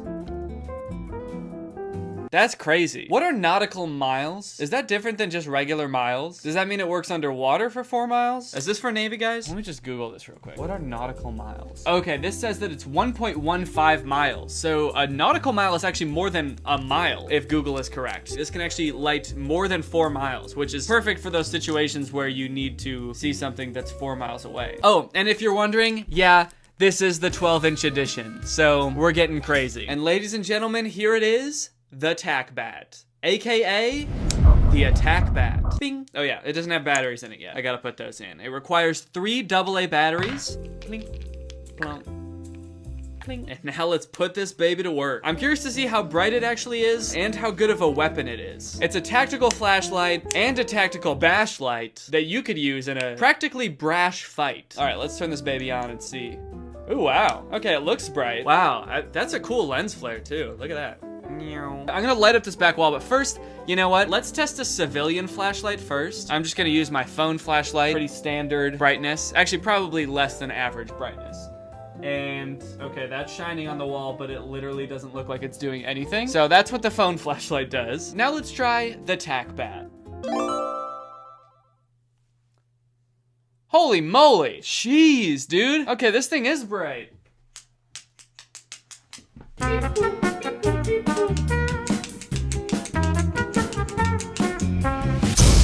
Wait, that's so annoying. So to turn it on, you just press it once, but then if you want to turn it off again, you have to cycle through all the different modes, which I think like goes down in brightness and then turns on strobe mode and then a different flashing mode and then it turns off. So let's say you've got it on, right? The super bright light, you're creeping through your house in the middle of the night trying to find the bathroom. You find it and then you're like, okay, great. I've gotten to the bathroom. It's time to use the potty. So you press the button, you press it again, it gets dim. Your eyes start to adjust to the darkness. And then just when you think it's time to take a little pee, bang, bang, bang, bang, bang, bang, bang, bang, bang, bang, ah! And then it turns off. It's sort of like you're using self-defense mode on yourself. All right, let's take a look at how good this thing is as a weapon.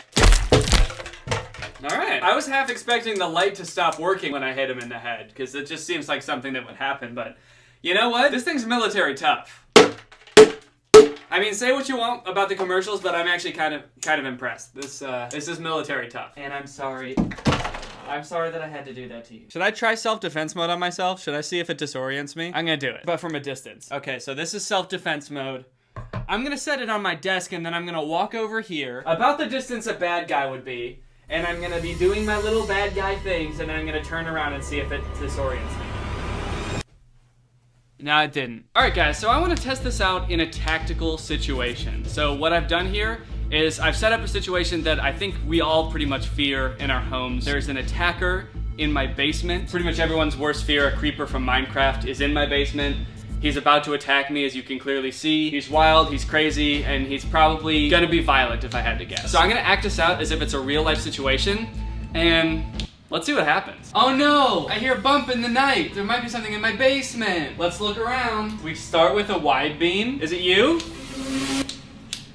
No, okay, those are always there. The wide beam is good for like a quick search, to find out who's in your basement, and then, oh shit! Then you kind of zero in on him with this. Now I suppose what I want to do, as you can clearly see, he's about to attack me. This does not look good. I suppose what the tack commercial would have me do first is try self-defense mode. In the heat of the moment, you have to get to self-defense mode really fast. Luckily, it's only 1, 2, 3 clicks away. And now I'm in self-defense mode. And actually, I can probably even focus it all on him. His retinas are probably burnt, like on fire right now if this was a real person. His eyeballs would probably be like burning in his sockets. I love that it's 3 clicks away. Like if there's really an attacker and you're like, oh shit! Okay, hold on 1 second, and haha, gotcha, motherfucker. You're dead. Or maybe you're just supposed to walk around in your house with the self-defense mode going the entire time. Is anyone in here? Hello? Now that I've stunned him, I guess now the only thing really left to do is attack him. Because it's either I attack him or he attacks me. I guess do the stance. On your mark, get set, go. Whoa, fuck. This was on, right? Yeah, it was on. Okay. It turned off for some reason when I smacked him. But Jesus, dude, come look at this damage. All right, I'm feeling pretty good about that. But you know what? I'm still kind of worried that he's about to attack me. So. Yep. Okay. Yeah, he's looking pretty bad now, but let me just go ahead and just make sure with this. You know, it's a good idea even if your attacker is unconscious with a giant gash in his head and he's missing one of his legs. You still want to defend yourself against him because he still is probably about to attack you. That's why I like to keep on self-defense mode. I'll probably just stand here like this until the police come. I'll say, honey, there's an intruder in the basement, don't worry. I think he's dead, but can you call the police? And then I would probably just wait here until the police come. And I think that's pretty much it, you know? I think that's pretty much... Hey! Oh, shit. Sorry. I thought I saw him move. But I think we're good now. Thanks, TacBat. All right, well, that's the TacBat. My review? 9 out of 10. It's actually pretty good. I can tell it's made out of genuine aircraft grade aluminum or whatever, and it makes quite a beating stick. Okay, next up, the tack visor. This is the other one that I actually used in the video, if you remember. 2-in-1 car visor. I feel like they didn't talk about that enough in the commercial, but there's a nighttime driving visor and a daytime driving visor. The second you flip it down, you see a giant truck coming at you. This guy looks really happy. And then there's a nice before and after picture. Before, it looks like you're driving straight into heaven, and after, you're just in New Mexico or some shit. So I have already opened it, and I have it right here. Yeah, I mean, this is pretty much it. It clips onto your car's actual visor, the non-tactical one, and it goes up like this, and then when you need it, it flips down like so. I actually am noticing that it kind of does that thing that it did in the commercial. Hold on 1 sec, and I'll try to show you what it does. All right, watch this. Ready? You see my reflection in it? But if I turn it this way, bada bing, bada boom, there's the eagle. You can see him clear as day. I mean, if I take this off, you can still see him, but that's how polarizing light works. If you turn it, then you can't see him anymore. Maybe I should take this into my car and see if it actually works in there, or if this makes any difference. All right, guys, time to test this thing out. I've got my visor here, my regular old visor that will block the road and all the cars and make it impossible for me to see. Let's get a quick demo of that. So let's say I'm like driving, and it's so bright and I can't see it, so I put down my visor, and as you can see, it's like pretty much useless. I can't even see the road anymore. Probably gonna crash and probably gonna die. That's why you want something like this, the tack visor. I believe it just clips on to your normal visor, making it actually useful for once. Okay, so my garage opener is already kind of in the way. And then it flips up like that. Let's just do a quick control test for comparison. I'm gonna drive without it. It's a nice snowy day, and snow always reflects light, you know, sunlight, so it's very bright out. Let's see how I drive without the tack visor. Fuck! Shit! As you could probably tell, it's almost impossible driving right now without some kind of help. I mean, if you want to just turn the camera so that they can see in front of us, it's honestly kind of feels like staring right into a TacBat in self-defense mode. Let's go ahead and flip down the tack visor.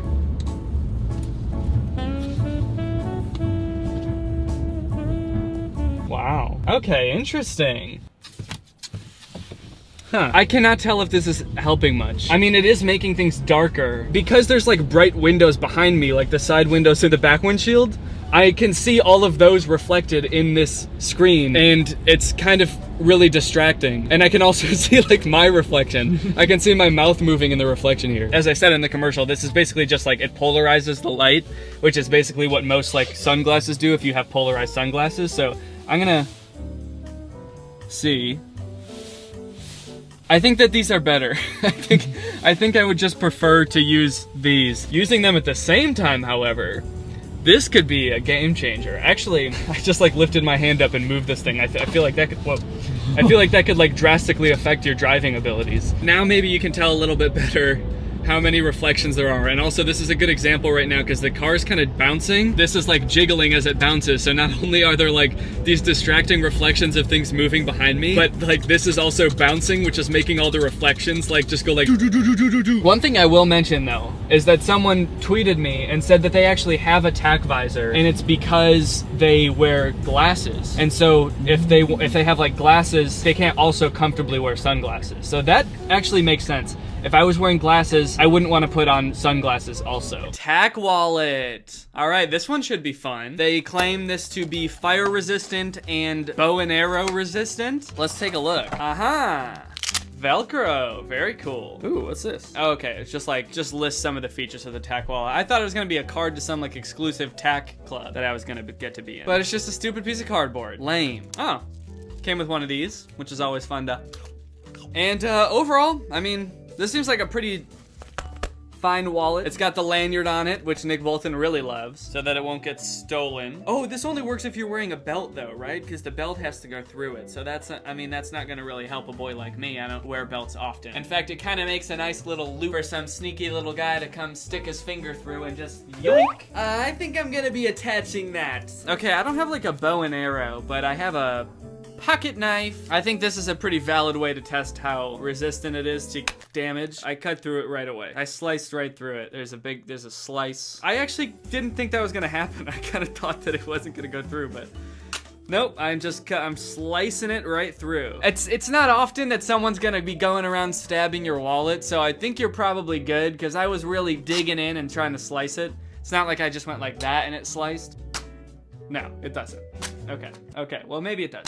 But yeah, okay, it does if I go like that. How often does that really happen? The only time you have to worry about that is if you fall into like an industrial meat slicer, and the only reason you would need your wallet to survive is so that the police can identify your mangled corpse. Overall, I'm gonna give this like a 3 out of 10 because it's not a very nice looking wallet. It's not sleek. Honestly, it's not very tactical looking. I mean, it's got like Velcro, which is, I believe, generally understood to be like the worst thing a wallet could have by anyone who's anyone. I'm not super crazy about it. It didn't even hold up to the stabby stab very well. I feel like if I was wearing this in my breast pocket and a bad guy came up and started stabbing me, I don't even think it would protect my precious heart. And if you can't even protect my heart, then what can you do? Okay, it's tack shaver time. Let me just slice this open. And what do we have here? You know, I think one of the things I'm most excited about with this is seeing how well it works for Navy guys like myself. Guys who spend most of their time submerged in a swimming pool and grow big fat beards.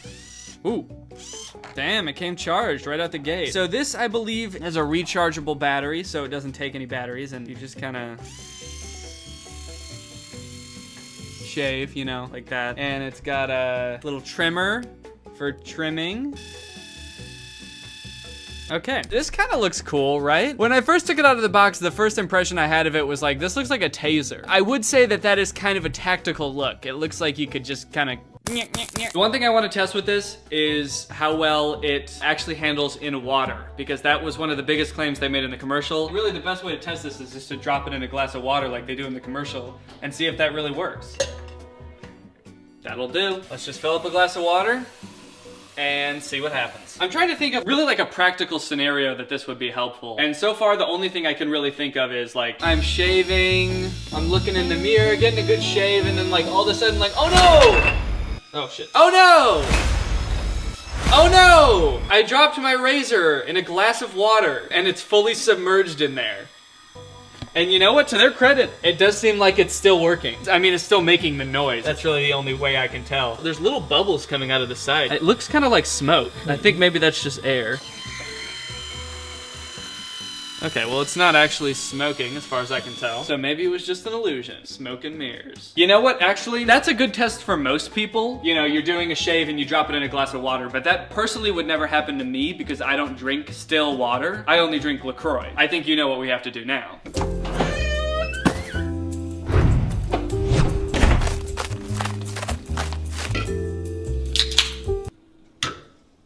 No. Now, if it can handle this, I would be pretty impressed. As we all know, sparkling water is much more violent than regular water. Okay, so I'm shaving. I'm having a sip of my delicious grapefruit LaCroix. Oh no! Not my LaCroix! It's ruined! Or is it?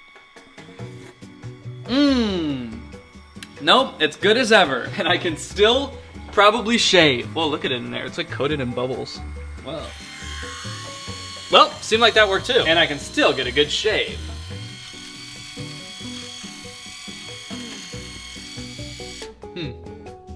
Did that shave me at all? A little bit, I think. Okay. It's kind of hard to tell because I didn't have much there to begin with. All right, well, you know what? I'm gonna say the claim that it works underwater is true. I don't know if it like works underwater because like I don't know if it really worked to begin with based on the review that we watched, but it does what it did on land underwater. Okay, well, bye. This video is sponsored by Current. Stick around to the end to find out how you can win $500. Hi, I'm Danny Gonzalez, and today I'm gonna be giving away this Tesla. For years, YouTubers have been giving away expensive cars like these to attract millions of viewers while simultaneously looking like a really good person. Today, I'm gonna be surprising my girlfriend with a brand new Tesla car. But how does it work?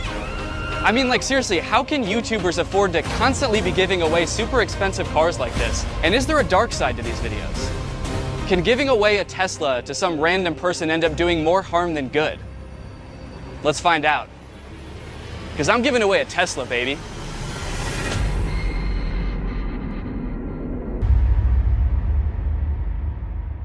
What's up, Greg, and welcome back to another episode of Yeah, the title is correct. Daddy Gun Giveaway Tesla. I've decided that I've been a mid-tier YouTuber for long enough. I'm sitting at around 4.5 million subscribers. Not a small YouTuber, but also not a huge YouTuber. And honestly, I'm sick of it. I'm gonna be a big YouTuber now. And I'm pretty sure one of the only ways to do that is by becoming a YouTuber that gives away Teslas. Giving away Teslas is sort of a favorite pastime of big YouTubers. It's like baseball for YouTubers over 10 million subscribers. It's a fun way for them to pass the time. They get a big audience from doing it. And quite frankly, I want in. So I'm gonna be stepping up to the plate, so to speak. That's a little baseball pun for you. I'm gonna be stepping up to the plate, and I'm gonna be hitting the bat with the ball. But the bat is a Tesla, and the ball is some random person. Whoa, wait, actually that's a bad metaphor. I'm not gonna hit someone with a car. I'm sure most of you have seen videos of people giving away Teslas on YouTube before. And honestly, I've always been curious like what it's like to do that. And after being stuck inside for over a year and now being finally vaccinated, I just wanna feel something, you know? I wanna feel like I just gave someone a really over-the-top gift for views on YouTube. I don't want to name any names here, but over the past couple months, we've all witnessed what can only be described as the disgracing of one of YouTuber's most popular Tesla giveawayers, which kind of makes me feel like I've been gifted the perfect opportunity to become YouTuber's next big Tesla giveaway YouTuber. I've got a great opportunity to capitalize on this, but also to do it better. I feel like whenever I watch a YouTuber give away a car, I always feel like there are so many details that they gloss over. What does it mean to just give someone a car? Did you buy it in your name and then give it to them? If you give someone a car, aren't there like huge tax implications? Did this person want an electric car? And most importantly, do people who ever win lavish gifts like these ever come to regret it? The answer might surprise you, which is why in today's video, I'm gonna be stepping up to the plate in the arena that is Tesla giveaways, and I'm not hitting it to first, and I'm not hitting it to second, and I'm also not hitting it to third. I'm hitting a home run. This is the world's best and most ethical Tesla giveaway ever. I feel like that's a pretty good intro. Now, I'd never given away a car before, so to be honest, I didn't fully know what I was getting myself into at this point. But I did know that I wanted this to be the ultimate Tesla giveaway. I want people leaving this video thinking, holy shit, that was epic, which could only mean one thing. I had to do this as responsibly and ethically as possible. I needed to be aware of anything and everything that could go wrong. So I sat down and did some research. Okay, let's search Tesla Giving. I surprised my brother with a Tesla. I surprised my wife with a dream car. Surprising my best friend with a new Tesla. What I'm gathering so far is that this has to be a surprise. According to these really popular YouTube videos, 2.8 million views, 21 million views. Viewers like it when it's a surprise. I guess that makes sense. I don't think it'd be very exciting if I like picked a person to give a Tesla to, and then like together for months we sort of like planned on getting a Tesla. Well, I get all the finances in order and I like let them pick out all the things that they want in the Tesla. No. Okay, so I gotta brainstorm ways I can surprise them. Let's watch this video. I surprised my wife with her dream car. Maybe there's some good ideas in here. So I bought my wife a brand new Tesla Model X. However, first I had to prank her that we crashed the car her parents bought her when she graduated. We also spray painted her old car with chalk, and eventually, well, you'll see as you watch the video. Yeah, maybe I don't want to go the prank route. The only way I can think of to one-up this, I mean, he already is like destroying her old car. How can I one-up that? By, okay, when I pick the person to give the Tesla to, I have to destroy something that's not their car. Something that won't even be replaced by their car. Okay, guys, but before I can give away this Tesla to some lucky guy, first I gotta make him think that I've kidnapped his parents. And I'm actually gonna make him think he's gotta pay me $10,000, otherwise I'm putting a bullet in both of their heads. Yeah, actually, maybe the way I can improve upon this format is by not doing it at all. Maybe we can just nix the whole prank part of it, right? Just get straight to the point. Hey, I'm giving you a car. Here's the car. It's beautiful! Is this mine? This is your new Tesla. Look, we got the bow. It's so pretty! Wait, Bree, it gets better. What? This is your key now to your brand new Tesla. Stop! Wait, it gets even better. I'm gonna give you the key to the new car that is yours. So you won't just only be able to look at it, you'll be able to drive it too. You'll actually be able to get inside of the car that I bought for you. See, I told you, it gets a lot better. Okay, so that's all good and fine. I think I've got a good baseline for what a Tesla giveaway is supposed to look like and how I can improve upon it. But there are a few other things I'm worried about. The more I think about giving someone this really expensive electric car, the more I'm realizing that there's a lot that could go wrong in this that could actually end up having like a really negative impact on the person's life that I'm giving this car to. Before YouTube and these like lavish Tesla giveaway videos and $1 million challenge videos existed, people used to get their fix of watching ordinary people win super nice gifts by watching game shows and like HGTV home remodeling shows. And if you've ever read up on what can happen behind the scenes and after a lot of these shows end, you might know that unfortunately giving people really exorbitant gifts could actually have a really negative impact on their life. Let's talk, for example, if you were to win like HGTV's sweepstakes that they do every once in a while where they give away like $1 million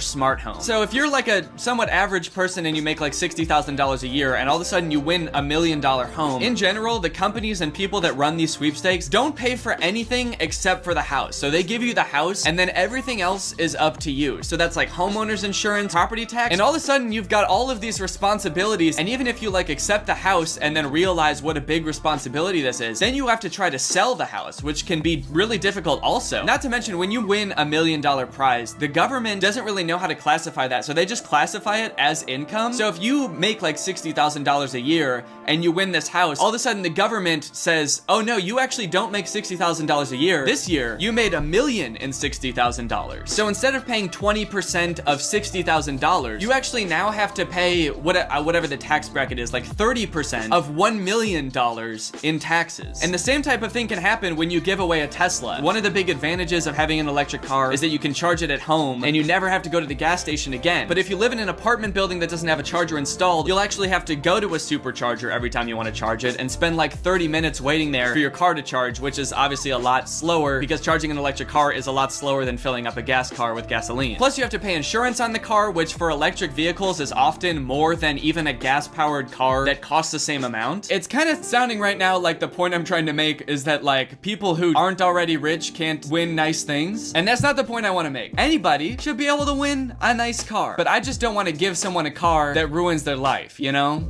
Call me crazy. So how do we fix this and make it work? Well, first thing I could do is what a lot of other YouTubers do and mostly give Teslas to their already rich YouTuber friends who won't necessarily struggle if they have to pay an extra few $1,000s in taxes that year. When YouTubers do give away cars to non-YouTubers, I'm really not sure exactly what they do. I did manage to find like one terms of conditions of a sweepstakes David Dobrik did, and in there it specifically said like, you will win this car. If you don't want the car, you cannot have cash instead. You have to take the car or you get nothing. Which, as we discussed, is basically like saying, if you're not already wealthy, this is not for you. This is really a giveaway for people who could have afforded a Tesla anyway. To get a better idea of what could go wrong giving away a car, I reached out to one of my followers, Monica, who just a few years ago had won an expensive car from a raffle and ended up not even being able to claim her prize. I kind of just wanted to hear your story about, you said you won a car from like a sweepstakes, is that right? It was actually a raffle, but same thing. I paid $25, me and all my friends did, and there was like 6 of us, and they gave me a call back the next day, and I was like, hell yeah, I got a car. Was not as sick as I thought it was gonna be, dude. When you initially won the car, I would imagine you were like pretty excited, right? Did they like explain to you what that entailed like right away? No, so they had a salesperson call me, and it was for an Audi. So I was like, yeah, I drive a fucking Honda Accord. I want an Audi. Yeah. So when the salesperson called me, he told me that he was gonna need a bunch of information from me, including insurance information. And at the time I didn't have a car, so I was looking into insurance. I would have been 19 at the time. Insurance was through the roof for me. Mm-hmm. That would have been like $350 easily. Yeah. Per month. And I don't have money like that. I don't have expenses like that. That would have been my second highest bill next to my rent. And on top of that, I didn't read it, but if you looked at the tickets really, really tiny, it says, we may help with paying taxes. Oh, interesting. And I was like, what does that mean? When I was talking to him, he was just like, yeah, so we just need a check for about $3,700. And I was like, what? And it just came out of nowhere. Was that like the sales tax for the car? Yeah, so the $3,700 was just sales tax. And I was like, oh, I don't have that. I asked him, I was like, is there lesser options that I could go for so that the $50,000 would actually completely cover it? And he was like, no. And then I was like, okay, can I just get cash? And he was like, no. And then after a while, he was just like, we're just going to have to go forward with another raffle ticket winner. And I ended up finding out that it was like some person that was well enough off to be able to pay for it themselves. And I was like, oh, okay. So you would have had to pay sales tax on the car plus insurance for the car. And then I would imagine the government would count that as just income. So it's almost like now instead of however much you were making before, you're actually making $50,000 more than that. It would put you into like a different tax bracket. And so you would actually end up having to pay more income tax that year too, which would be money that you might not have. Do you? Oh no, that's interesting. I didn't even think about that. That's crazy. He also had a rule in the like thing that I was okay with abiding by because I didn't know I would be like thrown around like trash.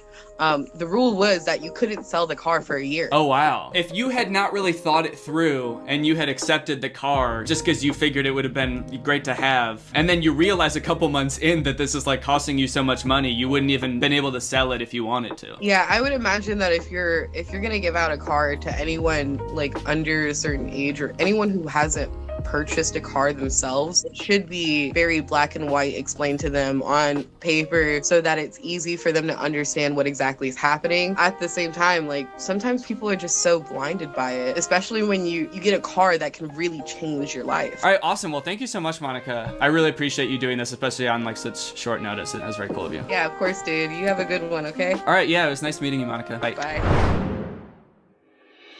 Oh, mirror, mirror on the wall, who is the nicest person of the whole world? Who should get the Tesla? Who am I gonna give this Tesla to? I've been thinking a lot about this, okay? There's a couple different routes I could go. One of the most common things that YouTubers do in Tesla giveaways is give it to someone that they already know, whether it be like a family member or your wife or like one of your YouTuber friends who's already rich and like probably could have bought a Tesla for themselves if they wanted to. But that's not how we're gonna do it here. I'm thinking we make this a little more spicy. I've been thinking about it. I wanna give it to someone who follows me. I wanna reward my loyal audience, the people watching this video. Also, like whenever Mr. Beast gives away something crazy, he's like, this guy was just some random subscriber and we're flying him to the moon. So make sure you subscribe because you could win a great gift. So subscribe to my channel and maybe you could win a Tesla in the future. Am I gonna do this again?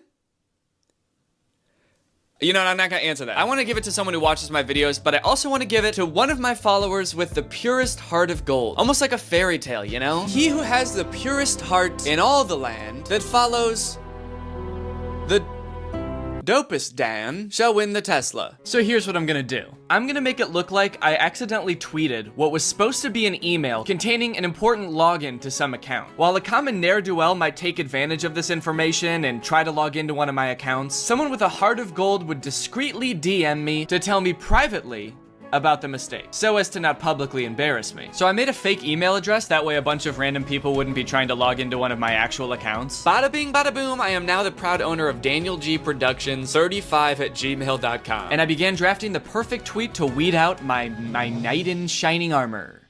My golden goose. Okay, so this is my fake message. Hey dude, here's the account info. You should be able to log in because I disabled two-factor authentication. Now we gotta come up with a password. What could the password be? Hunky Chunk 3388. Oh no, not Hunky Chunk. How about Hunky Hunk? That makes it sound like I'm talking about someone. Okay, so let's go ahead and tweet this. Boom.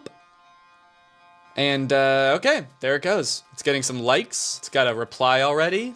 It's got 100 likes.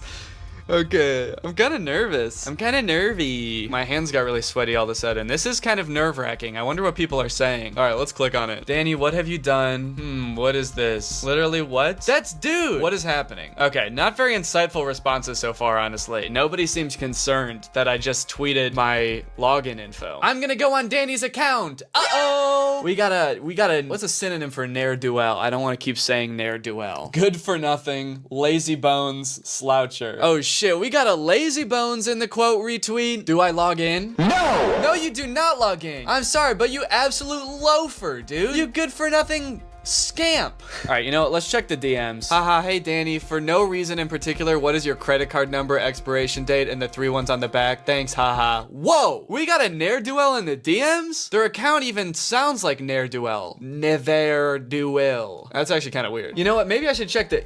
Oh shit, I just thought maybe I should check the email address too. Oh no, the email address is getting flooded. This person just sent swag, sent from my iPhone. It's not helpful. Hello, Mr. Obama? This one seems to think I did get hacked, but they're laughing at me. You should make a butter sculpture. Here's a photo for reference. Okay, none of these emails are helpful. No one in the email is helping me. They're all just taunting me, mocking me even. And no one's gonna help me? Didn't work, angry faces. What, are they pissed off at me? Danny, how about next time you accidentally tweet your login info, you make it work, please? Dude, I'm getting like no DMs about this. This is absurd. Nobody wants to help me out in the way that I want them to. In the exact specific way that I want them to. Nobody's reading my mind right now. Kind of ticked off, honestly, kind of peeved. I decided to give it a day to see if any more kind-hearted DMs would roll in. They did not. I have waited 24 hours for my concerned, pure-hearted fans to start flooding my DMs, and guess what?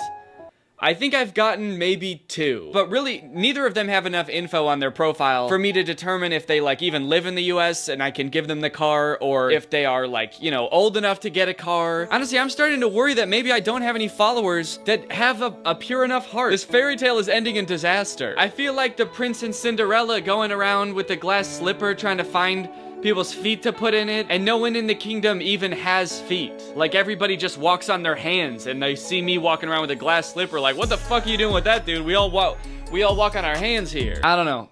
You know what? Let's come back to this. Let's come back to this. I've been thinking about this a lot, and I feel like the name of the game here in creating the ultimate Tesla giveaway is, can I give someone a Tesla while putting as little burden on them as possible, and also giving it to them in a way that can have the biggest positive impact on their life? And after thinking about it for a long time, talking to my manager and business manager and lawyer about it, I've come to the decision that the best way to give away a Tesla is by not. Yes, that's correct. I will not be giving them a Tesla. I'm just going to be giving them cash. It's actually kind of funny. I was just reading about HGTV's Dream Home giveaway that they do every year. This year it was a $2.8 million house. The winner was just announced about a month ago, and I just found an article about how apparently the person who won put the house up for sale days after winning, which I think just goes to show that sometimes cash is just better. Cash is just better. A lot of these sweepstakes kind of seem like they're just for show. You know, it's a lot more exciting to give someone a new house than it is to give them money that you can't really even see because it's probably just wired to them or given to them in a check. But like, if you want to give someone a house or you want to give someone a car, I feel like it's better to just give someone the money for it, and they can pick out whatever house and whatever car they want, and they're not just limited to whatever the sweepstakes wants them to have. So I'm gonna give them money. How much money? In the terms and conditions of one of David Dobrik's Tesla sweepstakes, it says that each Tesla that they're giving away has a value of $37,000. I looked it up on Tesla's website. That is the most bare bones, basic Tesla Model 3. It's got no upgrades. It is the cheapest Tesla you can buy. So in order to make this the best Tesla giveaway ever, I've configured a Tesla Model 3 with one upgrade. And with that upgrade, the total cost of the car is about $49,000. But if I just give someone $49,000, a huge chunk of that gets taxed, and so they end up not even having enough money to buy the car. So we're gonna have to factor in sales tax, which I think will be around 3.6 or 7K. Income tax, which will be about 11.7K. I don't know why I made that K lowercase and these ones uppercase. But now since I'm giving them this money, I have to account for the taxes on this money also, which we're estimating to be 3.7K. And this could go on forever. Like, since this money is also gonna get taxed, I have to give a little bit more, and a little bit more, and a little bit more, but that's too much math, and the number that we come to is 68K. But you know what? Let's just make it a nice even number and change it to 70,000 smackaroons. $70,000. So instead of giving someone a $37,000 car, I'm gonna give them $70,000.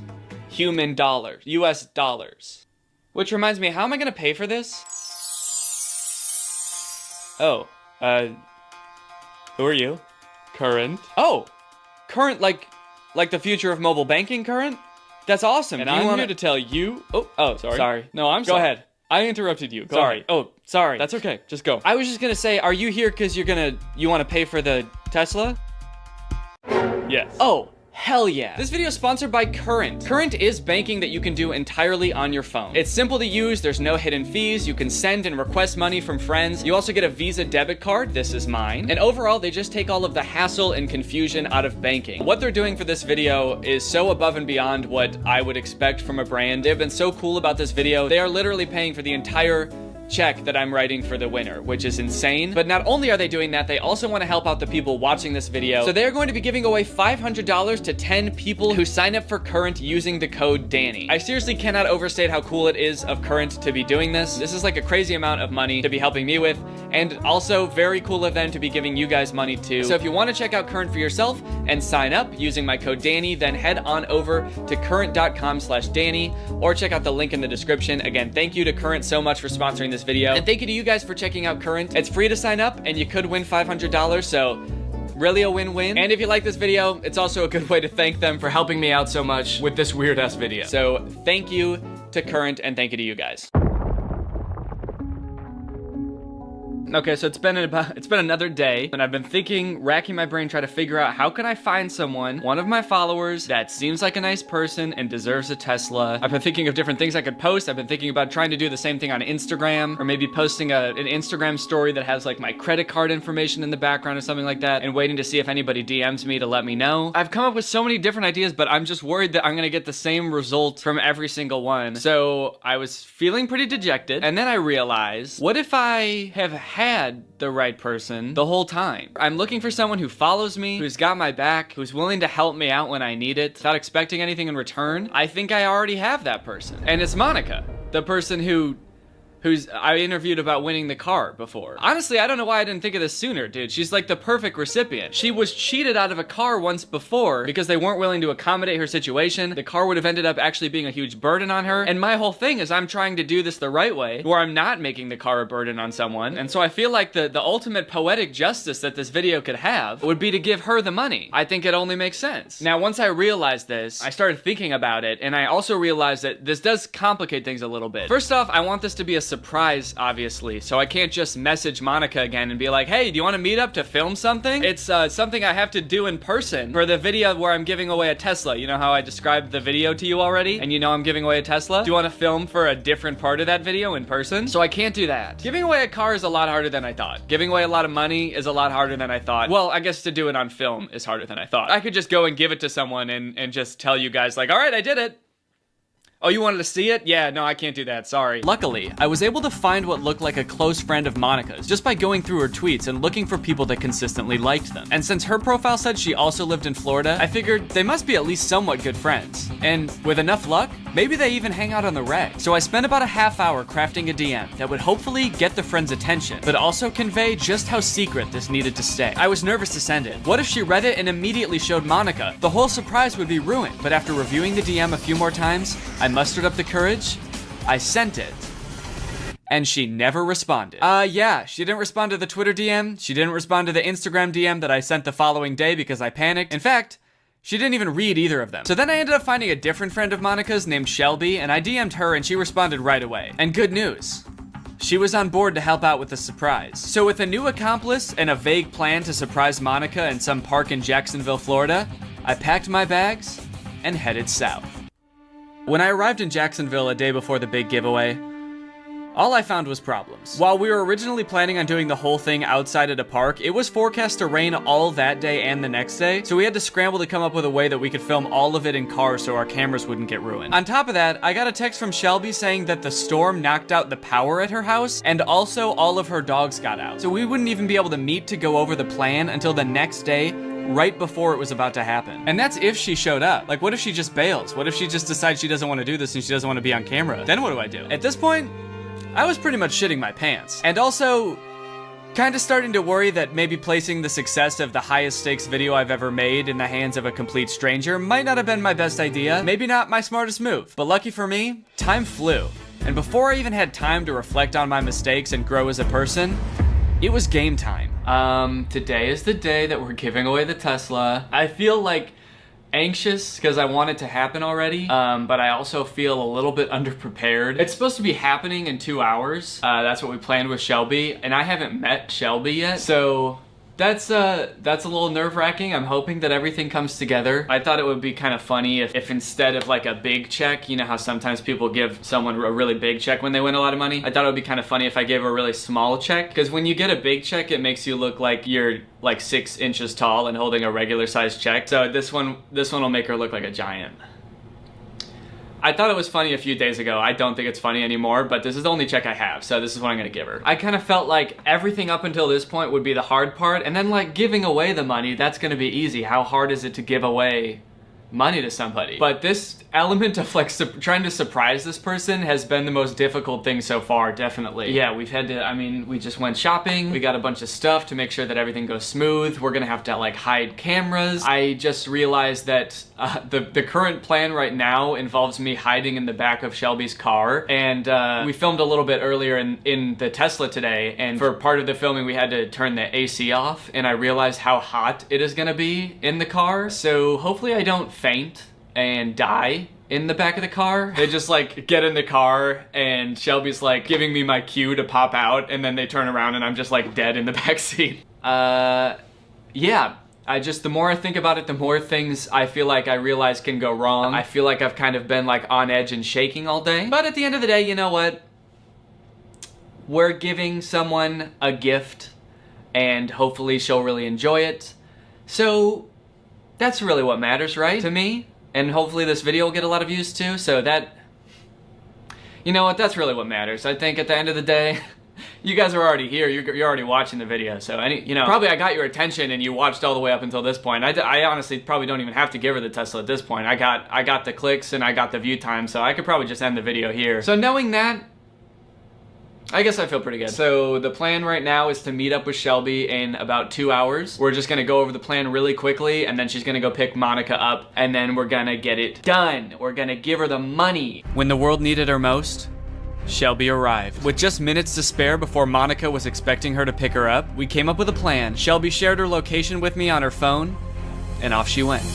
Here's the plan. Right now, Shelby's on her way to pick up Monica for what Monica thinks is just 2 friends hanging out to go get boba tea. But little does Monica know that when Shelby parks, she's gonna be parking right between our rental car and a Tesla Model 3. Yeah, even though we're not actually giving her a Tesla, like a physical Tesla, I still wanted to have one there. That way she could see what she won and also it would be better for the thumbnail and for the video. So there is gonna be a Tesla there. When Shelby and Monica leave the car to go get their tasty treat, Shelby's gonna leave her car unlocked, which will give me an opportunity to sneak from the rental car to Shelby's car, where I will surprise Monica when they get back. Luckily, the windows of the rental car are completely tinted. That way my shooter Christian can be filming from the trunk of the rental car. It was the perfect plan to make sure that even though it was gonna be pouring during the big surprise, the rain wouldn't ruin the whole thing. Her location with me. She has just picked up Monica. It looks like she's like in her parking lot right now. So they will be here shortly and it'll be game time. Let's go. I'm gonna be right here like this. And when they leave, I'm gonna bop on out and run over and do my sneaky little sneak and get right into their car, where I will spend an eternity in her hot trunk. Let's go. All right, they should be pulling up any second. I will be hiding. They're very close now. They're about to be on the street. I think I can maybe see their car in the distance. Oh yeah, that's them. Oh my god, this is so exciting. But before I could get too excited, Shelby went rogue. Wait, where's she going? She got so close and then just started turning down a bunch of random streets. It was insane. She couldn't be stopped. Oh, she turned. Okay. Again, she turned. Okay. Oh wait, no, she's coming. Okay, she's back on the street. She's coming back over here.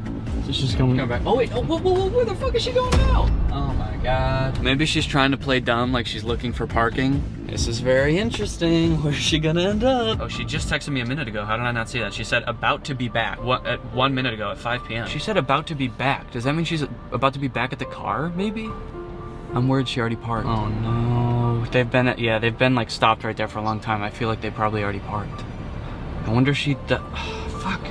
Wait, is this her? Is this her coming up now? Okay, she said no, I'm almost there. Okay, that might be her. Oh shit. It's happening!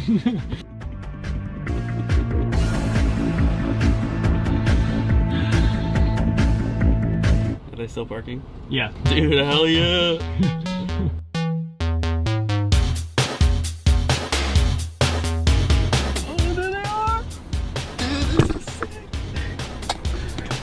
This is buck wild, dude. This is crazy. With Monica and Shelby just barely out of sight, I was safe to make my move.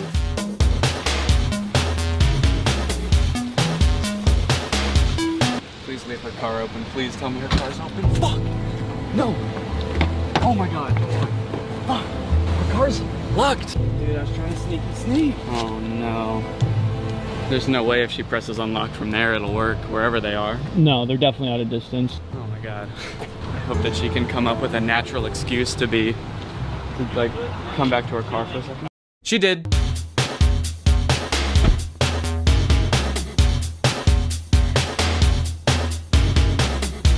Thank you. Okay, why are they just standing there? They're not going inside. Maybe. Okay, so right now, Monica and Shelby appear to be standing outside a frozen yogurt shop or a Smoothie King. They're just standing outside, so I'm not sure what they're doing. If they're getting smoothies or if they're waiting for smoothies or just kind of hanging out and enjoying the night. You know, we may never know. But for right now, I am sitting in a car. And you know what? It is humid and it is hot. But as long as they're back shortly and they're not gone all night, I think I'll survive. I'm in the trunk. I'm in Shelby's trunk, I'm in the trunk. Look at me now, I'm in the trunk. Okay, they're coming back. Shit, escaping. What is that? Why the Oh, my bad. When is the camera getting your... Oh my god. What's happening? What's up? Why are you in her back seat? I was just chilling. What the fuck is happening? Oh, it's nice to meet you. Hello. Hello.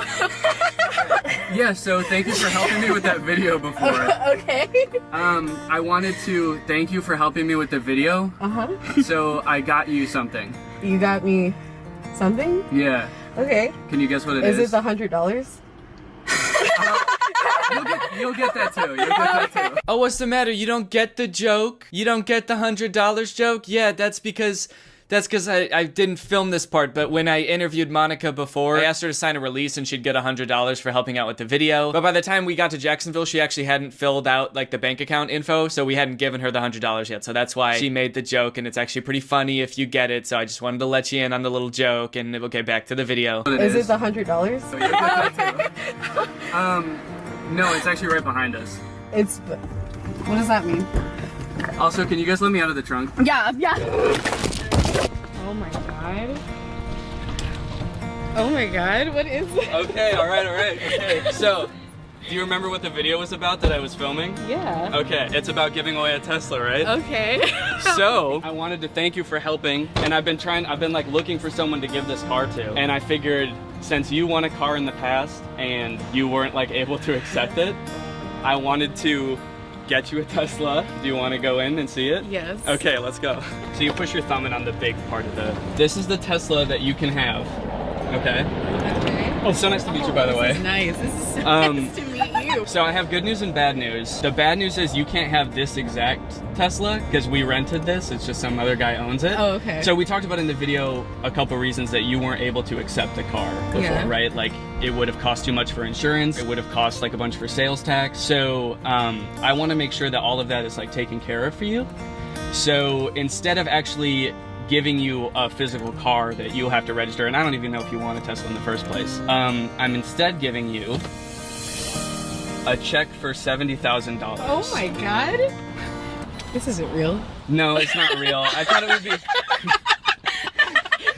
You know how sometimes in videos people give like really big checks? Oh yeah. I thought it would be kind of funny if instead I gave you a really small one, because the big ones make you look tiny, so this one kind of makes you look like a giant or something. Oh hell yeah, dude. Yeah. I guess I was right after all. The tiny check was hilarious. I'll give you the actual check off camera. I'm not sure if are we giving her a $100 check and $70,000 check, or just $100 should be in her bank account. Oh, honestly, I don't give a fuck about that. You seemed like you were really interested in that in the car. So yeah, it says Monica, $70,000 for one Tesla. So basically we wanted to make sure that if you wanted to get a Tesla like this model, you can. If you don't, there's no strings attached and you can use it for like literally whatever you want. Oh my god, I don't know how to feel about this. I'm so happy I didn't bail. Were you gonna bail? I might have. That's what I was worried. I was like, what is the cancel? Okay. Is this like edited? Well, yeah, we can edit it. Okay, hell yeah, I'm gonna buy cocaine and hookers. Oh, hell yeah! That's going in the video. Monica and Shelby in the Tesla. For insurance reasons, they can't drive it. It was really great getting to spend some time driving around with Monica and Shelby. We had some great conversations. So do you play guitar also? No, I don't play guitar. I'm a classical flautist. Oh, really? The flute? Wow. That's so cool. That's cool. You play guitar. You got a flute on you? Okay. Like, I would never bring my flute, like just to hang out. Yeah. I used to break it out all the we're time. gonna go get boba? Yeah, I'll bring my flute. That shit. Have you guys ever been in a Tesla before? No. You have? Yeah, I have. Do you own a Tesla? No, Okay. no, I drive a Honda. Do you already have one? I drive a Honda Accord, okay? Okay. My car is currently not working though. Oh no, well maybe you can get it fixed. Yeah, exactly, that's what I'm saying. I like my Honda Accord. I remember watching you online. Oh really? Yeah. Have you been watching my videos for that long? For that long. No For way. real. Yeah, no, that's crazy though. That's like, I watch your videos, I would say every day for like the past 3 years. I don't want to put any pressure on you. You can literally do whatever you want with the money. Do you like have an idea of what you might use it for? Just to have? I don't know. That's the thing. Just live your life, dude. Like, probably college. Yeah. That's more likely what I was gonna do with it. If I gave you a Tesla, I would be worried that you would just want to sell it anyway and then like use the money to pay for like stuff that you actually want in your life. So I'm not gonna lie, if you gave me a Tesla, I'd probably keep a Tesla. What? Yeah. Aw, damn it. So with the video, the day before this goes live, because I am just finishing up editing it, and I just wanted to say thank you guys for watching the video, if you got all the way through it. Holy cow, was this a long video, but it was so fun to make. This is some of the most fun I've ever had making a video, so thank you so much for watching it. I really hope you enjoyed it. Thank you again to Current for sponsoring this video. Again, I couldn't have done this without Current, and they were like insanely cool about this whole video. Thank you again, of course, to Shelby for helping out with this. I'm so happy that we could pull this off in such a short amount of time, and everything worked out perfectly. I feel like the money could not have gone to someone better. Monica and Shelby were both so cool on camera and off camera. They're the nicest people. And yeah, I'm really glad that I got to make this video, so thank you guys for watching and for your continued support, even when I do like very different, longer videos like this, because I really like doing it. I should also say that like in general, I think the spirit of giving things away on YouTube is generally a pretty good thing. You might say like, oh, people only do it for views, and as I showed in the video, that it has the potential to go wrong, but if it's done right, which, you know, for all I know, it might be done right all the time. I really have no way of knowing what other YouTubers do. I think it can really inspire other people to be more giving in their own lives. Or maybe it just inspires other YouTubers to also be more giving in their videos, which is fine. I mostly just wanted to make this video to explore how giving away these large gifts on YouTube works and all the pitfalls you have to avoid in order to do it the right way. And yeah, with that being said, if you're not subscribed yet, make sure you go ahead and subscribe and turn on my notifications to join Greg. Greg is what I call my fans on YouTube, and all you have to do is subscribe and turn on my notifications, and you can be Greg as well. All right, well, I gotta go finish editing this video, but again, thank you guys so much for watching, and I'll see you next time.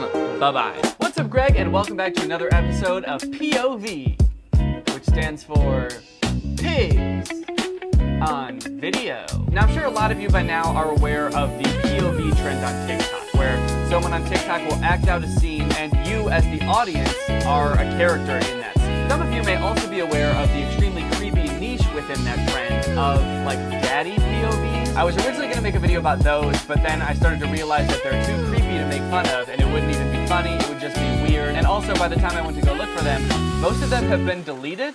I guess because the people who made them realized, hey, that's pretty gross, we should probably stop. But I found this dude named Garrett on TikTok. His username is Goverbo, and he had previously made a lot of these daddy TikToks, but he has since deleted them. And I thought it would be kind of interesting to go through his other TikToks that aren't the daddy ones, since he's deleted pretty much all of those. I wanted to see what kind of other TikToks he makes, and it turns out they're pretty much all POVs, and they are all very odd. For those of you who don't know what POVs are, I'll give you a simple one first. This one's called POV, which stands for point of view. You're staying the night at your friend's house when her brother accidentally walks in on you.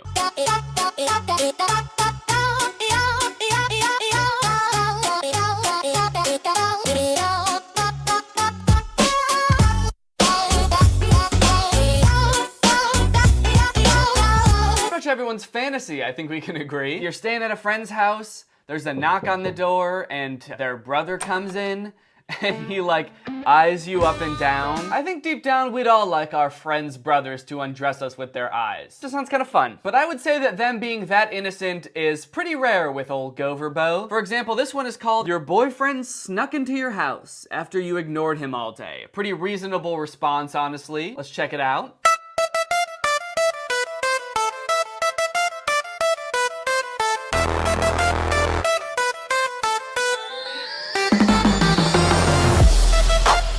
To me, this seems like something that this dude was like, oh, this would be so hot. Like, a chick would love a dude who is like confident enough to just break into his girlfriend's house. But any girl, or like anyone who's ever had to deal with like a stalker situation would just be horrified about. Like, this is not a fantasy. I want me a boyfriend who's not really so much of a boyfriend, but more of a stalker, because I don't really know him, and he keeps texting me. I don't even know how he got my number. But after a day of me not responding, if he could like break into my house, that would be awesome. Preferably while I'm like taking a shower or some shit. Do you think that he would actually do this? If she's not responding to you all day, like you probably did something wrong, right? Like she's not just ignoring you for no reason, or maybe she's busy, maybe she just wants some space, but you're just like, nah, fuck that. I'm gonna break into her house. And when she finds me, I'm gonna say, pick up the phone, baby. So yeah, kind of like romanticizing a creepy stalker relationship, not great. Definitely not good, but it gets worse. So let's check it out. POV, you ran away from your kidnapper, but his men found you.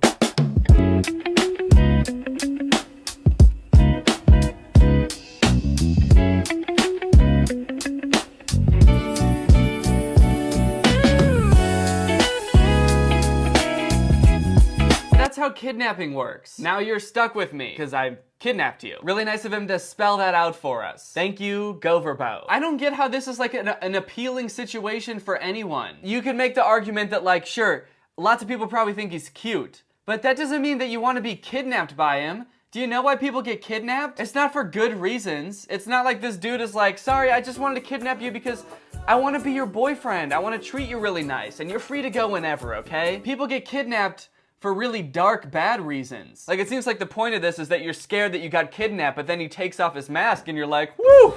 Maybe this won't be so bad after all. But the darkness of this TikTok seems to be lost on most of his fans because they're all children, mostly like little girls, which honestly makes it way more gross. Romanticizing kidnapping for his like little girl audience. That's so fucked up. Wait, he even had us as the audience say, I didn't miss you. Like, we're clearly not okay with being kidnapped. This isn't even like a fantasy where we're like, we kind of want to be kidnapped, like it's some kind of kink or something. So we're not even cool with what's going on. We're just like, I want to go home. Hashtag POV, your serial killer boyfriend followed you home again. Oh, not again. He followed me home again?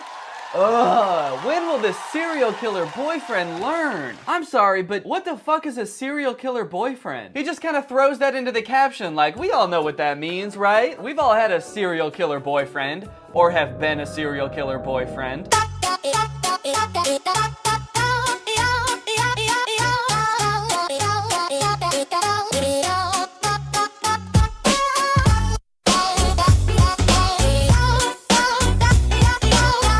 I like that he knocked at the beginning. He may be a serial killer boyfriend, but he has manners. He's not just gonna barge into your house, unlike that other boyfriend that will barge into your house.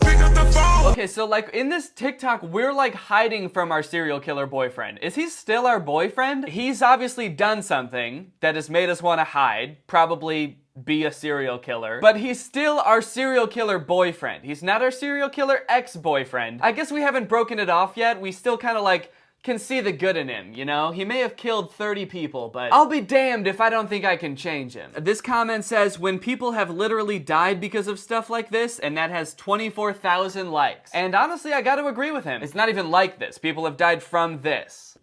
Serial killer boyfriends. Hashtag POV, your boyfriend tries to abuse you in front of the gang leader's son.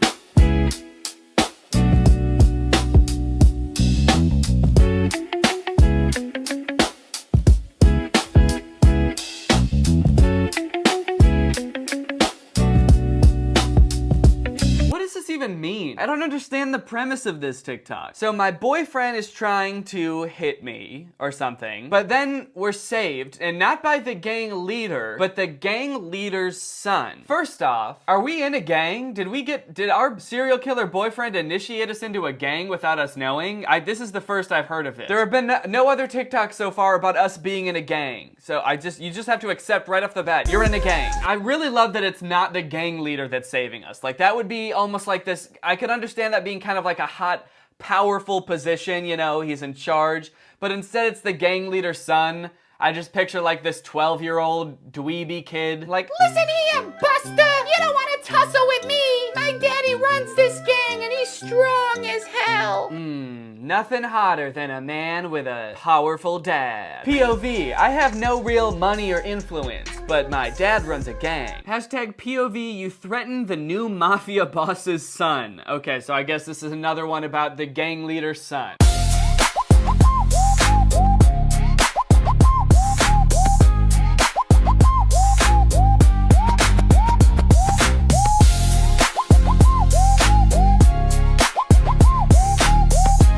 Oh shit, what a badass, dude.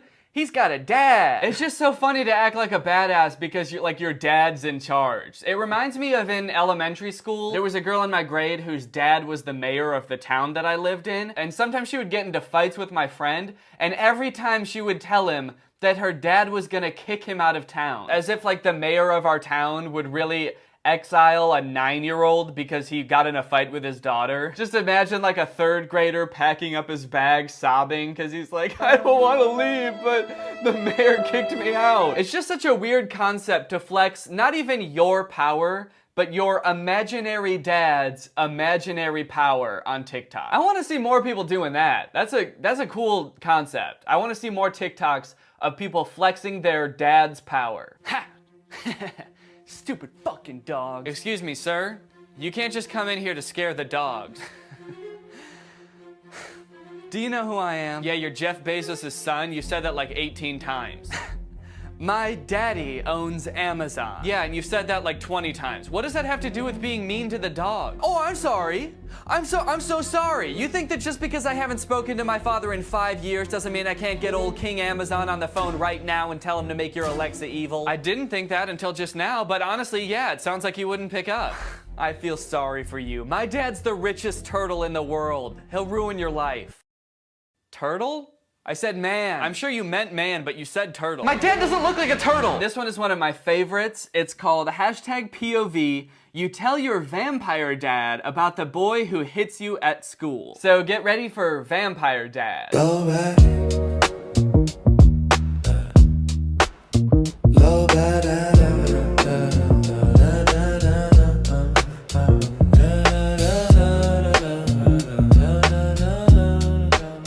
Aw, great! My dad killed my bully. That's what you want, right? My grown-ass supernatural dad murdered a little boy at my school. Thanks, vampire dad! I like that the caption calls him vampire dad, like he's some kind of superhero, like, wow, there goes vampire dad to go kill that kid. Wait, if my dad is a vampire, doesn't that make me a vampire too? Is vampirism, is that genetic? Because if so, I feel like I could have taken care of it myself. I don't even know how I have bullies in the first place. If I'm a vampire, I am immortal, I can turn into a bat. Who's gonna bully someone that can turn into a bat? You don't want that smoke. You don't want that bat. You don't want that puff of smoke as I turn into a bat. So I really like the concept of this TikTok. I like Vampire Dad a lot. I feel like that provides a lot of good unexplored territory. We could do a lot with Vampire Dad. What I don't like about this TikTok is that this fucking dude doesn't even look like a vampire. He looks like a sexy vampire, like a Twilight vampire. He doesn't even have fangs. He's just some guy. Can you imagine how different this TikTok would be interpreted by like all of his little girl fans if it was like a classic looking vampire? Vampire Dad! Oh, Vampire Dad! A kid went missing at our school today. Oh, no! Was it the boy who bullies you? Yeah! Wait, how'd you know that? Just a lucky guess. Wait, is that him? Huh? Right there! That's my bully! Except he's got like a bite mark on his neck and he looks like a vampire. Oh, yeah! I guess it is. What a coincidence. Dad! Did you try to murder my 8-year-old classmate? Uh-oh, looks like he caught me. Oh, Vampire Dad. Whoops. Wait, so you turned him into a vampire. Doesn't that make him immortal? Oh, fuck, you're right. Oh, great, another vampire one. POV, it's your first time kissing a vampire. Oh, gosh, I'm kind of excited. I didn't know that I would be kissing a vampire today. Gosh, okay, well, here it goes. Let the day fall back. Oh, shit, did you bite me? I guess I did. I'm sorry. Where the pain lost You're bleeding. I guess because I bit you. Why do I seem surprised that he's bleeding if I just bit him? Oh shit, you're why the fuck are you bleeding? Gross. He's like, you bit me. Low back, and the cut still glowing. Low back, but the flow still going. But the flow still going. Yeah. This is my first time kissing a vampire. Alright, let's get that straight. I bit him? I'm not a vampire. I'm kissing a vampire. And I bite him. If I'm just a regular ass dude, why would I bite a vampire? Wouldn't he bite me? And on the neck, not on the mouth? Also, how hard did I bite him that he's already got that much blood all over him? I must have really chomped down hard on him. Just still glowing. Low back, but the flow's still going. Low. Oh boy, and look how he goes back in for that second kiss. Just like, oh yeah, give me some of that. Alright, hashtag POV, we're dancing at a party and your ex walks in. Uh-oh. Well, judging by kind of like the macho persona that this dude puts on, I'm guessing he's gonna like do something to protect me from my ex. Maybe he's my serial killer ex. So let's see what old Goverbo does to protect me or hide me from my ex.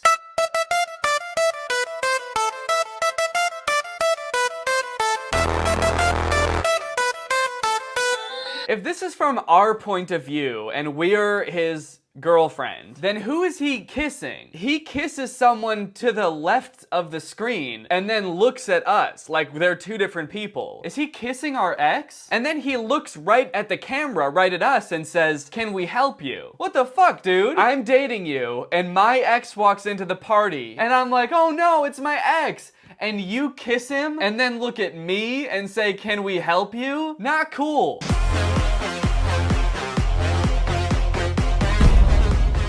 Oh shit.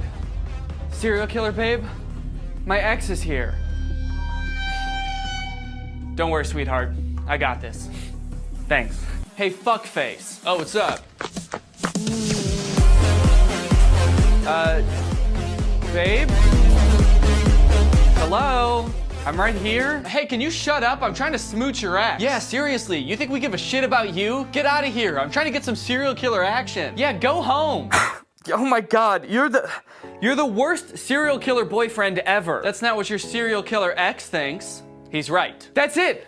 That's it. We're serial killer done. Oh, please, you think you're gonna serial killer break up with me? Well, you can't, because I'm serial killer breaking up with you. Wait until my vampire dad hears about this. You're right. All right, well, honestly, that is enough of that. This dude's TikToks creep me out. The moral of the story is, please stop romanticizing abusive relationships, kidnapping, serial killers, and fuck it, vampires. Stop romanticizing those too. They're blood-sucking monsters. They're not hot. But with that being said, now it's time to talk about our sponsor, ExpressVPN. What's up, Greg, and welcome back to another episode of me losing my absolute marbles over some ones and some zeros. I think it's kind of funny that this series where I try to find the worst iPhone game has become one of my favorite types of videos to make because I am not a gamer. I do not know good games. I don't really know where I get off calling these games bad. In my free time, I play next to no video games. And if I am playing a game, it's just Minecraft on hardcore mode, and I'm dying after 10 minutes and then not playing it again for 3 months. How is it that these AAA developers spend millions and millions of dollars on these games like Call of Duty and God of War? They work their devs to the bone, and their games literally do not appeal to me at all. But like one person with a laptop and a stupid idea like a game called Animal Go that's just a really poorly made ripoff of Pokemon Go is like the most interesting thing in the world to me, and I have to play it immediately. And if you're wondering, no, that was not a hypothetical title. That is a real video game called Animal Go Find and Catch Animon Edition. That is a Pokemon Go ripoff that I am going to be playing. I was just searching for Pokemon Go ripoffs in the App Store and I found this, and I knew I had to play it immediately. Although it was kind of hard deciding between that and Trumpy Man Go Bounce Balls at Him, but I think overall Animal Go has a little bit more to offer. As you walk around a neighborhood, your smartphone will vibrate when there's an animal nearby. Take aim and throw an animal ball. You have to stay alert or it might get away. Search far and wide for animal and items. Let's play it all. I don't really know if I can put as much stock into a suggestion to play the game coming from the game. Hey guys, here's kind of a fun idea. Let's play me. Let's play all of me. So it looks a lot like Pokemon Go, where you just walk around in real life and occasionally you'll stumble upon a tiger or a water buffalo, it looks like. You throw the animal's ball to catch it. The animal's ball? Okay, this game's a little bit more fucked up than I thought. And I'll be taking those, and then I'll be throwing them right back at you. I will say that now that I'm looking at all these animals' pictures together, they almost look a little bit too eager to be caught. And now that's kind of creeping me out. Oh no, you found me. You found my little pink elephant Thelf. Don't trap me in my own ball. Please, anything but that. You're like, he's saying he doesn't want me to, but he really looks like he does want me to. No, don't cut my balls off. I would hate that. But overall, I'm excited to see where this game takes me, and I'm downloading Animal Go. Okay, this game looks horrifying. Jesus Christ. It's called Date Master Kissing Booth. Give the best kiss. It looks like some kind of game where you're preparing for for a date by picking up different items along the way to your date. So you can either pick up money or bottles of poison, which would obviously make the date go pretty poorly because you'd be dead. You can show up either in a suit top or barefoot, and all of these, it looks like, influences this bar here. I guess once you get to the date, you can engage in some sort of kissing frenzy. And it looks like here that the kiss is going so well that she's crying. And I say that because this bar is filled up to the top where this emoji is absolutely, I mean, he's indisposed. He's out of his mind. So this is horrifying for sure, but I think that the other end of the spectrum is also gonna be terrifying because it's a puking emoji. So like if we pick up one wrong thing, is she gonna puke on our tongues? Also, I'm curious about all the different stuff you can pick up. So obviously showing up in a suit is better than showing up barefoot. But then the next thing down the road is you either pick up sneakers or a bed. It's like, first off, I thought we already decided if we were wearing shoes or not at this one. Why does every option seem to be like, okay, so you're not gonna show up barefoot. Are you sure? You really wanna wear shoes to this thing? Okay. And then also, like, are you stopping at an IKEA on the way to the restaurant to buy a bed frame? Also, not to harp on the shoe thing, but he is already wearing shoes. He's walking to the date and he already has on shoes. So why the fuck would he take them off before he gets there? Okay. That's enough about the shoes. Oh, it looks like so there's different kissing patterns. So in this one, you're sort of doing a little swirl with your tongue. Not so much of a frenzy as it is sort of like a kissing hypnosis. You are getting very, not sleepy, you are getting very horny. Wait, what the fuck is going on here? What is this? So we walk to the date, which I haven't acknowledged is like 30 stories up off the ground. And I guess that's where the date is taking place. And then it looks like after we're done kissing her, her like satisfaction meter is off the charts. It sort of appears that she's just been like discarded as she's drunk with love. And then we're just kind of like, all right, and off you go. Okay, I gotta figure out what's going on there. So I am downloading Date Master Kissing Booth. Okay, here's another interesting knockoff. This one's called My Goat Life Simulator. Crashy adventure of cute goats. This is not the actual goat simulator game, the very popular goat simulator game that a lot of people have played before. This is My Goat Life Simulator. Don't get it twisted. A short, fun game where you will take charge as a virtual goat and explore the beautiful green land for your progress. How long will you enjoy yourself as a goat? I don't know, man. That's sort of up to you. You design the game. They're sort of making it sound like a challenge. How long can you last enjoying this game? That's the challenge. Try to do it as long as possible. Let's play the whole game. Let's all play. Join the mate of your dreams, have kids, build a dream house for your family. So it seems kind of like a fun little just like life building game. I am curious to see what a goat's dream house looks like. Explore the green town and find all the secrets of your success. Fight for the queen's crown and win the queen title? Wait. What? Where the hell did that come from? The description took such a drastic turn. This is not what I was led to believe the game was about at all. It was like, live a simple life on the farm, grow your family, find the mate of your dreams, kill the queen, stage a coup and become emperor, take charge as a pro fighter, and knock down other goats to rescue your family. Our family was kidnapped by other goats? The simple life of a goat, you know? Trying to dethrone the queen like a Shakespearean play. Hamlet was actually based off goats. Enjoy the story of a real goat with a map to hang out in the town, a full-fledged feeding mode. What does that mean? A full-fledged feeding mode where you have to eat plants every 5 to 10 minutes for survival. Yeah, just like a real goat. You know how goats have to eat plants every 5 minutes or they'll die? I'm glad it's a full-fledged feeding mode though. Game developers, if you're watching this, I will let you skimp on any part of a game except feeding mode, okay? I need a full-fledged, no compromises feeding mode. Let me look at these pictures to try to figure out what the hell you do in this game. Escape from thief, okay. At least he's following COVID guidelines, that's good to see. Kick and pot the ball in hole. Okay, so there is a castle in the background I'm noticing, so I guess that's where the queen lives. I guess where we're gonna live pretty soon, actually. Jump over the wooden boxes in the yard. Hell yeah. Okay, now I'm in. I wasn't in before, but now that I know you can jump over the wooden boxes, I like whatever this goat's up to. This is how I'm gonna be in the game. Completely checked out. My goat wife is gonna be like, honey, please, you're so behind on bringing home food for the children and building our dream home and overthrowing the queen. What do you do all day? And this is gonna be me, just fucking Maybe I just don't know what a regular goat's life entails, but I'm super interested in this game, so I will be downloading my goat life simulator. Okay, now this next game, Scary Granny Contact Game, might sound a little bit like Bad Granny, which I've played before. But from what I can tell, this game is very different. First off, the granny in this game looks 1,000 times more terrifying. Holy shit, dude. That doesn't even look like a granny. This is so far removed from what like an old lady looks like. What the fuck is this? Beware of the scare. Are you brave enough to contact Granny? That's right. In this game, you can actually contact Granny. Take a look at this picture. This is the menu, it looks like. You can call, message, video call, play games, or mods. I don't know what that means, but the other options sound very interesting. Look at this. You can talk to Granny. Hi, where are you? Far away from you. Do you want to play hide and seek? No, thanks, I'm good. I see you. Oh no, this is my house. Okay, look at this. Look, you can FaceTime with Granny, and this kid is FaceTiming with Granny, and he looks horrified. And she's not even on the screen yet. I guess you can also just call her on the phone regular style, not on FaceTime. If you don't want to see her, you're like, okay, I'll get scared by Granny. I just don't want to see her. Hello?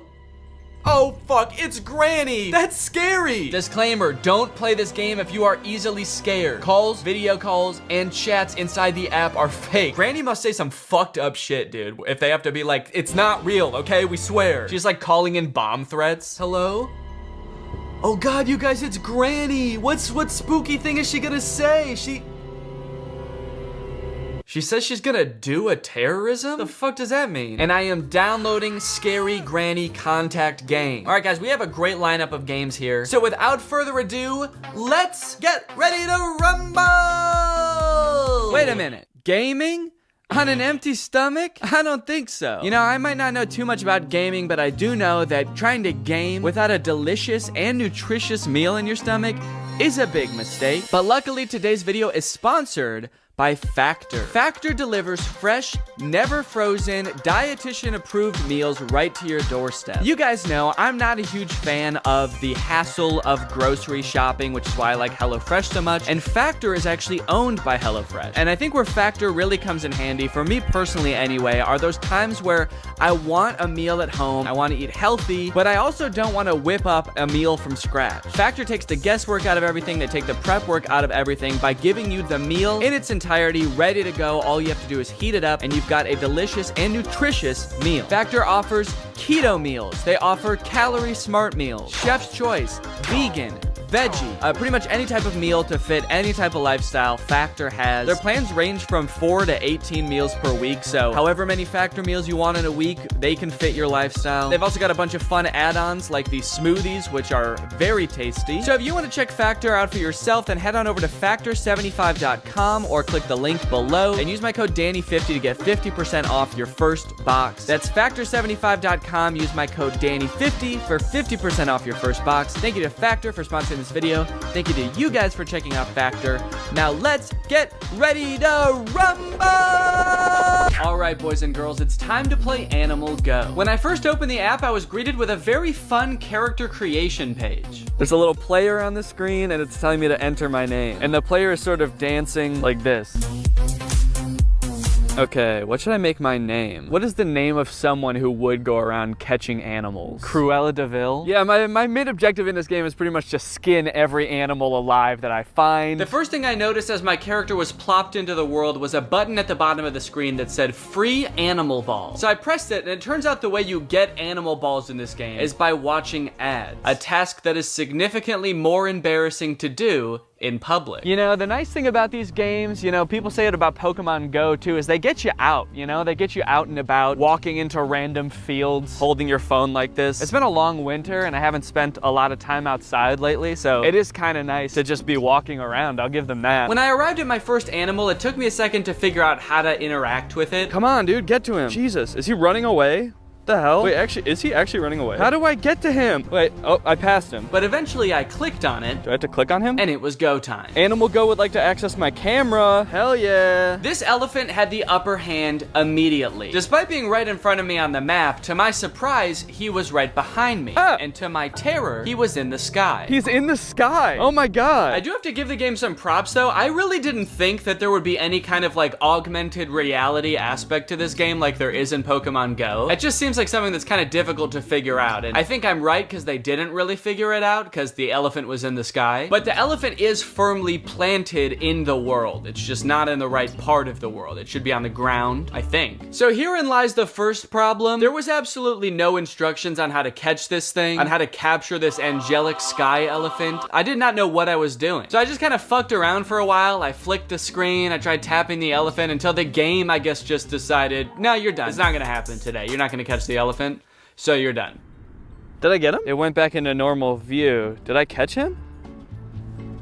No, I didn't. I shook the failure off pretty quickly though and immediately set my sights on a new animal, a lion that was hanging out in a baseball field. Did they put him in the dirt? It's like the worst place for him to be is in this like muddy, wet sand. But hey, I guess that's where lions hang out. The muddy, wet sand of a baseball diamond. Oh, fuck. Oh, God. I can't. Watch what happens when my foot goes in here. Ugh. Can I just catch the lion from here? You could if you had any animal balls left. I don't have enough balls. That's right. When you watch an ad, you get 20 animal balls. But every time you throw a ball, despite the fact that you can see that ball coming back to you to be thrown again, you're actually losing that ball. To watch an ad to get more balls. I think I honestly have a better shot on the other side of this dirt. So I'm gonna go around. Oh yeah, I'm closing in on him now. And of course he's gonna be right behind me. Yep, there he is. I seriously have no clue how to do this. Look at him, he's just standing there begging to be caught and I can't even figure it out. He's giving me these like longing eyes like, please, please Danny, I just wanna be in a ball. It hurts to be out here. You may be having, oh, wait, did I get him? Didn't say I got him, but maybe. God damn it, dude. I think I just ran out of balls. My next attempt did not go well either. I even tried buying some magic dust from the store, but it turns out that that doesn't actually do anything. Where's the magic dust? There's no magic dust on my screen. I don't know where that went. I feel like my little Cruella de Vil character just snorted it the second he got it. He was like, oh, magic dust, sick, thanks. How the fuck are we gonna catch this lion, dude? I don't know. Oh my God, I'm just gonna waste all my balls. When I was playing this game, it was 45 degrees outside. I was getting cold. I was starting to lose hope. Do you think the people working in those office buildings are watching me right now, wondering what the hell I'm doing? But just as I was about to give it all up and throw in the towel, please, God, let me catch this water buffalo. Maybe I can, like, I hit him to, like, weaken him or something? Or can I move him around? What did I do? Wait, why did it vibrate? It vibrated that time. Did I catch him?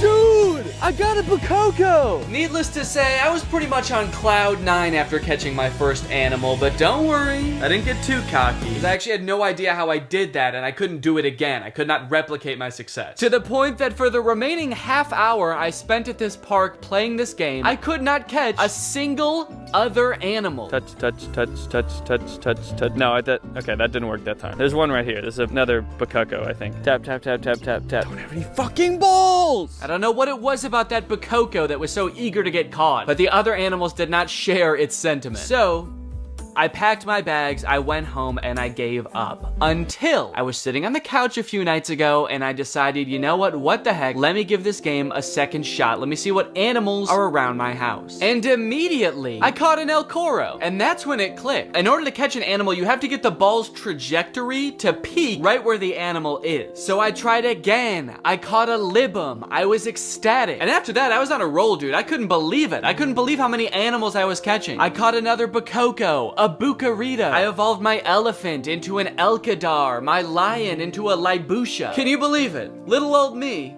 owning a Libusha. Didn't think I had it in me, did you? So I think it's safe to say I've got this game pretty much down. Is it good? No. Is it fun? A little.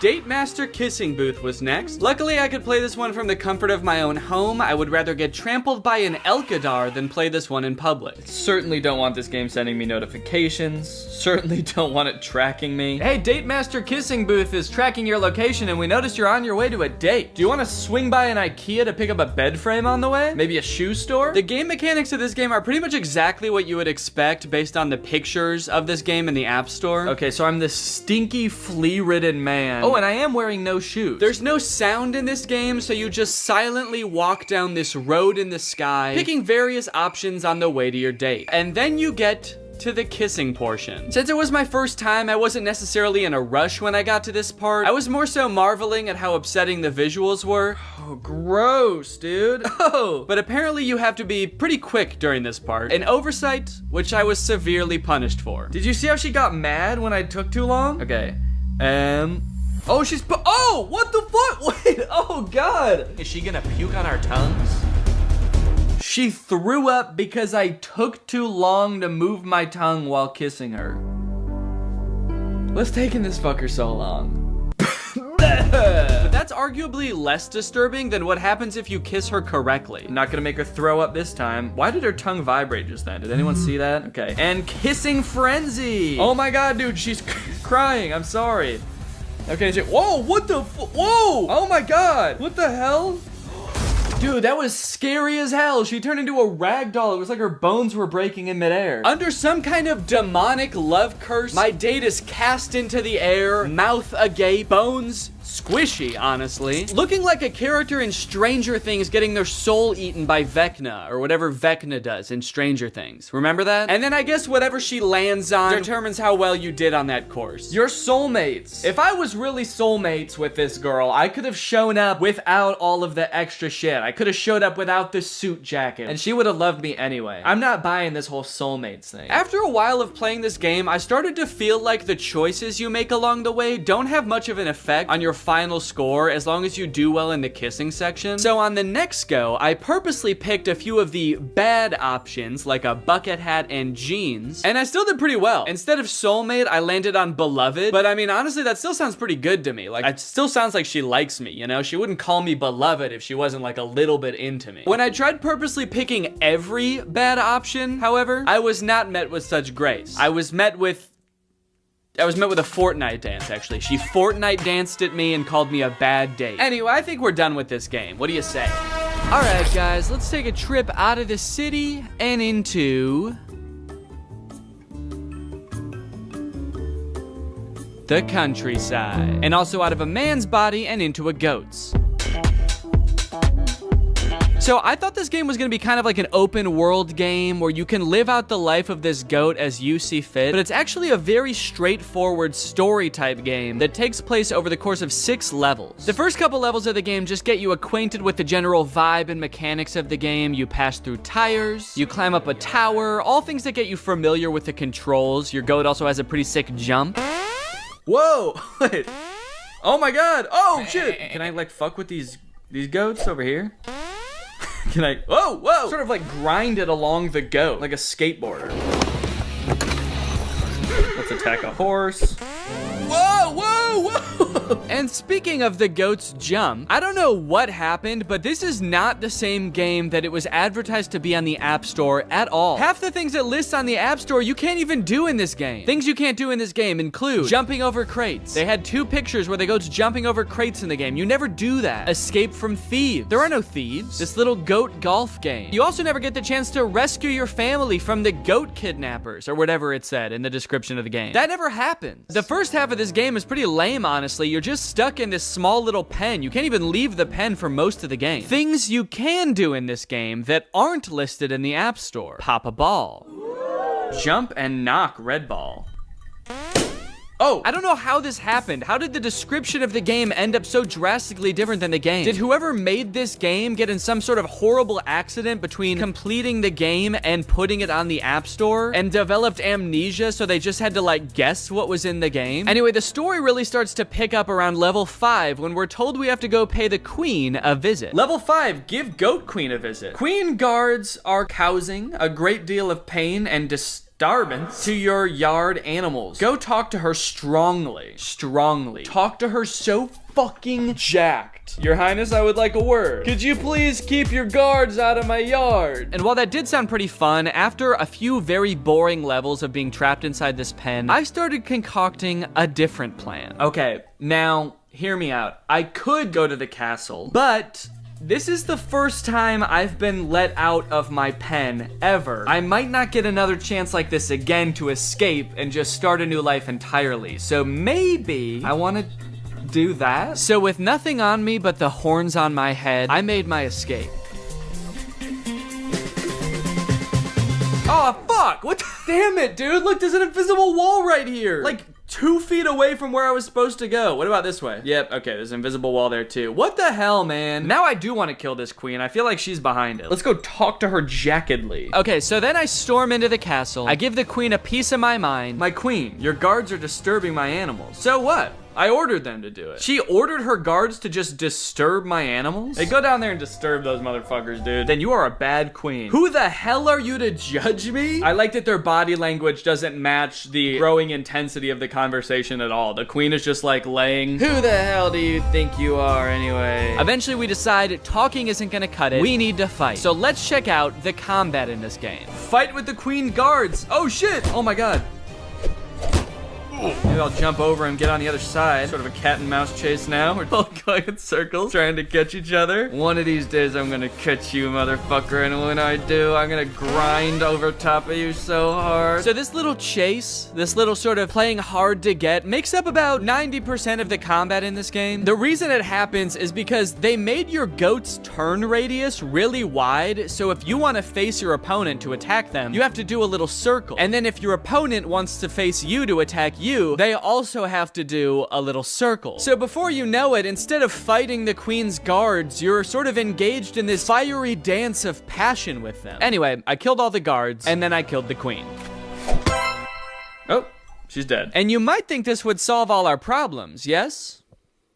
No. Apparently, this whole issue goes even higher than the queen, because once we kill the queen and become the queen, be a queen is the last instruction. And then just be a queen. That's pretty much it. Just be a queen. Then the game gives us some mission where we have to go and destroy the owner's house. Level 6 destruction. Wait, there's more? Mess everything up in the garden and destroy some expensive things in the owner's house. Who is the owner? I didn't know we had an owner. I thought the queen was the owner. There's been no mention of an owner this entire time, and then it's like, finally we can get our revenge on this guy. Whoever this owner is, though, we must have really fucked them up by destroying their house, because we never see him again. I mean, we never saw him in the first place, but we definitely never see them now. They must come home to their house being ransacked by a goat, and they're just like, fuck, the goats have taken over. I gotta skip town. He's probably in some city now, walking down a street in the sky, picking options for a date.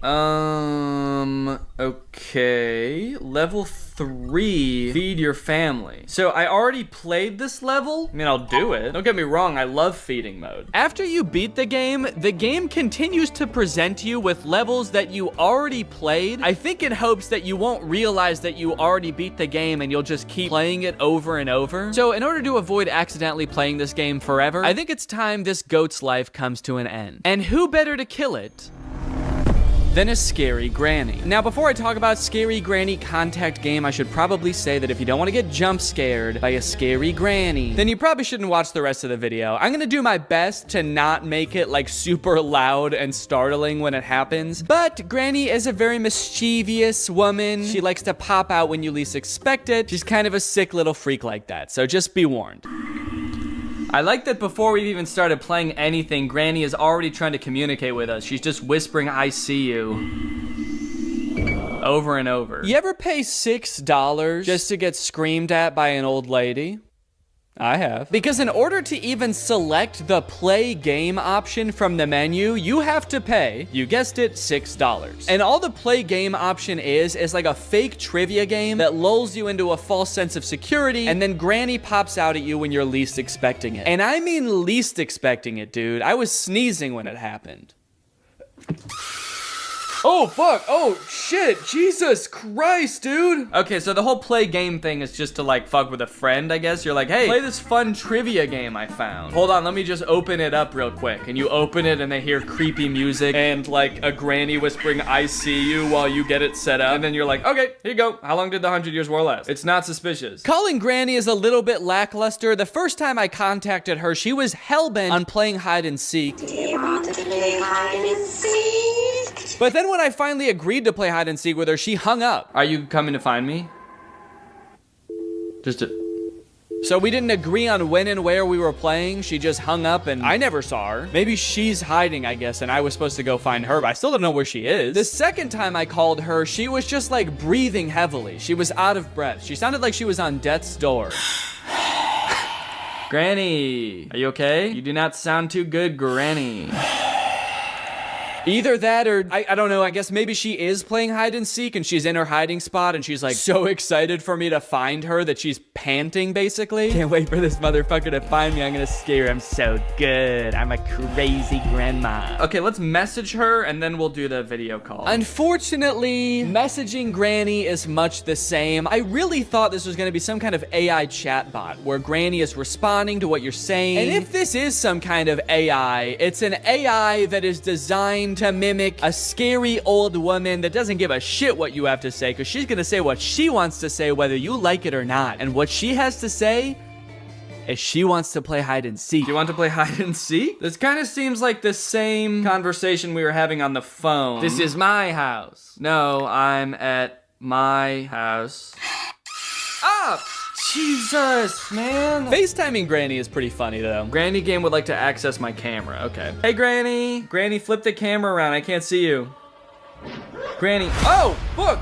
Call finished. Wait, so did Granny just die? Because I was on FaceTime with Granny. She was holding the camera. And then she opened a door in her own house and got murdered with a chainsaw. It's not very scary. That's really sad. Dude, imagine that in a horror movie. Like, you know, a teenager gets a phone call that's like, hey, I'm right outside. I'm gonna kill you. And she's like, oh no, don't come in. And then the person on the other line is like, yeah, I'm gonna... Oh, fuck. Oh, shit. Dude, I'm getting mugged. I'm getting mugged. Help. They want all my money. No. They're stabbing me. Brittany, help. They're stabbing me. All right, guys. Well, I hope you enjoyed this deep dive into the App Store. If you did and you're not subscribed yet, make sure you subscribe and turn on my notifications to join Greg. That's what I call my fan base here on YouTube. And I will see you guys very soon. Bye-bye. Not Greg letters in the background anymore. Look at these sick freaking pillows I got. Thank you to Helpful Mig on TikTok for making these pillows. They fit the couch perfectly, in all honesty. I'm really stoked about those pillows. So thank you for making them, Helpful Mig, and I hope you guys like them. Anyway, welcome back to the second channel. Today we're going to be talking about some of the weirdest YouTube shorts that I could find on YouTube. So crack open a sparkling water and we'll crack into these TikTok, or YouTube Shorts. YouTube has been pushing YouTube Shorts like crazy. I'm kind of curious to know if anybody who watches this like watches YouTube Shorts. I'm not trying to be judgy in any way. I'm just curious because they're pushing them so much to see if it's actually working. I was going through YouTube's list of the top 500 YouTubers over the past 30 days. And if you click on like half of these channels, they only post YouTube Shorts. So like all of the people that are being subscribed to the most right now are like just YouTube Shorts channels. That's how much YouTube is pushing this shit in our faces. They're like, you will watch YouTube Shorts instead of TikTok. But because YouTube is just kind of like pushing anybody that posts YouTube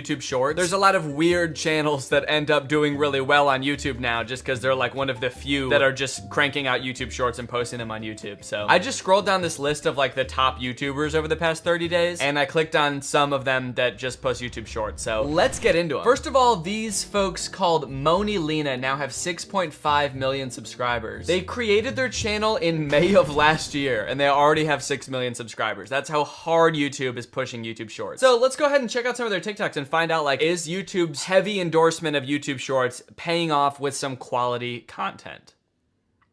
My voice did not crack. That was in your head.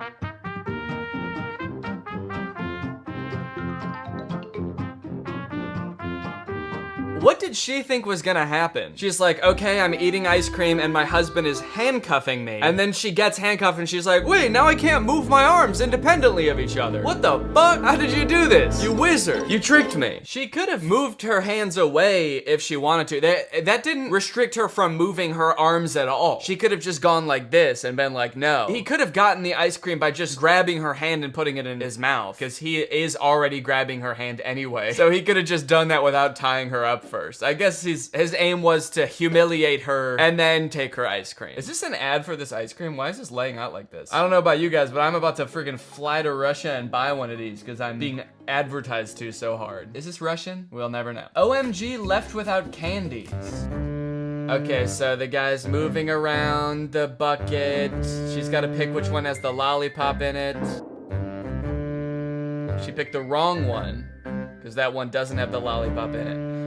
And it has actually more than the lollipop in it. Okay. So he's a magician in this one too. Are all of their TikToks just about the guy being the most clever guy in the world and the girl being the dumbest girl in the world? Just tricking her constantly and she is just at wit's end trying to figure out how the fuck he's doing it. What a sad existence. OMG, you can't joke with your wife. Is this TikTok about to be about like cancel culture? What, you can't even joke with your own wife anymore? You walk into the room and she's eating a cucumber and you call her a slur? You're not even allowed to joke with your wife anymore? Come on, dude. People are so PC these days. Oh no, he hits her. You can't even hit your wife anymore! As a joke! As a joke I did it. And then she hits back.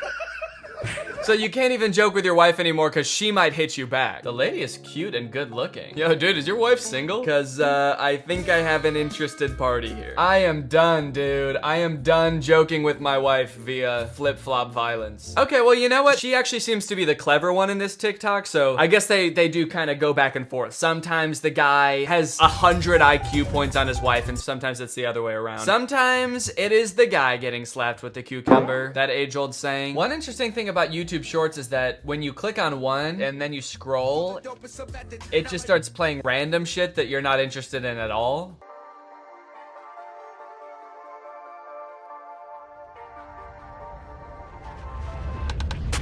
Okay, that guy's actually magic. What the fuck? How did he do that? Dan Rhodes. Okay, I was actually kind of expecting to see a TikTok that didn't interest me at all, but this one actually did pique my curiosity. I think there's a little divider in there. You can see this little part of the cup, straight line right here. I think that's dividing and there was juice hiding behind that. That's my little theory about this one. But apparently a really big format on TikTok is to do something amazing near a girl and she's gonna be mad impressed and you're kind of like, yeah, I just do that. I just do stuff like that. I actually didn't expect that to happen. I don't know how I did that.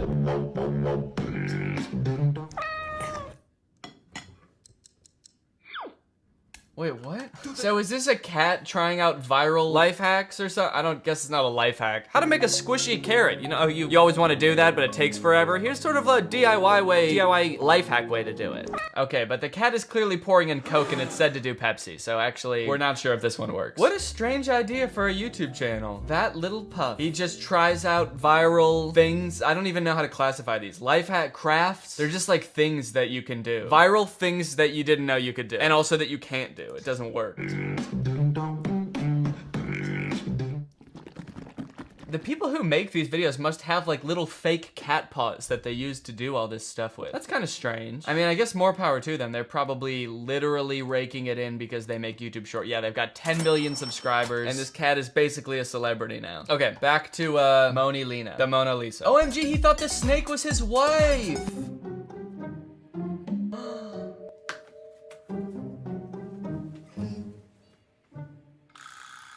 Okay, that went a different direction than I thought. I thought it was gonna be a prank where he wakes up and gets scared by the snake. Maybe that's what the wife was expecting too. Do you think the wife is like, what the hell? You're supposed to realize it's not me. I'm not a snake. And the husband's like, I love my wife who is as thin as my wrists and covered in scales and slimy and biting me all the time. I love my little wife who hisses at me.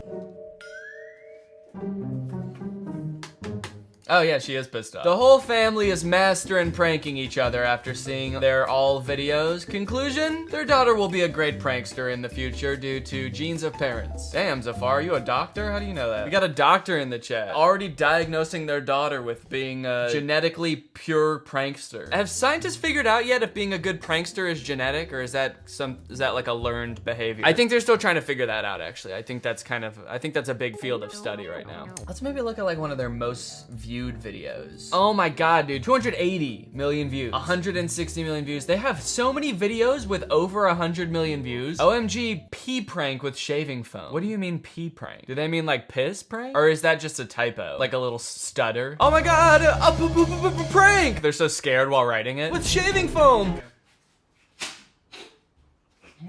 Monica! The fuck? Okay, for one, he looked directly into the barrel and there's no possible way you could have missed a white speck in the barrel unless you're incredibly behind. So I would put this as stage. Well done, Enzo, you figured it out. I feel like I said this in the last video I did about YouTube Shorts, but it does make me like wonder, are we supposed to think it's real or is this just like a funny scenario and even if we don't think it's real, it can still be kind of funny? Cause like, I mean like you can go watch a movie that's funny and you know it's not real and it can still be funny, and I'm just explaining the concept of fiction to everybody at home. But you know, I mean, you know what I mean? I mean, maybe it's just like teeny tiny little kids watching these videos, and so they're like, yeah, this is probably real. Everything else I've experienced in life has led me to believe this is real. My parents are real, my friends are real, everything I've ever seen is real. Blue's Clues is real, so I don't see any reason why this wouldn't be.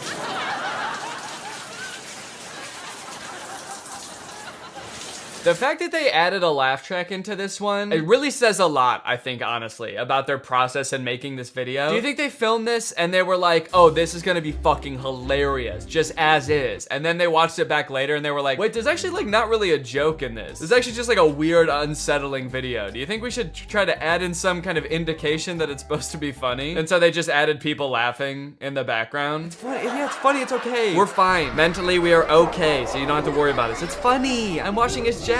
Most of the comments on this video are just like spam. In.comes.date? That's my new favorite dating website, you know? Before I was really into eharmony.com, match.com, christianmingle.com. Now I'm more into in.comes.date. Son unos de los in.comes.date. I kind of want to click on it just to see what it is, but I know the second I do, my computer is going to explode with a virus. Someone responded, okay, all right, buddy, sure. You are my favorite loves.com.date. YouTube has an insane spam problem. Can we talk about that? Like, I even notice it on my videos, but it seems like it's like 10 times worse on YouTube Shorts that supposedly have hundreds of millions of views, but 90 comments and they're all spam. What the fuck is going on? Sweetpussy.uno? Barbie.monster? I didn't even know you could have URLs that look like this. Is this video just gonna become about spam on YouTube? Hotslut.uno. YouTube, fix your shit. Just make it so you can't put links in the comments. Why would anyone ever need to put a link in the comments? Just make it so they can't do that. And also maybe, I mean, if you are, maybe just like ban words like cum and slut in the comments. I mean, is that hard? All right, anyway, enough about that. Let's get back to the YouTube Shorts. I found another channel called Small, and for a second I was like, these kind of look like Troom Troom videos. So I clicked on the channels to see if they were associated with Troom Troom, and they are actually associated with a channel called Bada Boom, not Troom Troom. I am a little bit suspicious that Bada Boom is also owned by Troom Troom, but there's no mention of that anywhere. But just like the aesthetic of their videos look very Troom Troom-esque, so I'm not gonna rule it out. But anyway, let's check out some of Small's YouTube Shorts. Let's go straight for most popular. Helping others is important. Mobile game ads be like, and this also has 200 million views.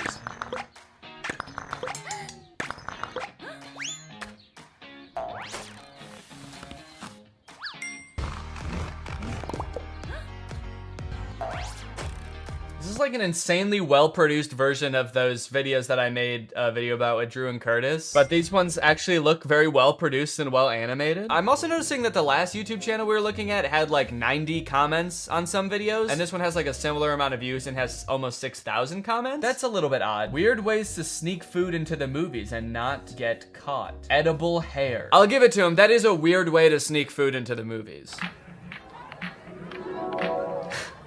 You know, like how you go into a movie. It's like a club / airport. That's what the movie theater is. No. Get out. Also, is that Wanda candy detector?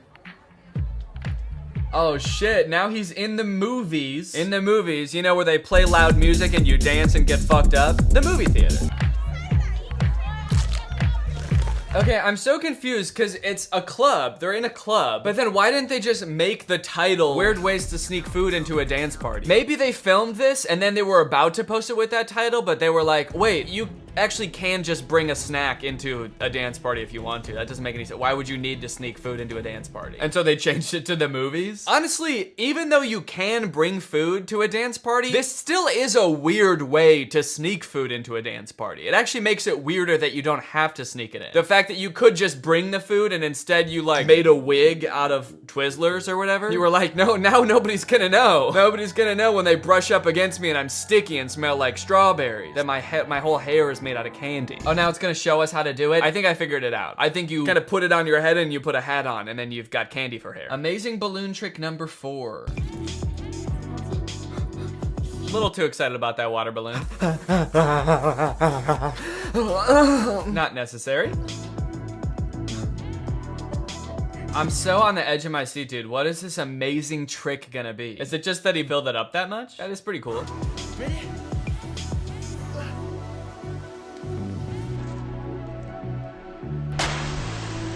Wow, that's amazing.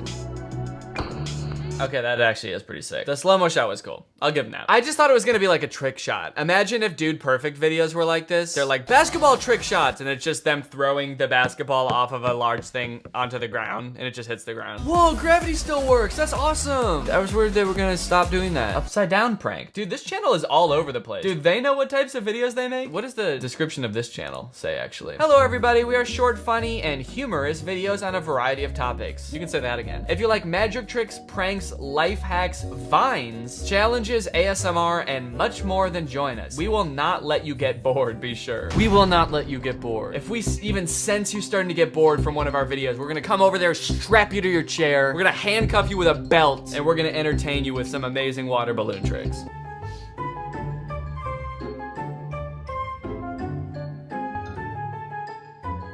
Okay, looks like just a normal guy hanging out. A guy with the fattest hog known to man, mind you. Also, did you see his hands were feet? They really tried to hide those by putting them behind his head, but you could just see one sticking out like this and it was a foot. The girl comes in and she's like, yo, dap me up, and it's just a foot. That'd be funny, actually. That would be funny. This prank is funny. And what is going on here? What is this? This is very interesting. I don't know what that is.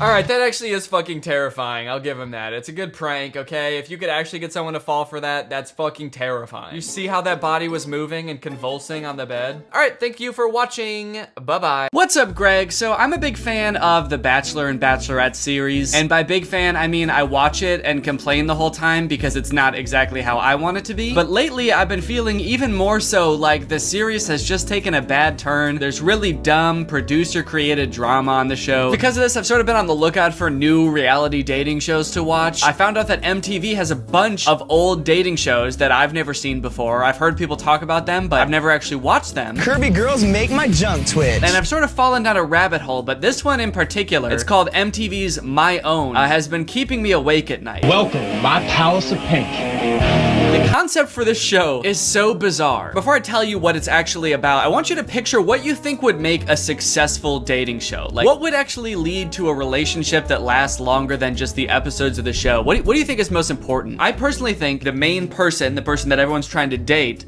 making sure that they are like a well-adjusted person that has the ability to form normal, healthy relationships with other people and will like you for you and doesn't want you to be someone else, because that would be weird. So this show is about helping people who are obsessed with celebrities find someone who looks and acts as much like that celebrity as possible so that they can basically have their own personal version of that celebrity. That's why it's called My Own. There's episodes about people who are obsessed with Beyonce, P. Diddy, and the show tries to connect these people with someone who looks enough like Beyonce to sort of quell this person's desires, to make them kind of calm down about the whole being obsessed with Beyonce thing. Now, this show took place between like 2005 and 2006, so a lot of the episodes aren't available online anymore, but I found one on YouTube and I watched it, and it is every bit as weird as you would think. It's actually probably even worse. The only woman for me is both naughty and nice. I want my own pink.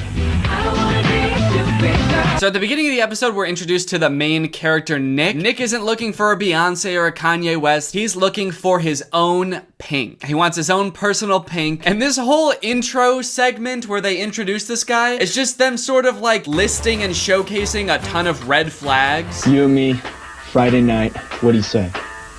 Kind of like they're just normal personality traits. This guy's room is one of the weirdest single man rooms I've ever seen. I know there's this kind of stigma about single men that they live in these ridiculous living situations with like no furniture or like decorations or anything. I wish this guy didn't have any decoration. It seems like his room is literally just a full-sized bed and white walls covered in posters of pink. There's also caution tape all over the walls and a danger sign on the front door of his room, which is kind of considerate, actually, now that I think about it, because I do feel like you need to be warned before entering his room, especially if you look like pink, apparently. That danger sign means danger. If you come into my room looking like pink, I'm gonna try to marry you. You will not leave without becoming my lawfully wedded wife. Welcome to my palace of pink.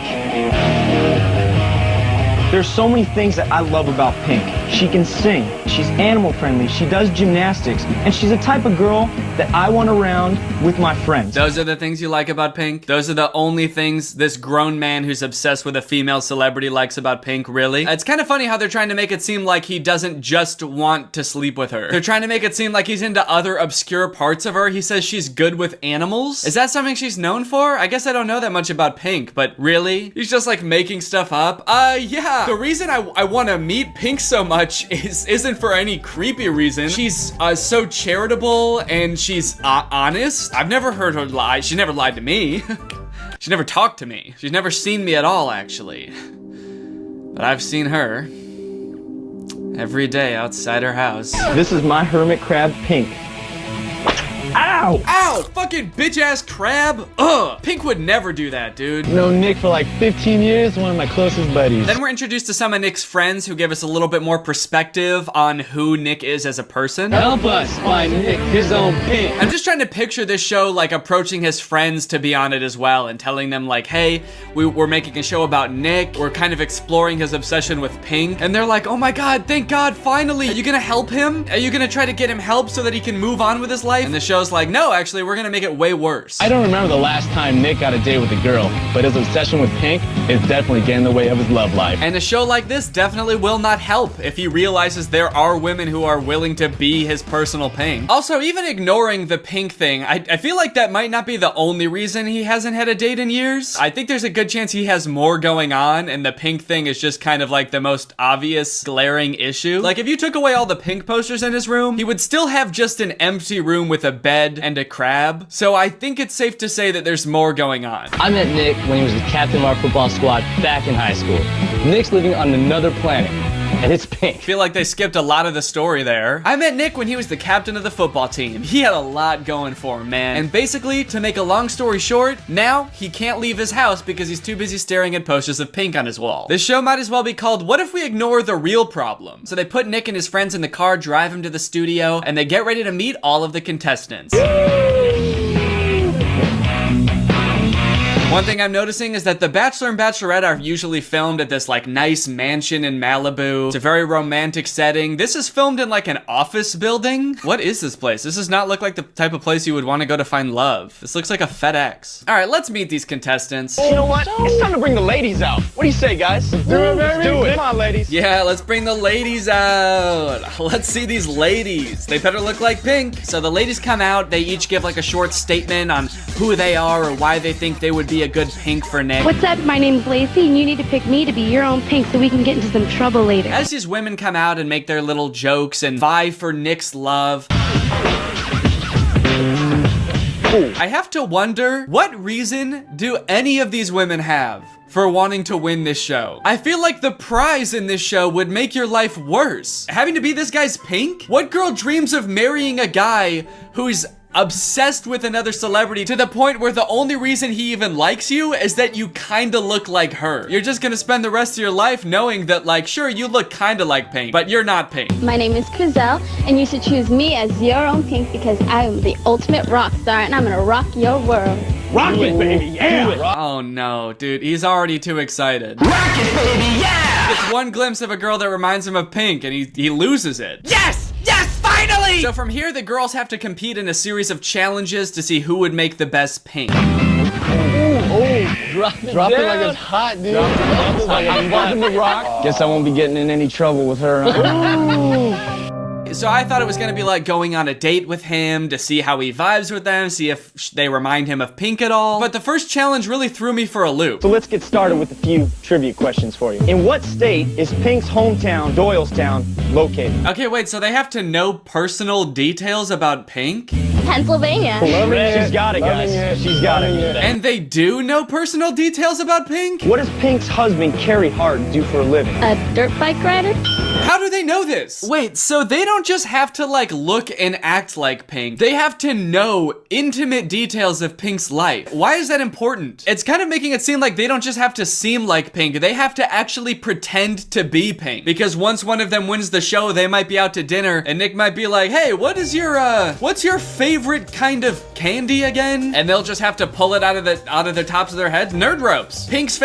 My favorite candy is Nerd Ropes. He's not just looking for someone someone who's like Pink. He is looking for someone to pretend to be Pink for the rest of their lives. Last challenge of this show is gonna be sewing a pink skin mask onto your face. Gross. Why did I say that? It's also kind of interesting because Pink is known for kind of having an attitude, being a very confident woman. I feel like there's about a 0% chance that Pink would ever do a show like this, which is the funny thing. The show just ends with Nick being like, and the winner is... none of you guys. Yeah, none of you guys really seem that much like Pink to me. Pink would never do a show like this. It's time for Nick to eliminate two of the girls who don't know enough to be his own Pink. And my fourth and final choice is Dominique. Oh my god. Yeah. Not regressive. You got the four. Dominique is hot, just like Pink. She doesn't look like Pink, but she is hot, and Pink is hot, and, well, they both breathe air, and they both sort of eat food, so I guess she is kind of like Pink after all. Ladies, congratulations. You're that much closer to becoming my own Pink. Ugh. All right, next challenge. They have to become gymnasts. Hello, ladies, and welcome to Anti-Gravity Sports.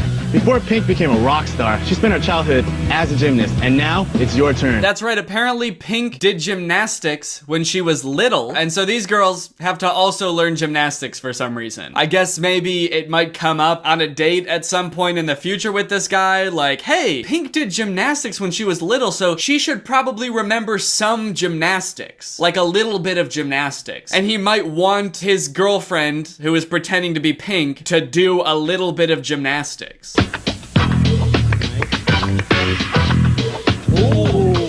She is good. She's good.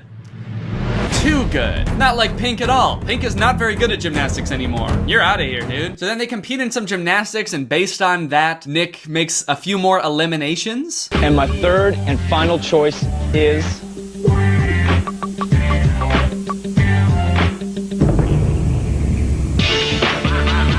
Oh, and they cut to a commercial break midway through the eliminations for some reason. I guess this is like a big cliffhanger. I'm not really sure how. I'm not at all invested in any of these girls. I know so little about them. The only thing I know is if they know trivia about Pink and can do a little bit of gymnastics. Are there people at home rooting for one of these girls? Is that why this would be a cliffhanger? We've only known these girls for 12 minutes. I can't imagine forming that strong of a connection with them in that time. I want Dominique to win so bad. Her story is so inspiring. She deserves this. Ever since she was a little girl, she's wanted to be someone's personal Pink. She's got this in the bag. Violet. Fuck! The third and final challenge is that these girls have to perform a Pink song for Nick. They have to get dressed up like Pink. They've got to bring the attitude. They've got to bring a great vocal performance to win Nick's heart. The only concern, well, you lucky girl, stupid girl. It doesn't make any sense. Why do any of these challenges matter? Do they think that this is what Pink's day consists of? She wakes up in the morning, she gets questioned by her husband on where she grew up and like what record label she was signed to first. And then she goes to the gym to remember just a little bit of gymnastics. And then she comes home and does a personal performance for Nick. Yeah, that's probably what Pink does. I guess when you only see someone on the screen, you just kind of assume that what you saw them doing on the screen is what they're always doing. Whoever wins this show, she like goes home with Nick, and then that night she like gets in bed and she's about to go to sleep with him, and he's like, whoa, hold up, what the fuck are you doing? She's like, we're gonna go to sleep now, right? And he's like, no. I have never seen Pink sleep. I don't think she does that. If you're gonna be my personal Pink, you can't do that. The only things I've seen Pink do are sing and dance and talk about having done gymnastics. So if you're not doing one of those two things, then I'm sorry, but you're not Pink. You're just some random ass girl. And she's like, I am some random ass girl. We met 3 hours ago. All right, it shows them prepping for the challenge, which is for some reason in a recording studio. They're recording the song, I guess, even though when they perform it live, they're not lip syncing. So I don't know why they had to record the song. And then they do the performances. And right off the bat, this girl looks so much like Pink, and none of the other girls look anything like Pink. It's so obvious that she's gonna win.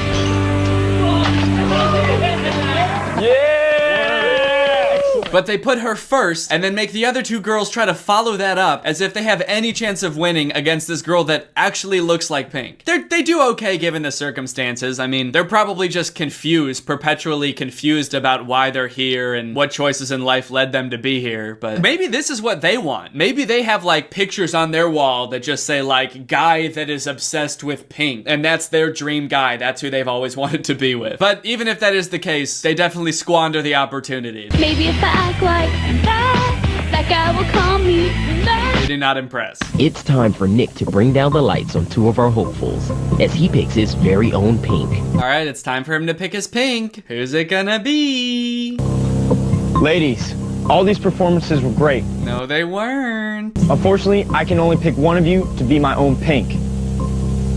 Desiree, I loved your performance, and you just look flat out hot. Desiree, I loved your performance. Actually, honestly, who am I kidding? I wasn't paying attention to it at all, because you looked so fucking hot. So there's 3 girls here, and he only gets to pick one. It'd be kind of nice if his friends got a pink too, just for the trouble, you know? I mean, they helped with a lot of this. I think their own personal pink isn't too much to ask for. Lacey, it's not you.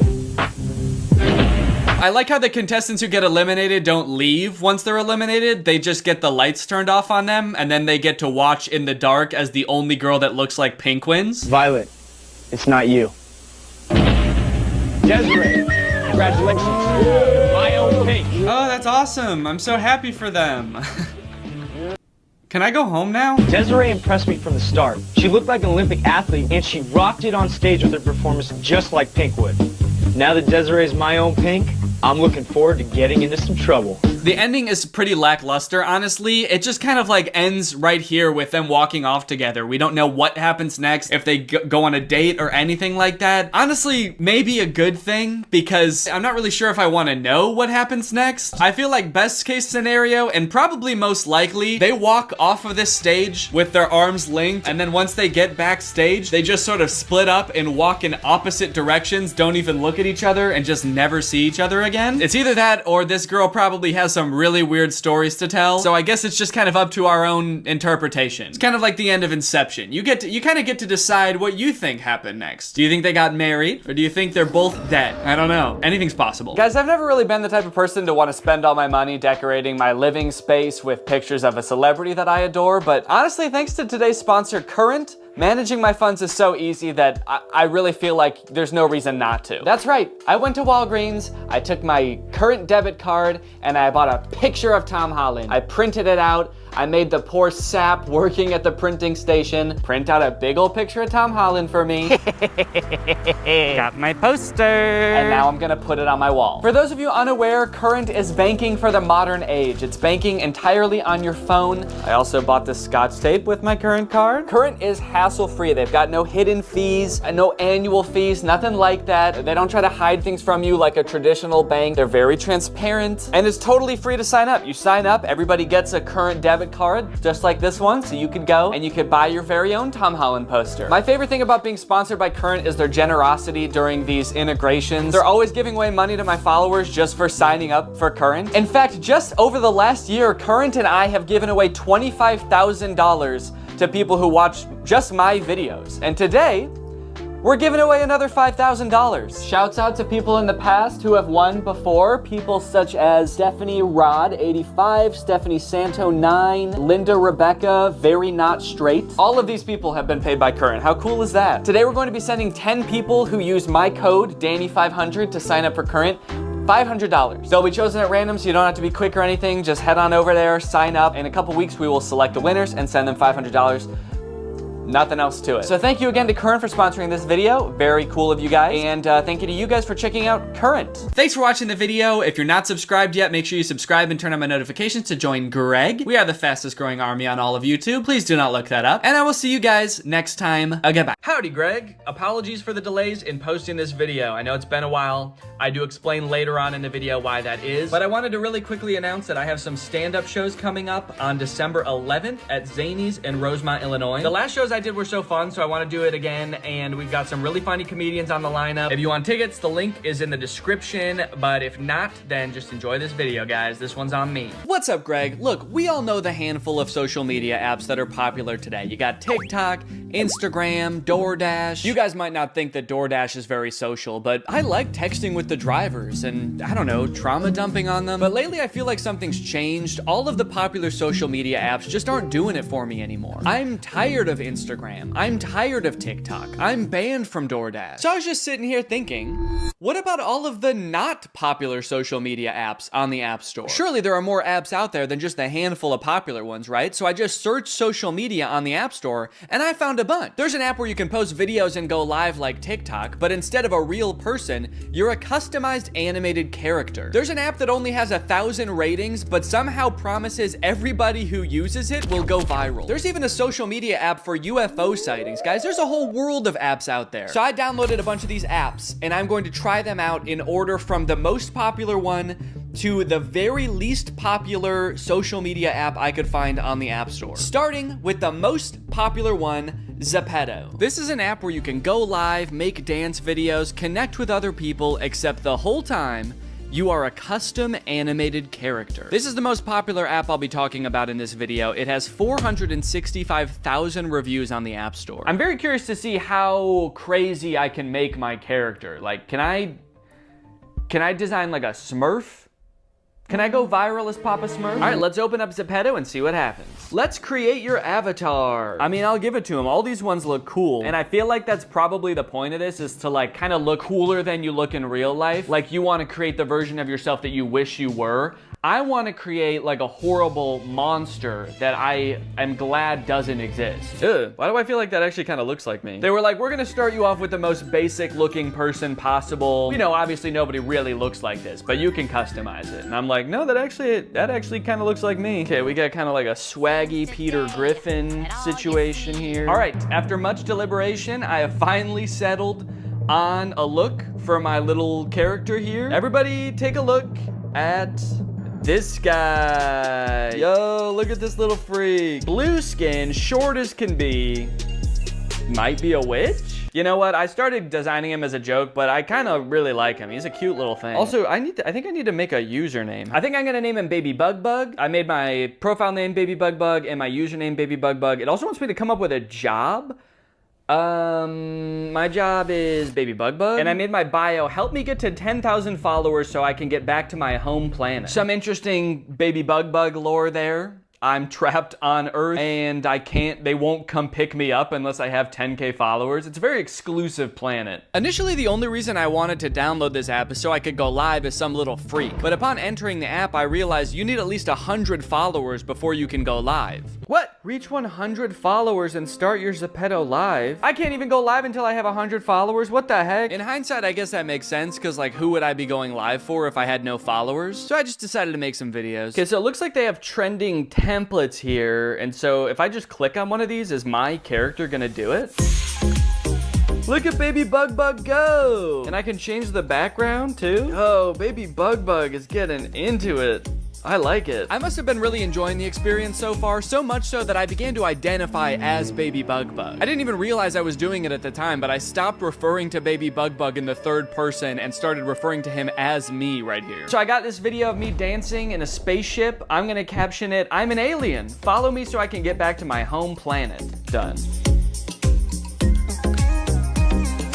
It does beg the question though, like anybody can go into the app and use that dance and just do it in the blink of an eye. So what incentive is there for anybody to like anything if anybody could have made anything? Like, it's not impressive, it's not that interesting, but I don't know, maybe people on this app are just really supportive and they just like seeing the same video over and over, so we'll see. At the bottom of the app, along with the options to go live and create videos, there's also a world tab. That takes you to a page with a bunch of different rooms and mini games you can join. There's a Squid Game room, there's a K-pop Demon Hunter room, and I guess they're like, are they games or what? Party game? I guess let's go in there. Matching me with a player. Wait, why am I tall all of a sudden? They're matching me with a player, but they made Baby Bug Bug tall. What the F? Okay, oh, it's just a little game, all right. Ah!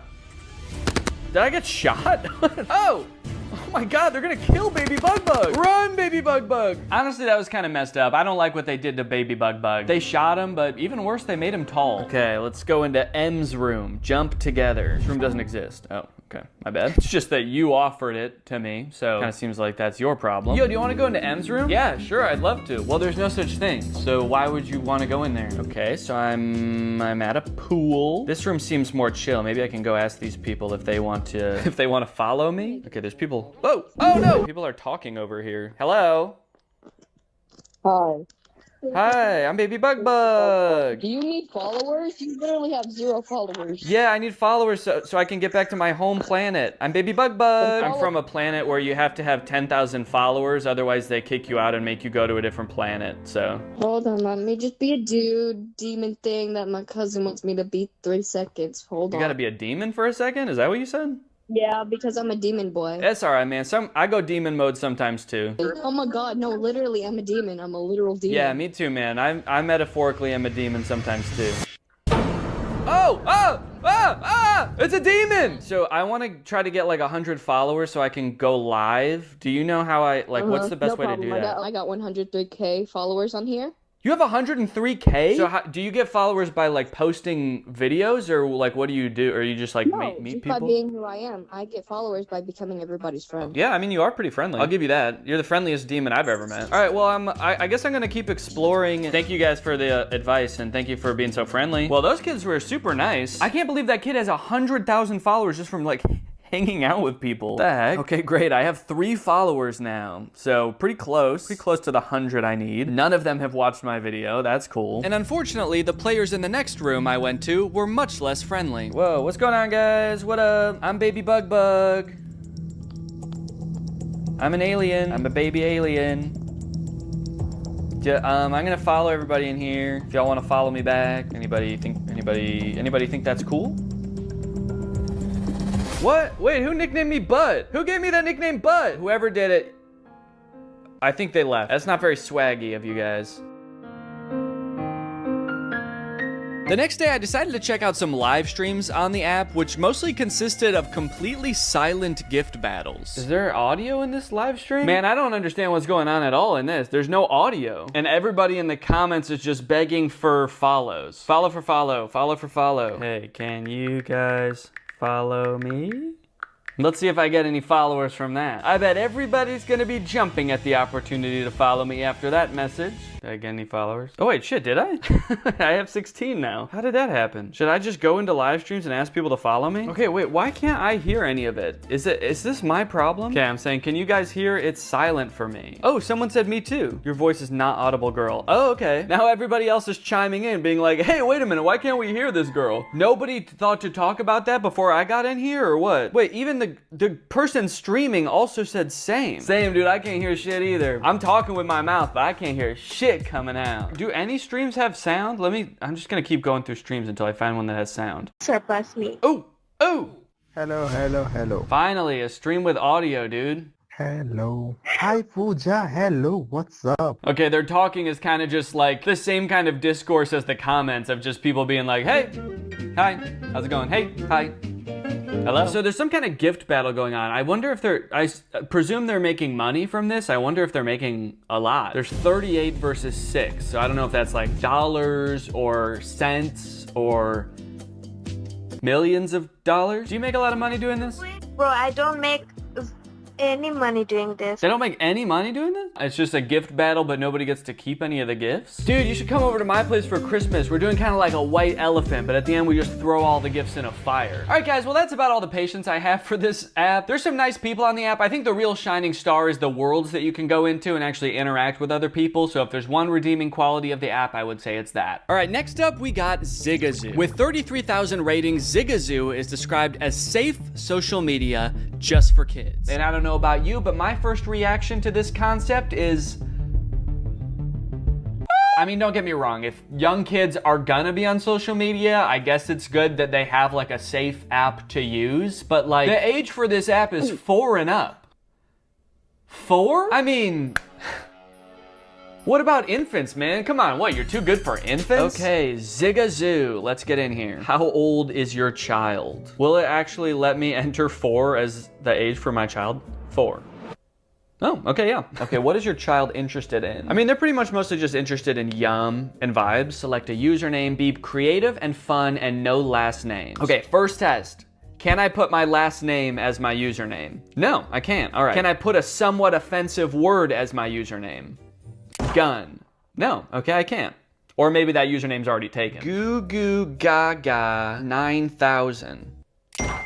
All right, we're in. Give the gift of safety on Zigazoo? Wait, does this mean it wants me to sign up for premium to be safe? Look, this is a social media for kids, but you're gonna have to pay extra if you want them to be safe, all right? Okay, you've got basic and premium, and with premium, you have no ads, you can comment, faster video posting. Oh, you can create challenges and 60-second videos and exclusive editing tools. All right, well, I guess I'll pay for that. I get a 7-day free trial too, so that's pretty good. Okay. Parents only. A parent is required to continue. Please select an answer and press continue. Yo. So this is how they can tell who is a parent and who is not. Because no child, well, no 4-year-old, to be fair, would know what 3 times 7 is. But what if your parent is dumb? All right, so I'm not gonna show any of the content on this app, obviously, because it's just a bunch of kids making videos. What I will say, though, is that I vehemently disagree with the entire premise of this app. Kids do deserve a safe place to practice getting creative, make videos by themselves or with friends. And I've got great news, because that safe place actually exists. It's called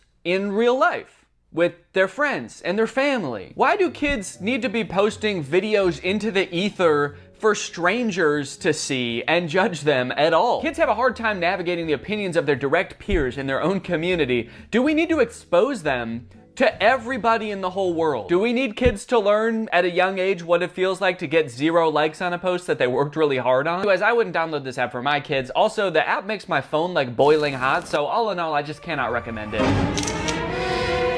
With 4,000 reviews, Enigma is a social media platform for sharing and viewing UFO sightings. Naturally, I want to get on here and fake a UFO sighting. Whoa! We found 1,805 enigmas within your vicinity. Holy cow. And I can get notified when there's a new UFO sighting in my area. Okay, medium-sized object gliding in London. Let's take a look.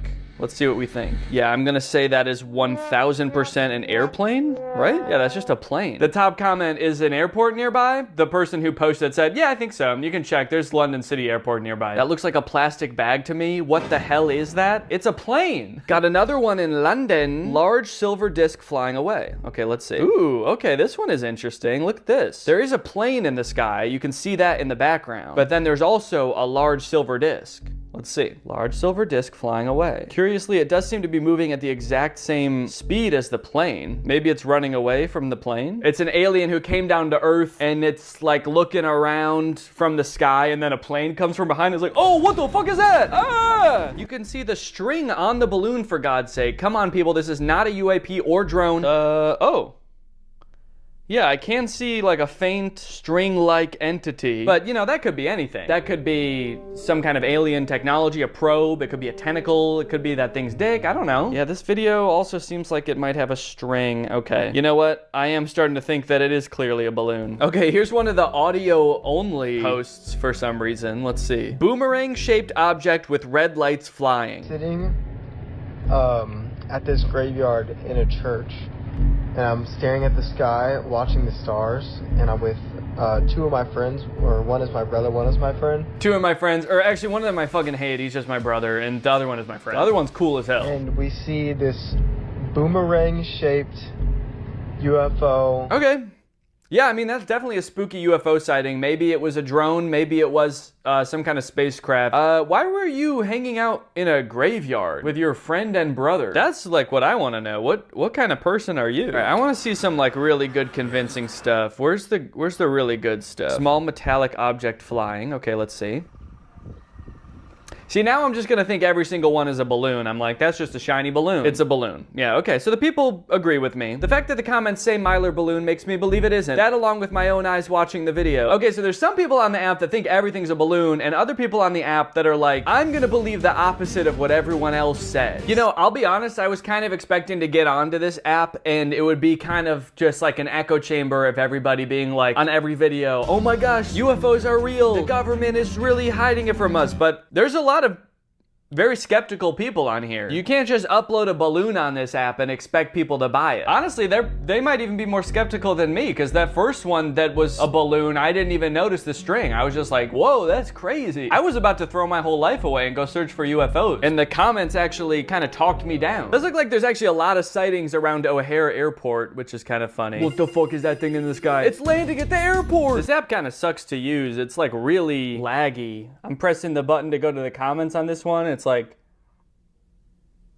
really slow. I think this app is trying to lose users. I think they have something to hide. Someone said this looks like a spot on a glass window. That's actually kind of a good idea. Maybe I'll try to upload a video of that and see what people think. Okay, I'm gonna draw a little dot right here. Oh yeah, now that looks like a spaceship. I think maybe this needs a more distinct look to it. Like maybe it needs to be more like a kind of a pill shaped or something. That way you can tell it's not just a random schmud. Something more sinister. Oh, yo, yo, whoa, whoa, whoa, whoa! Okay, that was, I feel like that one was actually kind of convincing. Let's see. Yo, whoa, whoa, whoa, whoa!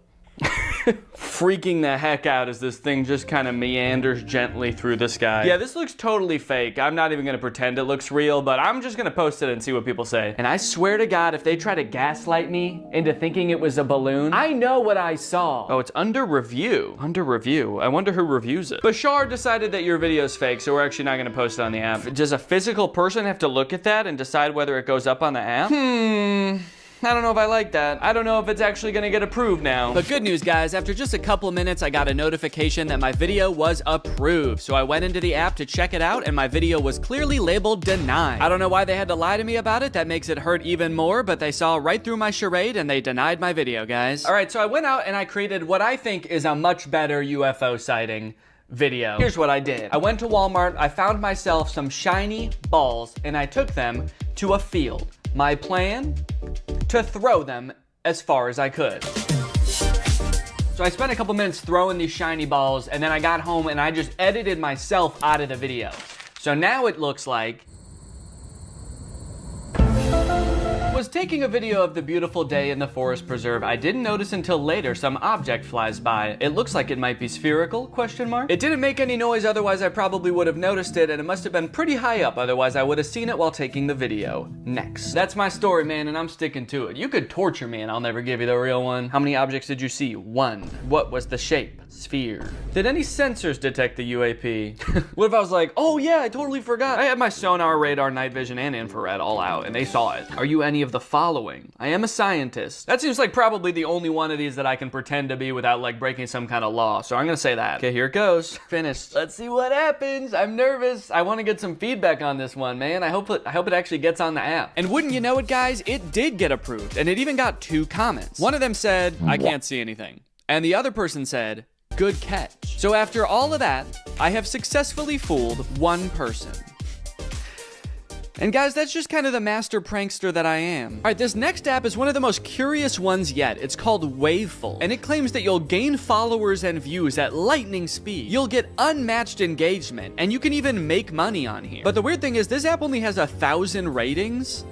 So like, where are these followers gonna come from? I mean, I guess maybe there are millions, even tens of millions of people using this app, but they're all so freaking famous now, they don't even have time to leave a review. Finally, an app where I can break through the noise and become the influencer I was born to be. And everyone else on the app is gonna be breaking through the noise too. It's almost like there's gonna be a new noise of people breaking through the noise. Well guys, take a good look, cause this is the last time you're gonna see me before I become famous beyond my wildest dreams on the Waveful app. My plan is to just make a bunch of garbage content and then make a bunch of money. Okay, it wants me to add a profile picture and a username. Well, I haven't decided on what kind of art I'm making, so I kind of just have to pick like a general name that could be cool for any genre of content. So I'm gonna go with something versatile like Swaggy Jason. I'm gonna save the profile picture for later. I'm not ready to do that yet. Just picture like a guy named Jason, but swaggy. Waveful would like to send you notifications. Actually, I don't know if I want to allow that. If I'm to believe the description of this app, it's gonna send me way too many notifications. Just millions of followers a second. Okay, select your interests. Fun is the first interest it lists. Nah, I'm not actually really interested in fun. Pretty overrated if I'm being honest. Do they have sadness and boredom on here actually? Swaggy Jason is gonna be interested in authenticity, just the concept of hobbies. No hobby in particular. When people ask Swaggy Jason, what are your hobbies? He says, my hobbies are interests. And then they say, okay, what are your interests? And he says, I'm pretty interested in hobbies. Create your first post. Select an island to add to your first post. Other members will be able to see it and welcome you. I have to create a first post right away? No, it's like if you want to be a part of this app, you have to post right now. And what does this even mean? Select an island to add to your first post. I'm guessing these are kind of like hashtags, or are these like subreddits? Kind of? Music and video. Okay, let's just do music and videos. Okay, so there's also a media gallery, so I can choose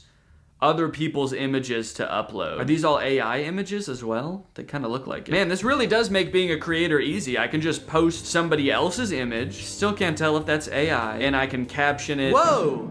It'll suggest a caption for you too? Sunshine and puppy dust. Who needs a cleaning service when you have this much cuteness? Okay, so I can just steal an image, auto-generate a caption, and post it and become insanely famous. I think Swaggy Jason's liking this app already. Okay, I posted it. So here is my image, and let's see.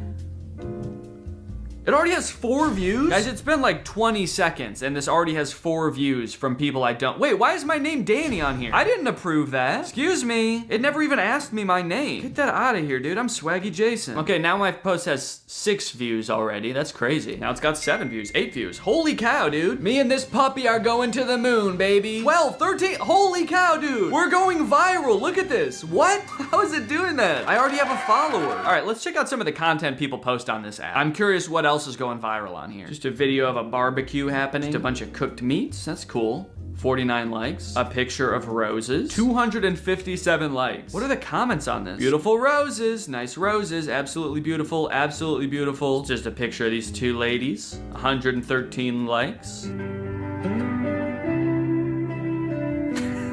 Okay, so a picture of roses had 200 likes. A picture of 2 women just standing there had 100 likes. Video of beautiful guitar playing had 28 likes. I'm not sure if I understand this app. Ooh, Ruby Doobie is now live in Pirates Cove. Let's go join. You guys want to get 100 followers a day? Hey, go into lives like this. Super like these lives. People will see that you did it and they will follow you. What is a super like? This guy is on live right now just telling everybody to go buy super likes and that will make you famous. So everybody in the comments are talking about super likes too. If you super like me, I will super like you back. Let's see who gives me super likes. It also sounds like everyone wants super likes from this guy in particular. He's acting like he's talking to like thousands of people. I just looked, there's 20 people in here. He's like, all of you won't stop begging me for super likes. It's too much. Leave me alone. There's like a dozen people in here just like, all right, man, sorry. Not trying to drive you insane.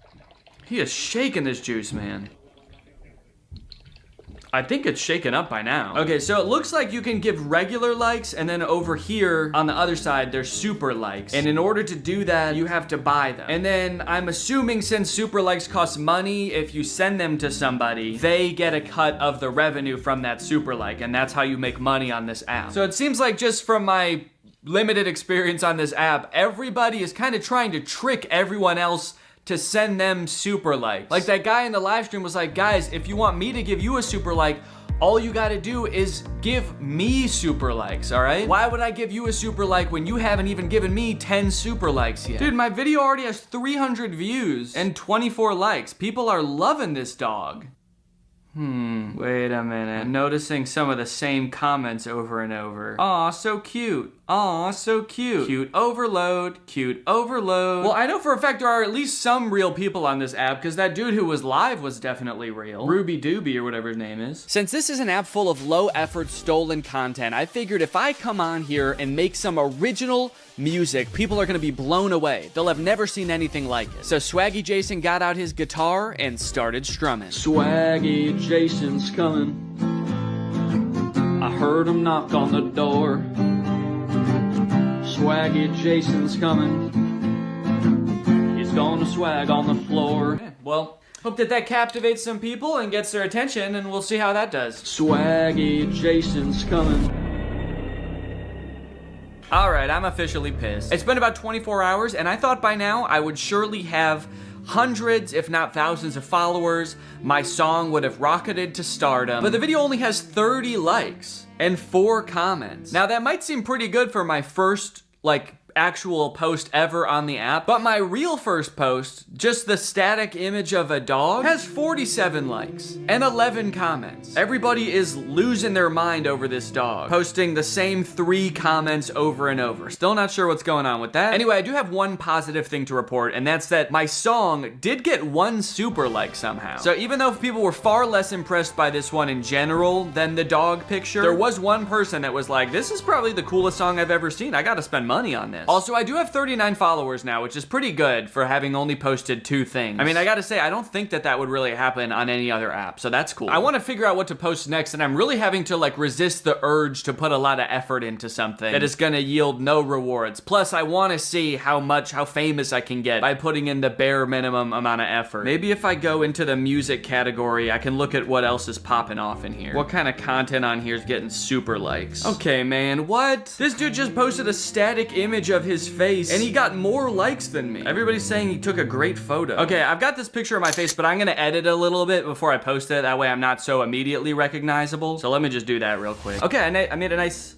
selfie of swaggy Jason enjoying the sunset. I guess I didn't really disguise myself that heavily. You can still pretty much tell that that's me, but I gave myself a cool little original hairstyle, and I made my eyes green. So let's go ahead and see if that gets any super likes, I guess. Let's see what happens if I suggest a caption for this photo. Is it gonna know what I'm... Oh, feeling devilishly handsome today. What do you think of my new do? Okay, so yeah, I guess it uses AI to suggest a caption, and it knows that my hair is ridiculous looking. I'm gonna change this to feeling devilishly swaggy today. Oh, you know what? I should make that my profile picture too. Shit. All right, now we just wait. If this somehow gets more likes than me playing guitar, I'm gonna flip. I mean, I don't really know what I'll do. I guess I'll just delete the app and never think about it again. Oh, did it say devilishly handsome because my hair looks like horns? The AI was like, this might be Satan, actually. So from what I can tell, this music and videos island, which is basically like a subreddit, I think, is one of the most popular ones on the app. It's got 1,000 members. In this island, you can look at all posts, or you can look at best posts, which I assume are like the most liked ones in the island. And this one has 489 likes. It's a golden retriever's 15-year birthday. Doesn't seem like it has anything to do with music, really. Okay, look at this dude, Blamore the Ambassador. It looks like he is a fellow musician here on Waveful. He's got 3,000 followers, and he's actually posted some music on here that's done pretty well. People ain't telling me. Yo, and then here he is holding $3,500. Blamore holding $3,500 USD. Nobody on Waveful is like Blamore. Show Blamore some love. Posted by Blamore. Every time he posts music, it gets hundreds of likes, dude. That's how I'm trying to be. That's how swaggy Jason is trying to be. Oh, shoot, he's live right now. Join the parlor. What does that mean? Does that mean I can talk to him? I joined. Hello? Can you hear me? Can you hear me? Character and everything for y'all for custom. Hello? What's going on, y'all? I'm playing Fortnite. That's about it. That's awesome. I make a lot of money on Fortnite. Hey, Blamore, I post music too. I was wondering if you had any tips on how to pop off on here. I know that you've been doing really well. Don't copy anybody else. Make your own digital cover art. Be real with yourself. Rap about real stuff you've been through. Don't rap about other stuff other people been through. Yeah, so I guess I should just rap about my personal life too, like how I'm the CEO of my company and whatnot. Alright, that'd be cool. Yeah, I run a mosquito repellent business. Yeah, so and also I can ghostwrite for you too if you ever need. Just let me know. Yeah, well, I'll message you in a little bit, brother. We can talk. Maybe we can do a collab or something like that. That'd be cool. All right, well, now that I have all that helpful knowledge, I'm just gonna make a song. Of course, I'm gonna stick to Blamore's values that made him popular on the app: originality, singing about stuff that I've been through. This artistic integrity is super important to me because I want to put love and care into everything I do. But I also don't want to spend too long doing this, so I'm gonna set a 10-minute timer. I just don't really want to spend that much time working on this. You know, I got other stuff to do. On your mark, get set, go. All right, I gotta find some drums.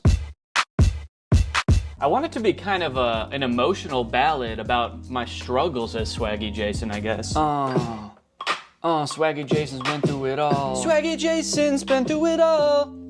I've been up. Oh, fuck, I forgot I'm supposed to be country. I've been up and down. I've had highs and lows. But I know one thing, Swaggy Jason's gonna keep swagging, baby. Okay, that's the time. Time's up. I mean, I think it turned out pretty good, honestly, for having 10 minutes to work on it. Let's listen to the final result. I've had ups and downs. I've had highs and lows. But I know one thing, Swaggy Jason's gonna keep swagging, baby. I'm a CEO. I'll make $1 million. And I know one thing, Swaggy Jason's gonna keep swagging, baby. All right, well, well, I feel pretty good about posting this. I'm gonna post it in the same island, the music and videos island. And I feel pretty confident after talking to Blamour that this is gonna be my most successful video yet. I'm gonna take a oh, shit. Probably not a good sign for your music career if hearing your own music scares you. Oh, that's not good. I'm gonna take a page out of Blamour's book and hype myself up a little bit in the caption. Swaggy Jason is a popular new singer in the industry. Show him some love, y'all. And here we go, posted. I'm a CEO. It got 2 likes. 2 likes total. And no super likes, by the way. And not a single comment. Guys, it's official. I have absolutely no idea what's going on this app. I started on this app wondering if I could go viral by posting the worst, just most low quality content possible. And I guess actually, I kind of did. That was kind of true because the post that I have that has the most likes and comments is the very first thing I posted. Just a picture of a dog. And you want to know what has the second most likes and comments? Just a picture of me. And then the thing with the least amount of likes is the song that I actually produced and made originally just for this app. Also, I did post one more selfie after this to see if I could recreate the success of the first one. But this one actually only got 2 likes also, so I don't know. Maybe I'm shadow banned on Waveful. Actually, now that I think about it, remember how quickly I was gaining views on the first few videos I posted? Now look at this one, it's just frozen at 33 views. I think I actually am shadow banned. They're trying to censor Swaggy Jason. I don't know what I did wrong, Waveful. I mean, I got on here, I gave it my worst shot, I made bad music, and didn't really interact with anybody.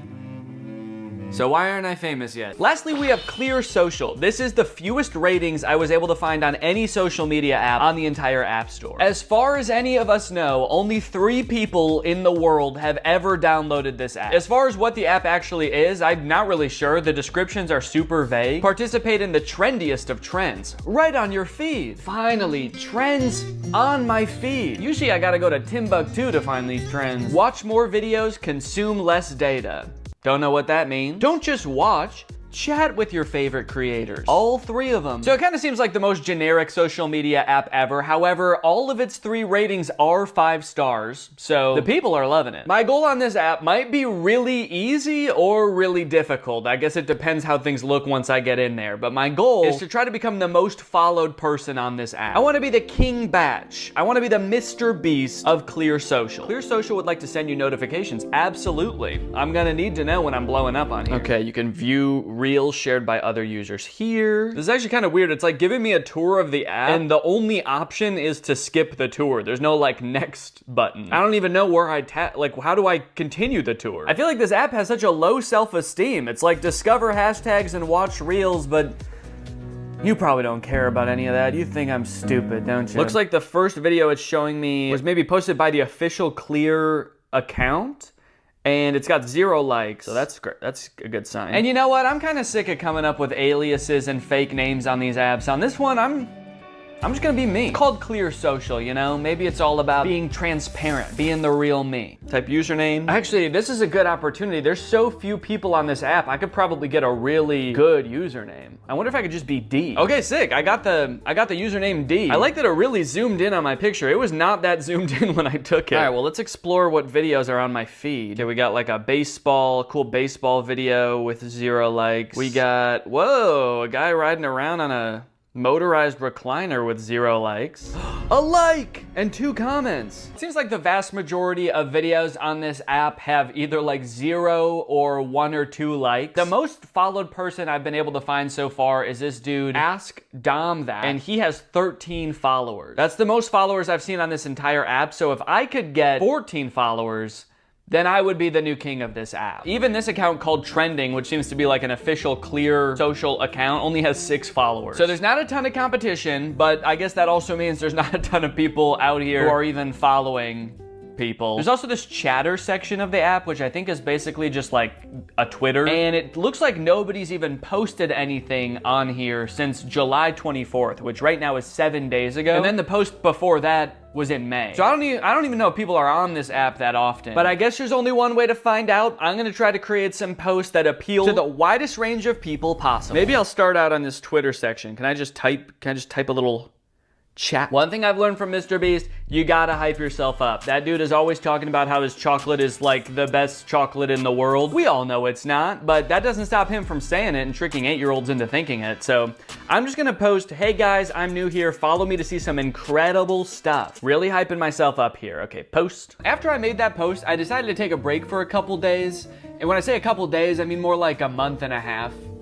And when I say I decided to take a break, I mean I had a baby. So, surprise!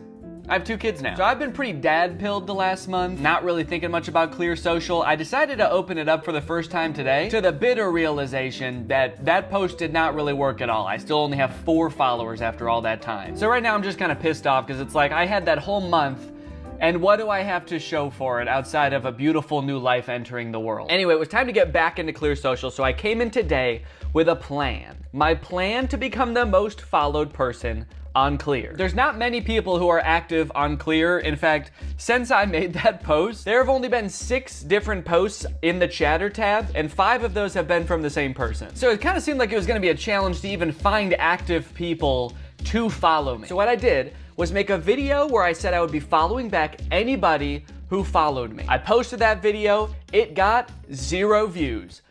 Time for plan B. My second idea was to just start following a bunch of people in hopes that they would follow me back. So I scrolled down my For You page, and every video I saw, I followed the person who made it. I went to the list of people following them, and I followed all of them. Then I went to each one of those people, and all the people following them, I followed them, to the point where I think I actually am now following every single person on this app. I'm following 55 people, and I think that's everybody who's ever had any kind of interaction on this app. I followed every commenter, every follower, every poster. So if I wasn't gonna become the most followed person on the app, I will at least become the most following person on this app. And you know what?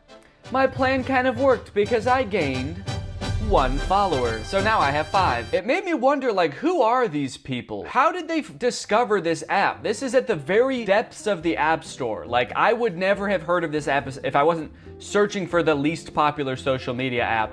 How did these people find it? It was a mystery, to be sure, but I didn't have too much time to think about it because I was doing something else at the time. It wasn't all good news though, because while following people, I came across an account that had even more followers than the person who I thought had the most followers. This dude, Aaron, has 24 followers. I only thought I needed like 15. And it looks like I made the mistake of following him, actually. I don't want to even add to his follower count. I'm going to unfollow him. Now he's only got 23, so this is going to be a piece of cake. So there I was with 5 followers, like a 1/5 of what I needed to be the most followed person on this app.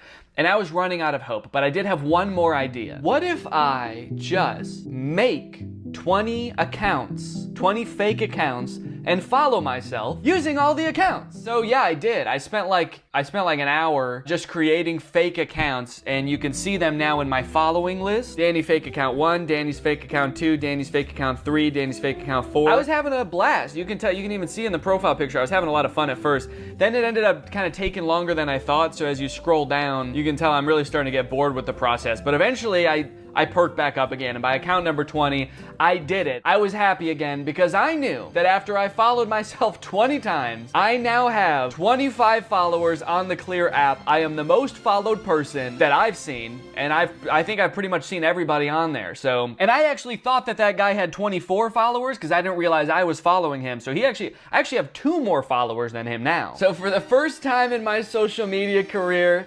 I've accomplished something pretty special. I've become the most followed person on a social media app. I am the King Batch. I am the Mr. Beast. I am the... Who's the most followed person on TikTok? Is it Cobby Lame? Is that his name? I am the Cobby Lame of Clear Social. And you know what? That might not seem like much right now, but you never know when social medias are gonna just take off all of a sudden, you know? And I'm already in the perfect position now I'm not gonna use this app ever again. Anyways, I hope you guys enjoyed this video. I just wanted to say thank you guys for supporting me from the beginning of my career on Clear Social all the way to becoming the most followed person on here. So thank you guys, and thank you, and yes, thank you. I've had ups and downs, I've had highs and lows, but I know one thing, Swagger Jason's gonna keep swagging, baby. I'm a CEO, I make $1 million, And I know one thing, Swagger Jason's gonna keep swagging, baby. Swagging, baby. Swagging, baby. I've had ups and downs, I've had highs and lows, but I know one thing, Swagger Jason's gonna keep swagging, baby. I'm a CEO, I make $1 million, and I know one thing, Swagger Jason's gonna keep swagging, baby. What's up, Greg, and welcome back to another episode. That's right, folks. We hit 1 milli! Hello, everyone, and welcome back to my second channel. That's right, this is my second channel, not my main channel. If you thought this was my main channel, yeah, honestly, at this point, you're just plain dumb. Because this is my second channel where I like to get a little bit goofy, a little bit wacky, and a little bit silly and drink LaCroix. Today I've got a nice, crisp limoncello. Alright, well, today's a very special episode because we just hit 1 million subscribers on this channel. Isn't that crazy? Seems like just yesterday I got that silver plaque for this channel, and now we're hitting 1 million. That is very weird. I mean, it was weird the first time I hit 1 million subscribers on my first channel, but to hit 1 million subscribers twice, that's very surreal. So thank you for subscribing to this channel. I hope you enjoy the wacky, silly content as much as I like making it. Today, I thought it would be fun to do a little 1 million subscribers special. We're gonna open this box from YouTube, and then we're gonna take a trip down memory lane and watch some of my very first YouTube videos that I ever made, which I don't think I've done before. I have watched my old videos on my main channel before, but these are going to be the oldest videos on YouTube that I have made. So I think it's gonna be pretty fun. I think for me, it'll probably be a little bit embarrassing. Hopefully we'll all have a good laugh. But first, let's open this box and see what's inside. I wonder what it could be. Oh yeah, look at this. Well, first off, you get a business card for this, you get a business card for the people that make the awards in case you ever need them to make you an award. And then we got a letter from Susan Wojcicki. Susan Wojcicki. It's just a sweet little thing. I've already read this before, but it says, "You're bigger than Vancouver, you're bigger than Venice, you're even bigger than Las Vegas." All the populations of places that I'm bigger than. Or maybe she's just talking about my big fat ass. It's finally bigger than Las Vegas, baby. The Las Vegas metropolitan area is no match for my big plump rump. We know that being able to touch the lives of so many people is reward enough, but we're incredibly proud of you and all you've done. So we hope you'll accept this Gold Creator Award as a token of our esteem. Can't wait for you to reach your next milestone, 10 million subscribers. Shit. Susan Wojcicki's got a lot of hope for me. She thinks I'm gonna hit 10 mil on my second channel. Wouldn't it be cool if I got my second channel to 10 million before my main channel did? That'd be pretty epic. So make sure you subscribe and tell all your friends and tell your parents too. All right, check it out. Presented to Too Danny Too Furious for passing 1 million subscribers. Damn, well that's gonna look really nice on my wall. Right here, it's gonna go right here. I'm not gonna hang it up right now, I'm just gonna put it right there. And it'll probably stay there for a long time because I'm gonna be too lazy to hang it up. But nevertheless, thank you guys for 1 million subscribers on this channel. Very cool. Very epic. All right, well, enough beating around the bush. Let's go ahead and watch some of my old videos, dude. I got a couple queued up here. So this one is called World of Warcraft ... This is from 2007, which I suppose I would have been, well, I would have turned 13 and 7, but it wasn't my birthday yet, so I would have been 12 in this video. This is me right here.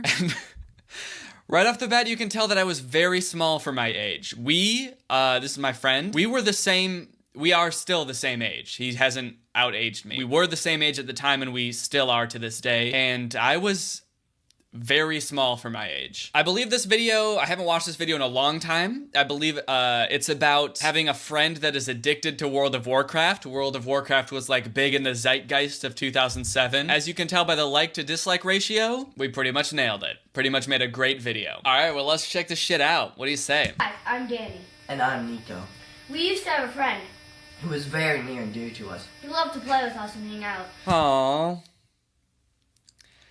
My voice is so painful to listen to, personally. I don't know if it's that way for everyone else, but I really don't like listening to my voice when it sounds like that. I sound like the sweetest little baby. He would always want to do stuff, until one day a certain game came along. A game called World of Warcraft. Or rather, WoW. He became addicted to it, and we couldn't get him to hang out with us anymore. We tried making him go to classes to get on with his life. But that just didn't work. He just kept playing. So we did some research. And what we found was very disturbing and shocking. This is that story and how we ended up here. Time to die. Okay, and then we cut to the flashback. I believe there's only one flashback in this video. We're not pulling a lemonade mouth and doing a flashback within a flashback. So I guess pretty simple beginning. We'd say our friend was addicted to World of Warcraft and we researched it, and what we found was very disturbing. And now apparently we're like tied up in these chairs and a voice from off screen says it's time to die. To die. And then I think we're like I don't really know what's going on with the chairs leaning back. Like, because we're so obviously pushing ourselves back, but I think maybe we're supposed to be in chairs that are being like, you know, rotated back. That way someone can come and kill us. Like, we're strapped to the ground now, and so it's easier to stab us if we're horizontal. I don't know what the deal with that is. I think I remember even at this time being confused about what was going on, and surprisingly having 13 years pass has not cleared it up. I still don't know what is going on in this scene. But look at my tiny little baby feet. Oh yeah! Yeah, this is awesome! Whoa! Hit me up top. Darn it! We need another player. Oh my god, I sounded just so annoying. Low key, I think it's pretty impressive that I had any friends in middle school. I was, from the looks of it, like 3 feet tall, and I had a voice like a little goblin. Even the shirt, like, yeah, look at this like 2007 fashion too. I've got like a really baggy t-shirt on, really baggy jeans, everything baggy. Also worth noting, in 2007, my room that I shared with my brother was painted like Harry Potter, like Hogwarts. So that's why there's this like brick pattern on the wall. It's supposed to be like a castle thing going on. My mom painted it that way. It was actually pretty tight. We need another player. Yeah. Let's go. Man. Hey, Matt, do you want to play with us? Yeah, come on. No, give me like another... like 5 or maybe 8 hours. Come on, you've been playing the whole... Okay, so the premise of this video is that, like, Matt, who's my brother, is playing World of Warcraft. And I guess, like, the reason he's addicted to World of Warcraft is because there's this creature, this guy right here, that only he can see, that's just a dude in a tiger mask that we got from the zoo, holding a hammer, who is just telling him to keep leveling up. And I guess he's, like, threatening him with the hammer, but only Matt can see him. So me and my friend are just like, why won't he play with us? But I like, it keeps cutting back and forth from, like, what we see to what he sees. Yeah, come on. No, give me like another... And I like how in one, we're just like standing there perfectly still, just being like, do you want to play with us? And then when it cuts to the shots with the tiger with the hammer, we're like, come on, dude! What? Come play with us, man! I think that's probably what we thought we were doing in the previous shots, and then it just like didn't match up at all. Look at this posture. I got this lean going on. Come on, dude, come play with us. I need a few more hours. Just... One more level, one more hour, one more day, one more day. God, one more day. Play all night, play all morning. Okay. Seems like maybe we should have just, like, picked a different take for that one. The one where, like, the villain isn't clearing his throat. Play all night, play all morning. Play all night, play... Oh, fuck. Play all morning. Yes. Listen to me, the great god of World of Warcraft. Really good exposition there. Listen to me, the god of World of Warcraft. That's who I am in this story, and that's how we're establishing it. I'm just saying, listen to me, the god of World of Warcraft. Yes, one more level, one more level, one more level. Also great camera work. Whoever was in charge of the camera work, nice job. It might have been me. Actually, probably not me, because if it was me, it would have looked like a mouse was filming it, because everyone was so much taller than me. Welcome to the World of Warcraft Rehabilitation Center. How may I help you? We have a friend who's addicted to World of Warcraft. All right, what is his name? His name is Matt. Matt, last name please? Anonymous. Did I just not know how clothes fit, or was this really the style? I don't remember like owning such baggy clothes. This is crazy. Look at this hoodie, dude. I guess my mom was just thinking like, any day now he's gonna start growing. He's not gonna be 3 feet tall forever, right? She was just like willing it into existence that I would be a normal height someday. And you know what? She was right. 5'10", baby. Exactly average. How long did he get it? What level is he on? Does he have withdrawal from friends? Does he give up eating and sleeping to play World of Warcraft? Yeah. Yeah, yes to all. All of them? Yes. Every single one? Even the ones that weren't a yes or no question? Yes. Yes to all. Even the question where I said what level is he in the game? Yes. Yes, he is. Yes, he is. He is level yes. Yes. All right.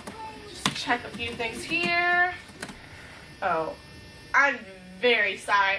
Your friend seems to have a severe obsession with World of Warcraft. We're gonna need him right.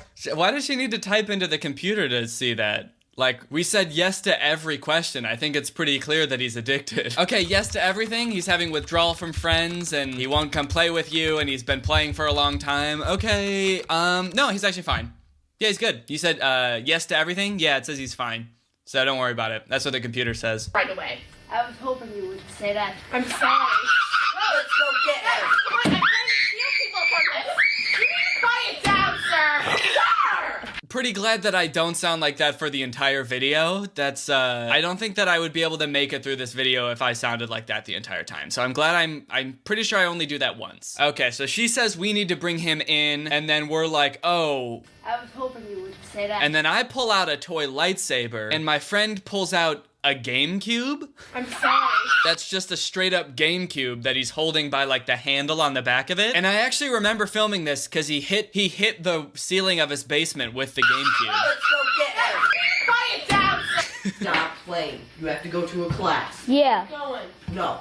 Listen. Matt, you have to come to this class. You are addicted. So in this scene, I guess we don't have a cameraman or something, because you can tell that I'm clearly holding the camera, but also trying to participate in the scene. Get your life back together. Come on.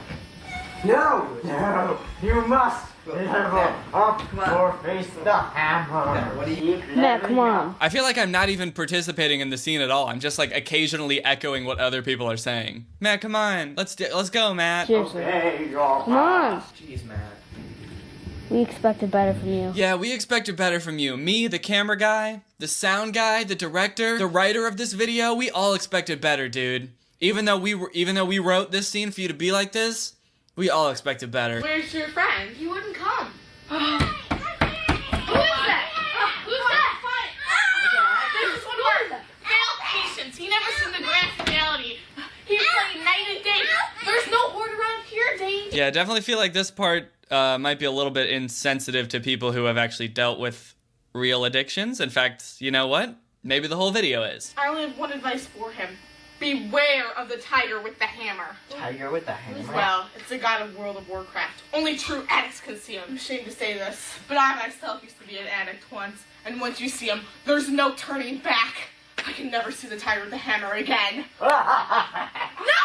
Why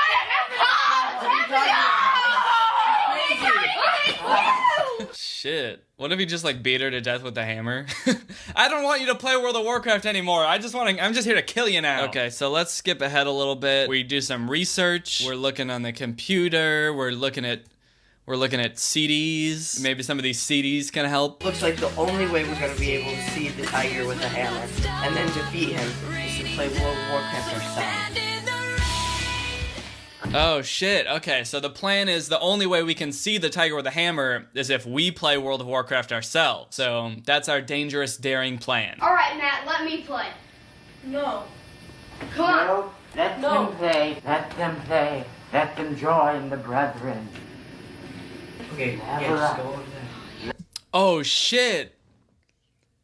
Okay, I'm glad I'm sitting like this. Do you see what I have on my foot right here? You know what this is right here? That's a wheel, because these are Heelys. That's right, baby. When I was 12, I had Heelys. I think my friend got them for me for my 12th birthday. I try not to be too jealous, alright? I was pretty much the coolest kid around. I was probably Heelying through my middle school hallways, Heelying right under people's legs because I was so goddamn small. This guy right here. Okay, Level let me up. do something. Level up. Here, just press Level up. Do you hear something? Ah! Hey, there he is! I've been tricked! Oh yeah, kill him! Kill him! Let that happen, now can we? Oh no. You want to sleep now? No! Now I must sleep too. Okay, did he knock me out? What happened? Wait, what? Did we film this at a different time of day? Because at first I was like, that shot looks darker than this shot. But then I'm also now realizing that I'm wearing a hoodie in this shot, and I'm not in this shot. I'm just wearing a white t-shirt. I guess we just forgot to film the rest of that scene and realized later that night. And I also forgot what I was wearing. This is how we got here. Time to... So now we flash forward to where we were at the beginning. And wait, isn't he wearing... Nico's wearing something different too. Yeah, we both are. I'm wearing an Adidas hoodie, and my friend is wearing a polo shirt. And if we go forward to the beginning, my friend is wearing a jacket, and I'm wearing a different color hoodie. Damn, I was a dumb 12-year-old. Why wouldn't we just film the flashback part at the same time as this? Shit. I'm glad I'm not stupid anymore. Ah! Oh god. Wait a minute! Wait a minute! What? Matt? I got to level 60, and I can't level up anymore! Well, what am I supposed to do now? By the expansion.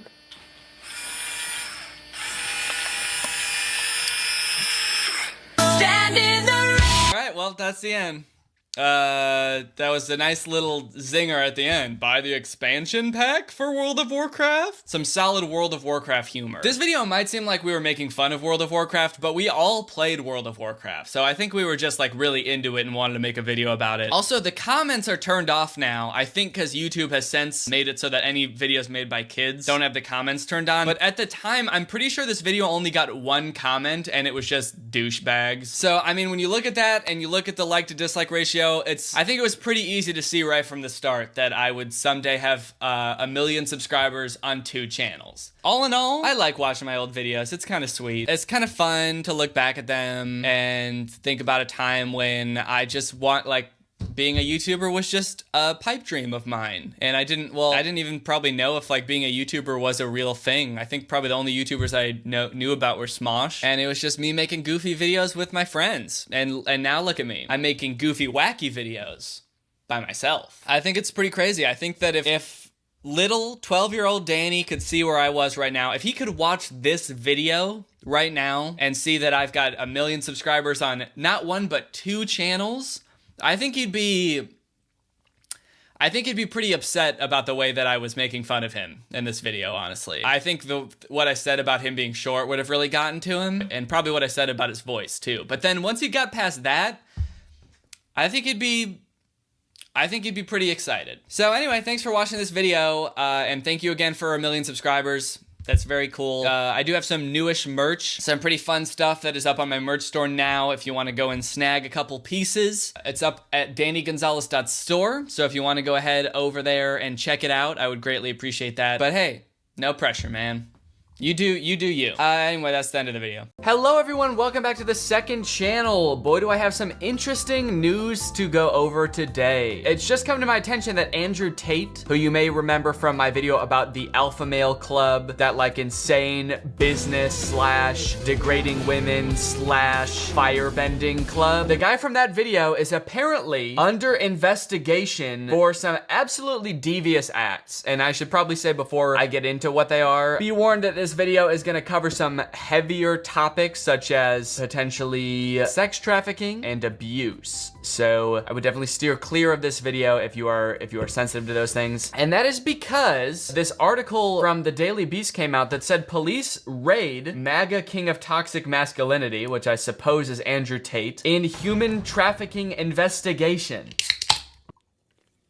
If you're gonna show this can you blur it, please? Because I don't want these fucks who make this sparkling water to get any free promo. I haven't really read this article yet, so I'm curious to see what it says, but in the video, I talked about how he has this like webcam empire where he convinces women who would never do any kind of sex work to get into the webcam business. And it sounded to me very abusive and manipulative. And in my head while making that video, I'm thinking like, this literally sounds like sex trafficking. But since sex trafficking is a crime and I don't want to like defame this guy who might have been running a very legitimate business. I didn't want to be like, this guy's a sex trafficker. But lo and behold, this dude is literally under investigation for sex trafficking. Holy shit. I mean, this is insane. Romanian police raided the home of prominent pro-Trump online personality Andrew Tate this month as part of a human trafficking investigation. Before the April 11th raid, Tate was best known as a kickboxer and a vocal Trump supporter in the online far right. I guess I didn't realize he was such an outspoken Trump supporter. I mean, that makes sense, like given everything we know about him, but I did not come across that when I was making my video about him. I guess I was mostly just focused on the club, and we dove a little bit into like the kind of stuff that he does on the side or like how he makes his money. But yeah, I've since found out a lot more about him, so we'll go into that too. He's got a very far right presence. On social media, Tate portrayed himself as a wealthy cigar smoking playboy, prompting one admirer to dub him the king of toxic masculinity. But Tate's treatment of women had an ugly side. No shit. One of his admirers actually dubbed him the king of toxic masculinity, but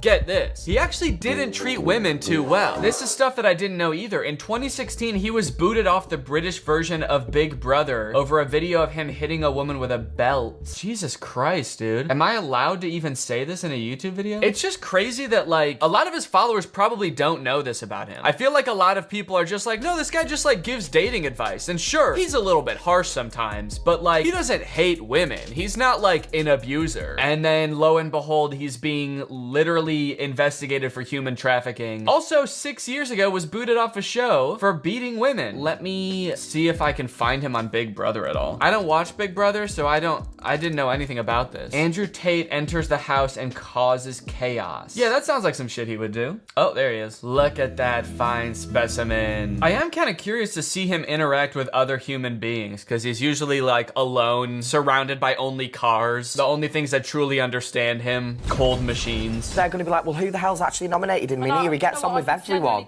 So they're not going to understand. The second he gets around other people, he's just extremely overwhelmed and can't form a sentence. I'm around real women and men for the first time? Fuck, what do I do? I think Jackson, Marco, kind of No, but right now with the dynamics that are going on in the house, I definitely think Marco's going to be the better choice. We don't end fuck people. Well, we're going to do a vote. We're going to do a vote on this one. Yeah, Marco. He seems kind of shy. I don't know. Everyone else is like interacting, and he just kind of chimes in occasionally with like, no, we should do this. Oh, I think we should. Maybe this is before he got his giant ego. Okay, anyway. Apparently he was kicked off because he was hitting women. This March, Britain's Daily Mirror tabloid profiled him and his brother Tristan Tate and their Romanian-based business, which used webcam models to trick men into sending the brothers tens of thousands of dollars. Wait, huh? It's also like a scam business? I thought it was just like webcam type, you know, sexy stuff. In one video on his YouTube channel, Andrew Tate said 40% of the reason he moved to Romania was because Romanian police were less likely to pursue sexual assault allegations. Dude, you're telling on yourself. You're self-reporting. Holy shit. Dude literally said he's moving to a country where he won't be prosecuted for his crimes. Oh my God. Tate's unsavory activities didn't stop him from building links with the stars of the Trumpian right in 2019. Tate palled around Washington, D.C. with prominent online Trump activists and conspiracy theorists. He was on InfoWars a few times. On April 27th, a spokesperson for the Romanian Policy Agency added that no one has been charged or arrested yet in the case, but the investigation is ongoing. Okay, so Andrew Tate apparently hasn't been arrested. They just raided his house. Why did they raid his house? Video from the raid shows police officers armed with rifles milling among Tate's sports cars with the neon Tate logo on a wall in the background. Another video showed Tate and his brother being shoved into vans by police officers before being driven away from their home. Kind of sounds like they were arrested. He wasn't arrested. He was just kind of shoved into a van by police and driven away to jail. Oh shit, it's like the actual place where he films his videos. Am I a little bit surprised that those cars are actually